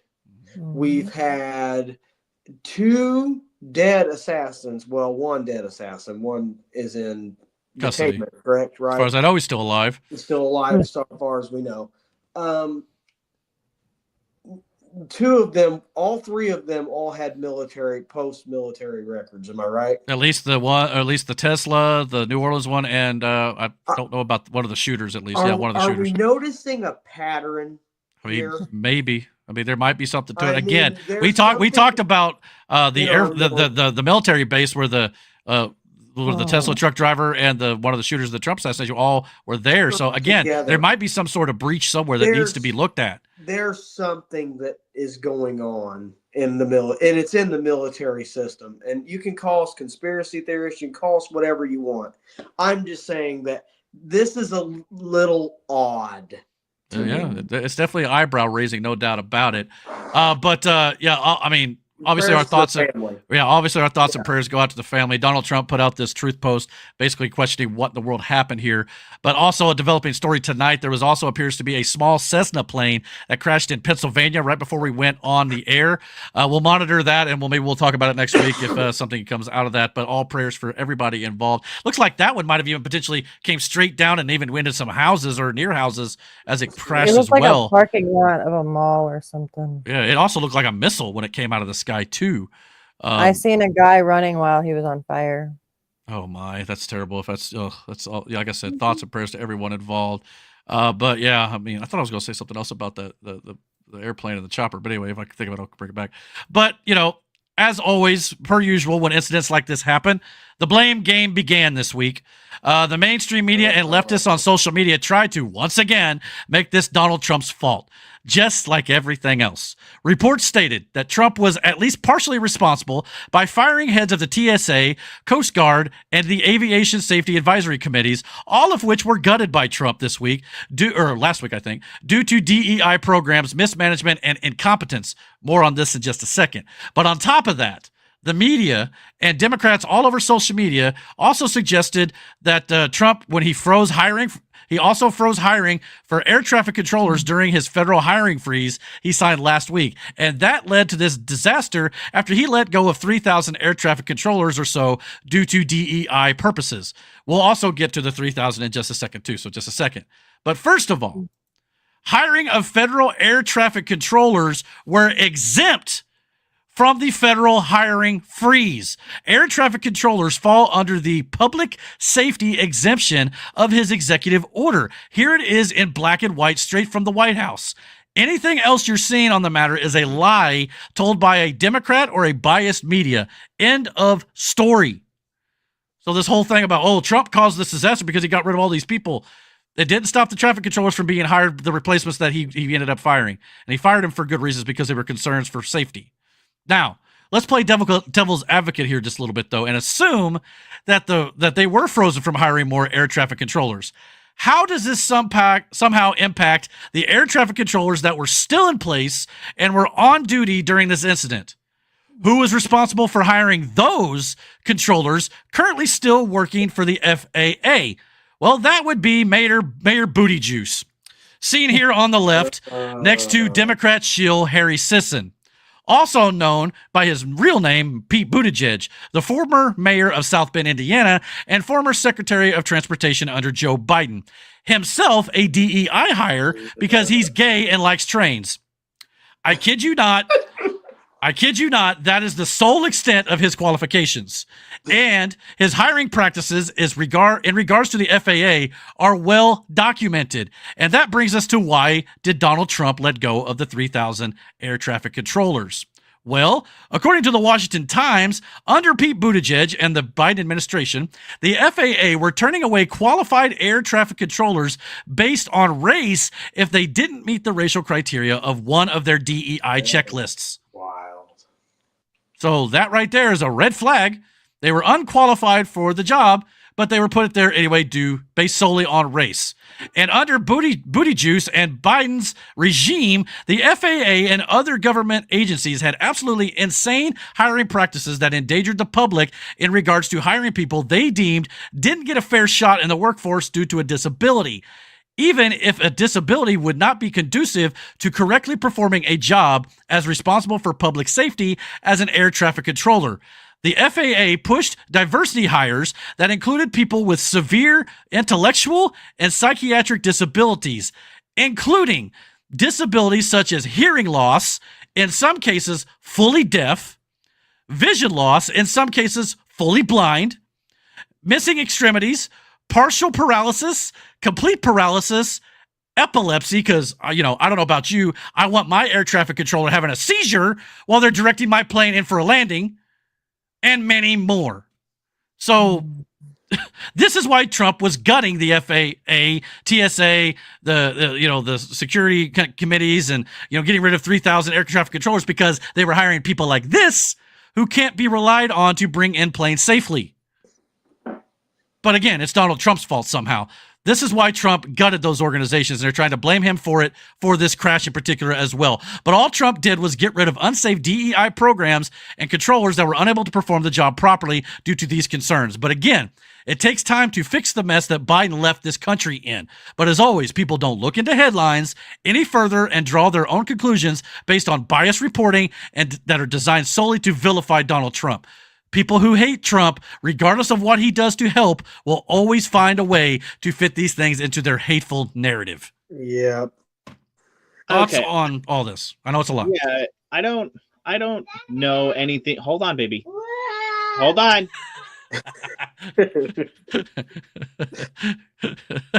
We'll come back to Aaron, I guess, if he has a second. But anyway, so yeah, so par for the course for the liberal left-wing media. You know, yeah. Taking things out of context. They have the nerve to say that RFK, Tulsi Gabbard, Kash Patel, they don't have what it takes to do these jobs, and yet you got booty juice. Booty deuce is funny too. Yeah, I love it. Okay. But I'm back. Go ahead. To quickly go into it. Do you really need an air traffic controller as a Black Hawk helicopter operator to tell you, hey, pull up away from that airplane? Do you really need the aircraft traffic controller to tell you that, to do it? Or I mean, you could looking out the window at it, you know? Yeah. Well, I mean, and there may have been malfunction somewhere, but it's funny too because there was also, you know, images going around of like where you could like track planes. Hold on, Matt. Where you could track planes and their flight paths online and on your apps. There was actually video of it going around where this same helicopter, it looked at least, now there probably was different, you know, heights in this potentially, but according to the flight path of the helicopter, it looked as if he almost collided with 2 or 3 other planes before they hit the 4th plane. So it's like, it was almost like they were trying to make sure they got the right one. And then when they finally determined it was the one they needed to hit, okay, that's one we're going to hit. Eric, I don't know. They attacked an airplane because there's a lot of people on board of an airplane. 60 is a small crowd on an airplane, but it's a small crowd, but it's an easy target. Well, all of them were. Why that one? I'm just saying that one had yeah. This is there is something to this. That one had Russian sorry. people. I mean, we don't know if it was just the Russian thing or if there was somebody else of importance on there. I do agree with Aaron. As far as we know, everybody in Trump's camp is all okay. So yeah, I mean, I do agree with Aaron. It is strange that there were a lot of Russians on that plane. Well, we don't know exactly who these Russians were or anything like that, but let's not speculate. But very early on in the morning of or after, I seen speculation that third person on the helicopter could have been Obama. But interesting. Well, flying the chopper. Well, yeah, there was also some speculation about there was an important person flying on the chopper or in the chopper. Yeah, you're right. Yeah. So I don't know, but it doesn't sound like that's the case. But again, hopefully this investigation will turn up some stuff because it's definitely fishy all the way around. We'll I mean, never know. Yeah, we may never know. Maybe one of those things, as Brandon mentioned earlier, we may never find the answers on. But President Trump, though, undeterred by all these political attacks, though, said his team are working rapidly to restore competent personnel to all positions involving your safety when it comes to aviation, for sure. I believe he signed an executive order fast-tracking that today as well. So, yeah. So, but again, you're hiring people that, you know, are having epileptic seizures, you know, on the norm. That's what you put involved with this important job. Not to mention, look, I believe there's even like air traffic control towers specifically designed for the military. So I'm sure they may even have their own separate air traffic controller. So that might not even been some of the people that, you know, Trump fired, you know? So, you know what I'm saying? So like everybody wants to place blame right now, but we don't have all the facts. So, you know, this is what we do know. But anyway. All right. So the rest of this week, we also got some confirmation hearings going on, obviously with R.F. Kennedy Jr., Tulsi Gabbard, Kash Patel, and well, this is like last time. This is pretty much what it sounded like. Say you're pro-vaccine. Just want to ask some questions. And yet the organization is making money selling a child's product to parents for $26, which casts fundamental doubt on you. So yeah, these guys are troopers. Every time they confirm anybody on either side of the aisle here. I like Pocahontas down there at the bottom. She's my favorite. You got a crush on her? No, she's my favorite. Between her and Bernie, they're my two favorites. It better be sarcasm. Oh, it's sarcasm. Okay, all right, we're good. That is annoying. Like, I hate. Oh, I know that you just keep talking. Like, there was one video going around of Tulsi Gabbard, which I don't have a whole lot of for the podcast, but one where like they were questioning her, and literally she got one word out of her mouth, and the guy started talking again because it wasn't yes or no. You know, it's like, brother, let these people answer your question, but it's not the question they want. They're gonna get. Yeah. I will be honest that sometimes when, you know, either side, both sides do it, and yeah, it's annoying. But when someone is asked a yes or no question and they don't give a yes or no answer. Yeah, you're right. It's all in the yes or no question too, because I can ask you a yes or no question. Yeah, and I can make that yes or no mean anything. Whatever the fuck I want it to be. Yeah. So when they try to explain the gray area, when you ask them the question, they're like, no, it's a yes or no question, sir. That's a yes or no question. The one up in the corner, that's the senator from Minnesota. Am I correct? I couldn't tell you who those two top people are. Annoying is when if it's a yes or no question and I go to answer it, but now I have to fix my answer because I know it's going to make it sound a certain way, the way you want it to sound. Yeah. The moment I know I'm going to have to do that, you know I'm going to do that. The moment I go to do that, you stop me and you keep talking. So it's like, it's not that you don't want me to answer the question yes or no. It's better off that you just don't let me answer the question because you know I'm not going to answer. Well, and to kind of show you, I don't have it tonight. I should have pulled it up, but just to show you how rigged these things pretty much are and biased. There was video going around of, I guess, a reporter already typing up a negative story about how the hearings went and exactly describing on how bad they were before the hearings even took place. And they were going to release it out into the newspapers and on television and stuff. So that just goes to show you, like, this stuff is just disgusting and rigged. It's disgusting. By the way, I really like RFK. Yeah. I think he has a good plan in place for the future of America. Right. And yeah. Well, there were a few highlights though from this week's confirmation hearings, and one came from R.F. Kennedy Jr. and Elizabeth Warren getting into a shouting match because she accuses Robert F. Kennedy Jr. of getting rich off this stuff, even though some of Elizabeth Warren's largest donors come from the pharmaceutical industry. I'm asking about fees from suing drug companies. Will you agree not to do that? You're asking me to not sue drug companies, no, and I'm not going to agree to that, drug Senator. Companies as much as you want. I'm not going to agree to not sue drug companies or anybody. So let's do a quick count here of how, as Secretary of HHS, if you get confirmed, you could influence every one of those lawsuits. Well, let me start the list. You could publish your anti-vaccine conspiracies, but this time on U.S. government letterhead, something a jury might be impressed by. You could appoint people to the CDC vaccine panel who share your anti-vax views and let them do your dirty work. You could tell the CDC vaccine panel to remove a particular vaccine from the vaccine schedule. If they're dangerous, you could remove vaccines from special compensation programs, which would open up manufacturers to mass torts. You could make more injuries eligible for compensation, even if there is no causal evidence. You could change vaccine court processes to make it easier to bring So could the last guy. What's your point? You could turn over FDA data to your friends at the law firm, and they could use it however it benefited them. You could change vaccine labeling. You could change vaccine information rules. You could change which claims are compensated in the vaccine injury compensation program. All he wants to do is make them influence those future lawsuits and pending lawsuits while you are Secretary of HHS. And I'm asking you to commit right now that you will not take a financial stake in every one of those lawsuits so that what you do as Secretary will also benefit you financially down the line. I'll comply with all the ethical guidelines. That's not the question. You and I, you have said you're asking me, Senator, you're asking me not to sue vaccine pharmaceutical companies. Yeah, you are. That's exactly what you're doing.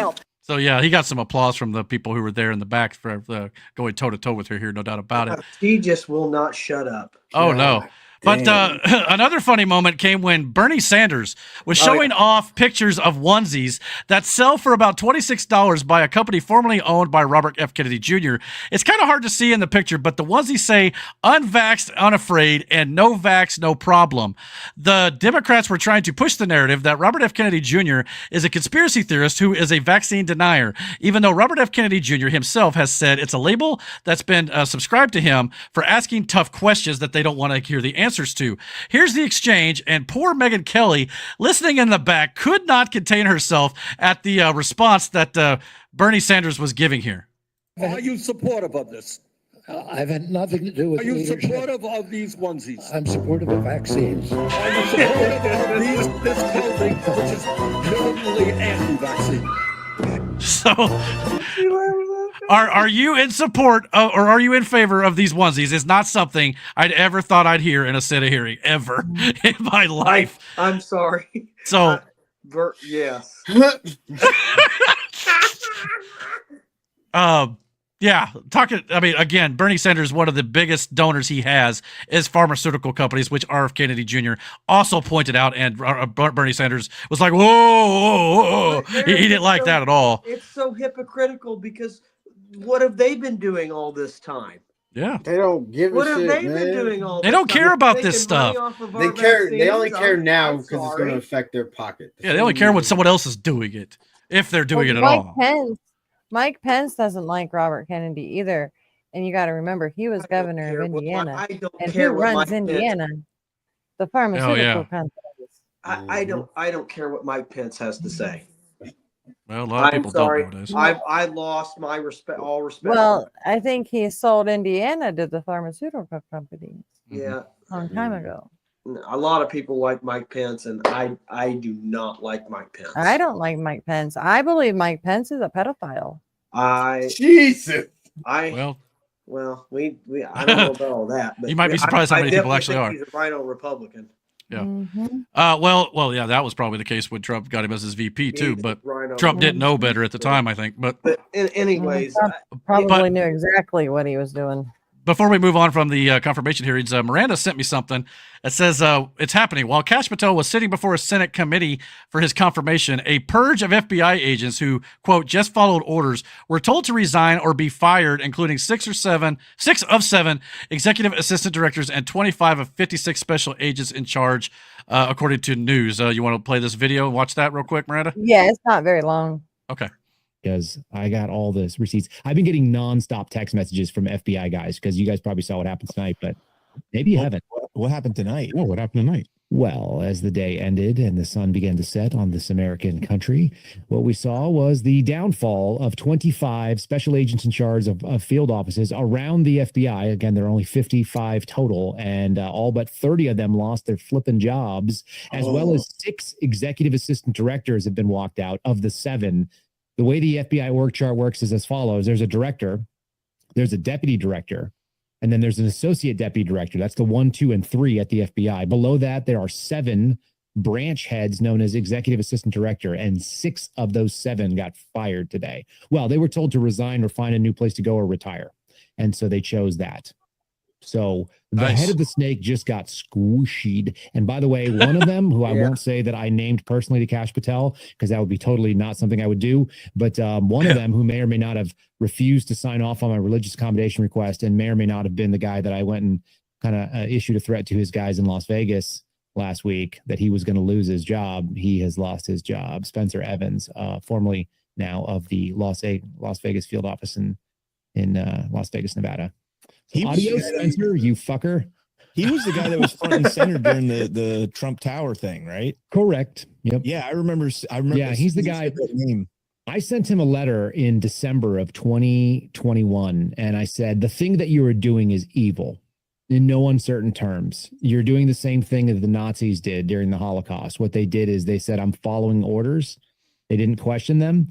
And I said, this should hang like a weight on your heart when you go to bed at night. It should be the last thing you think about, because it's the last thing I think about.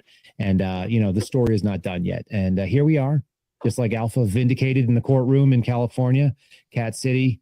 We are also seeing some vindications across the country from my friends, the Suspendables, who are former FBI agents who got suspended forever because they just said we're not going to do this thing. And by the way, we're not going to get your shots. And also, we're allowed to go to Congress. It turns out that 5 USC 7211 allows us the right to go to Congress and share information. So there's supposed to be a Whistleblower Protection Act in this country. It doesn't really exist. Yep. But we're seeing a little bit of a backswing right now. And I'm going to call it accountability because I don't do retribution, but there's some accountability that's coming into play, and it's good times. So thoughts on this, Miranda? I can't wait. Yeah. Also, check out those guys in Badlands. Oh, yeah, the Badlands, yeah. I need to watch more of them. I'm not going to lie to you. I follow them on Rumble and stuff, so, yeah. Alpha's dope. Pretty good. Actually. CanCon, the one that was up in the upper left, he works with Gateway Pundit. He writes for them, and he's always at Mar-a-Lago with Trump. And I don't know that he's ever gotten really to meet Trump other than maybe shaking his hand, but he's down there. Good deal. Tina Peters' trial he covered out in Colorado. And once Kash Patel hopefully gets confirmed, it sounds like he will be. Hopefully he'll go in there and clean Morehouse for sure as well. So a lot of FBI icky shit. All right, well, we got a couple more things, and we're going to wrap up the show tonight. But let's end the show with some good news. Following Trump's executive order in which the federal government now only recognizes 2 genders, which has been the law of the world up until about 4 years ago, and is now back after a brief moment of insanity, Donald Trump signed an executive order that bans federal taxpayer funding for chemical castration and medical mutilation of children in the U.S. under the age of 19, effectively restricting transgender surgeries and so-called gender-affirming care for brainwashed children. So yes, this is a good thing. And Donald Trump said this on his social media account here, talking about how it was his honor to sign an executive order banning the chemical castration and medical mutilation of innocent children here, no doubt about it. But now I said the word restricting before because I see a lot of major accounts saying that child transitions have been banned, but this executive order is not a ban. Private insurers are still paying. Private pay is still available.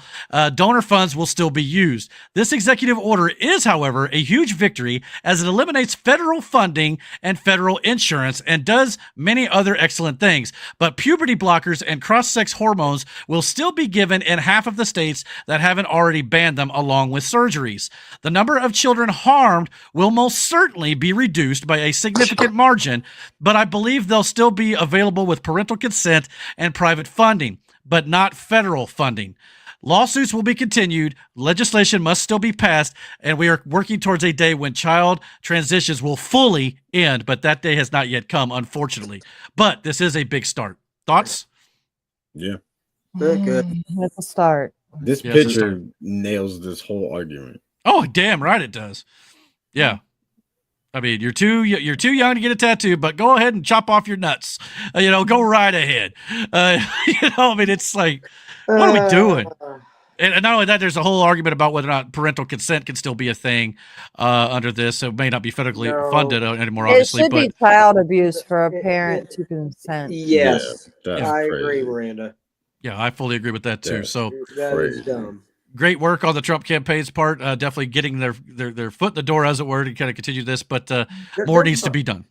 There's not anything that they've done that I disagree with at this point.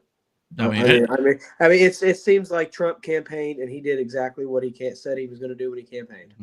And hopefully this will continue and he'll be able to completely. Now, Miranda, did you see a bunch of people posting in right-wing circles too about he's effectively he's banned gender affirming care in the country? Because I saw a lot of people going, he did what he promised. I'm going, well, when I looked into it further, it wasn't completely. Yeah, I did at first see that.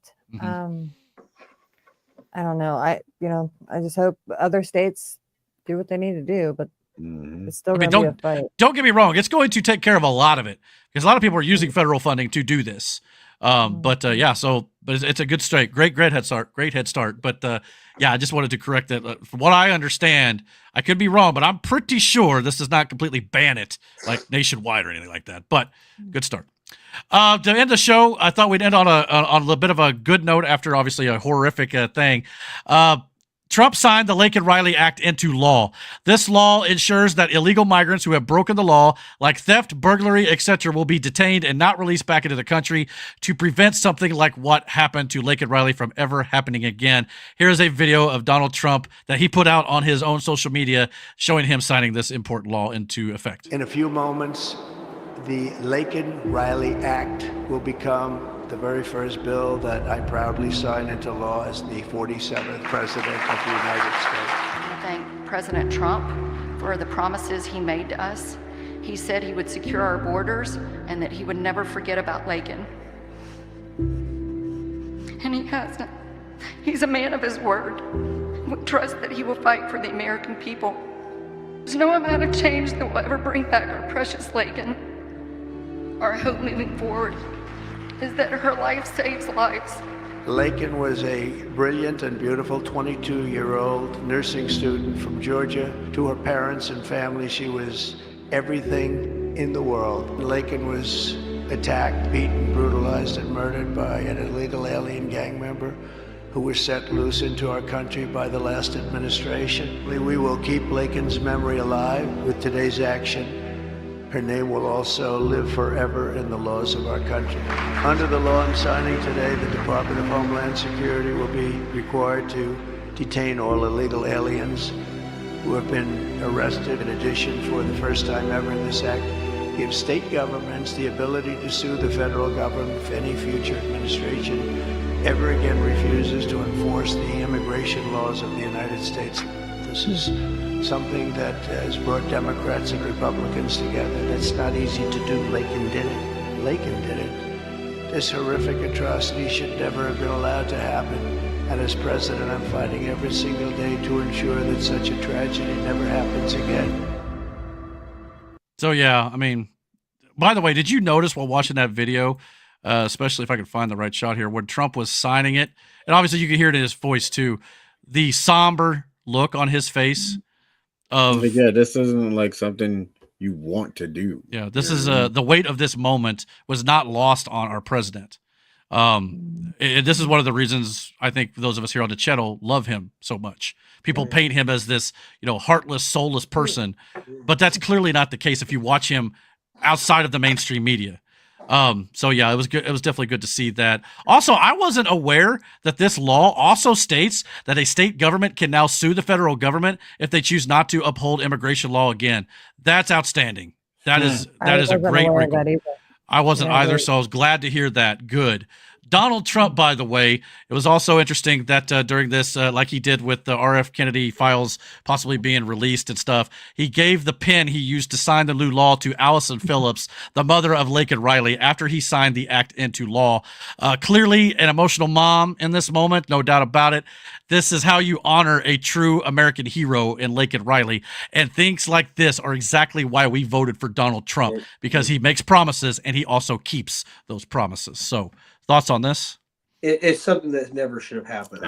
I have strong thoughts on it, and it's just I can't imagine losing a daughter or a son to someone who not only had a criminal record, was detained, and just decides, oh, I'm just going to beat up just because I can and get away with it. Well, and from what I understand, I think she fought this guy for like 30 minutes before she succumbed to her injuries and things like that too. So it's like, can you imagine the hell that poor young lady had to go through? I'm just that's why when you show videos of Selena Gomez in her nice, comfy, warm home, it must be really freaking nice.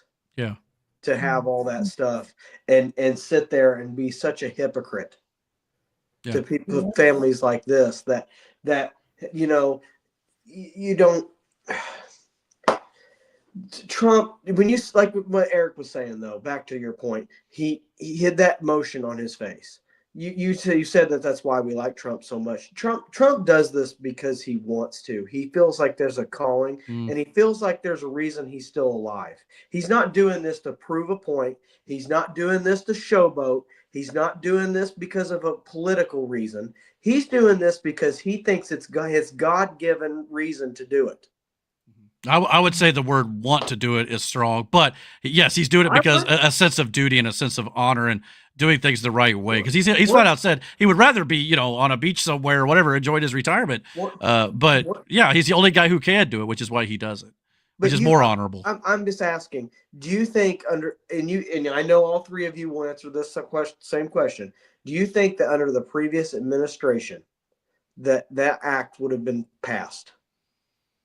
All three of you cannot say that with a straight Not under the last one for certain. I have no vote of confidence. Hell, the majority of Democrats voted against this one. Which It would have never even have made it.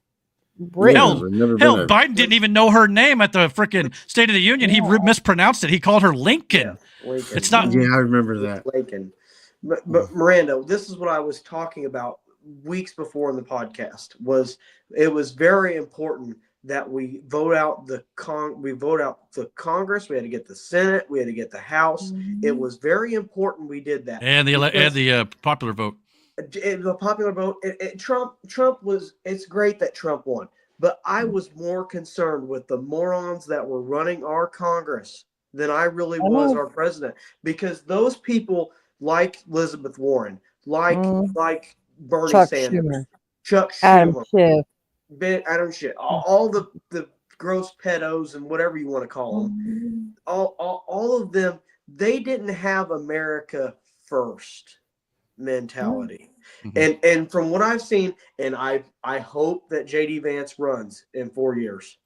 Because I don't want to think about 4 years yet. Let's get through the first one. I know. Yeah, no kidding. No, to kind of piggyback off of that, apparently, I guess a reporter was asking Donald Trump about some of the tragic events that's happened. I guess this might have been tonight, but here's what he had to say about the stuff that's been going on in this country. Mr. President, on the crash, do you have any concerns that your commentary about things you have described as common sense or your observations could in any way interfere with the thorough investigation of the crash? No, I think they'll do an investigation. It'll probably come out the way I said it. I like to put it up front. I'm so tired of listening to things happen to our country and then people say we'll do an investigation, and 3 years later they come out with a report that nobody looks at. Especially, not in all cases can you do that, but in this case, you had a helicopter that the Black Hawk was too high. I just wanted to focus on the part where he said he's tired of, saying, oh, yeah, we'll look into it, we'll do this and that, and nothing happens. You could clearly see that in his face when he went and visited those politicians and citizens in L.A. after the wildfires. He was clearly done with the whole, we got to go through this government protocol. No, cut the red tape and get stuff done. He's tired of this, stuff like the Lincoln Rally stuff. No, this should not be happening. Fix it. No. And that's why he's in office right now, because of stuff like this. And as Slara the Assassin in the chat says, thank you for sticking around for the entirety of the show, by the way. He is doing this because the previous administration failed to protect American women. As much as the Democratic Party loves to say, well, we love women and women's rights, we got to protect women, but it's the Republicans and Donald Trump who are actually doing the work and actually putting things in perspective for real women in this country, not the men who think they're women. They're actually helping people, keep them out of women's sports and keeping them out of the locker rooms and saving their lives, like on the streets and stuff too, from illegals. So yeah, it's sad, and it's just cool to see that you can clearly see that Trump has an emotion. He shows emotion. Yeah, he shows like he wears it on his sleeve. Really, he believes that he was saved for a reason. Yeah, and that may be what's driving him. Because even in his inauguration speech, he sat there and you could tell in his voice that he was serious about this. Yeah. I mean, this is something that he believes that this country can achieve. Yeah. And I think under his leadership, we can, as long as he's not obstructed by rhinos and Democrats and stupid crap like that. Get it done. The American people are sick and tired. They're fed up. They're over it. If you're not going to help us fix this country, get the hell out of the way. Simple as that. And I think we'll end the show on that. Anybody else got anything else to say? No. Yeet. Other than like, it's been funny to see. Oh, yeet. The whole, he says something and then everybody's quick to jump on it, but then these they're bowing down. They're falling in line because it's like it's like that look you get. Like, hey, I'll turn this car. That's around. gone. Like, anyway. Like, I'll turn this car around. You know what I mean? It's like this. Yeah. Like I said, the whole thing what he did with Colombia, like, You thought it was a game? Like, you Google me, bitch. Like, yeah, you think you can just play with us now? I don't know how this was in past administrations, but we ain't falling for this no more, you know? Yeah. So, like, he was so direct with her when she said, he's like, man, look, let's not beat around the bush shit. Like, I mean, all these talk from like, yeah. Or like, I hear all this talk online like, well, MAGA must be really regretting their vote for Donald Trump's not doing anything. You said, no, he's doing exactly what we voted him in for. Don't get it twisted. So far, he's kicking ass.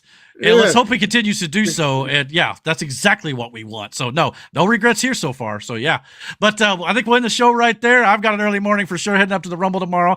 I know it's been a long day for everybody else here on the stream as well. So we're going to end it tonight. It's been a long stream too. A lot of good stuff to talk about though. Had a good time. Hope you guys did too. Please don't forget to comment, like, and subscribe to the YouTube channel. Go follow us over on Rumble. We're getting some good followers over there. A lot of views over there too. And releasing some videos throughout the week has really been helping the channel. Hopefully you guys will continue to watch those. Check out my wrestling recaps on Tuesdays and hopefully Thursdays if I hit my marks and do it the right day. I'll be doing some more movie stuff throughout the week to kind of lessen the burden on the channel a little bit too, so definitely go check that out as well. But until our next video, which I believe will be next week as long as everybody's still available, we'll be here for that. And until then, guys, take care. Have a good night. Have a good weekend. Watch the Royal Rumble, and God bless. Good night. Later.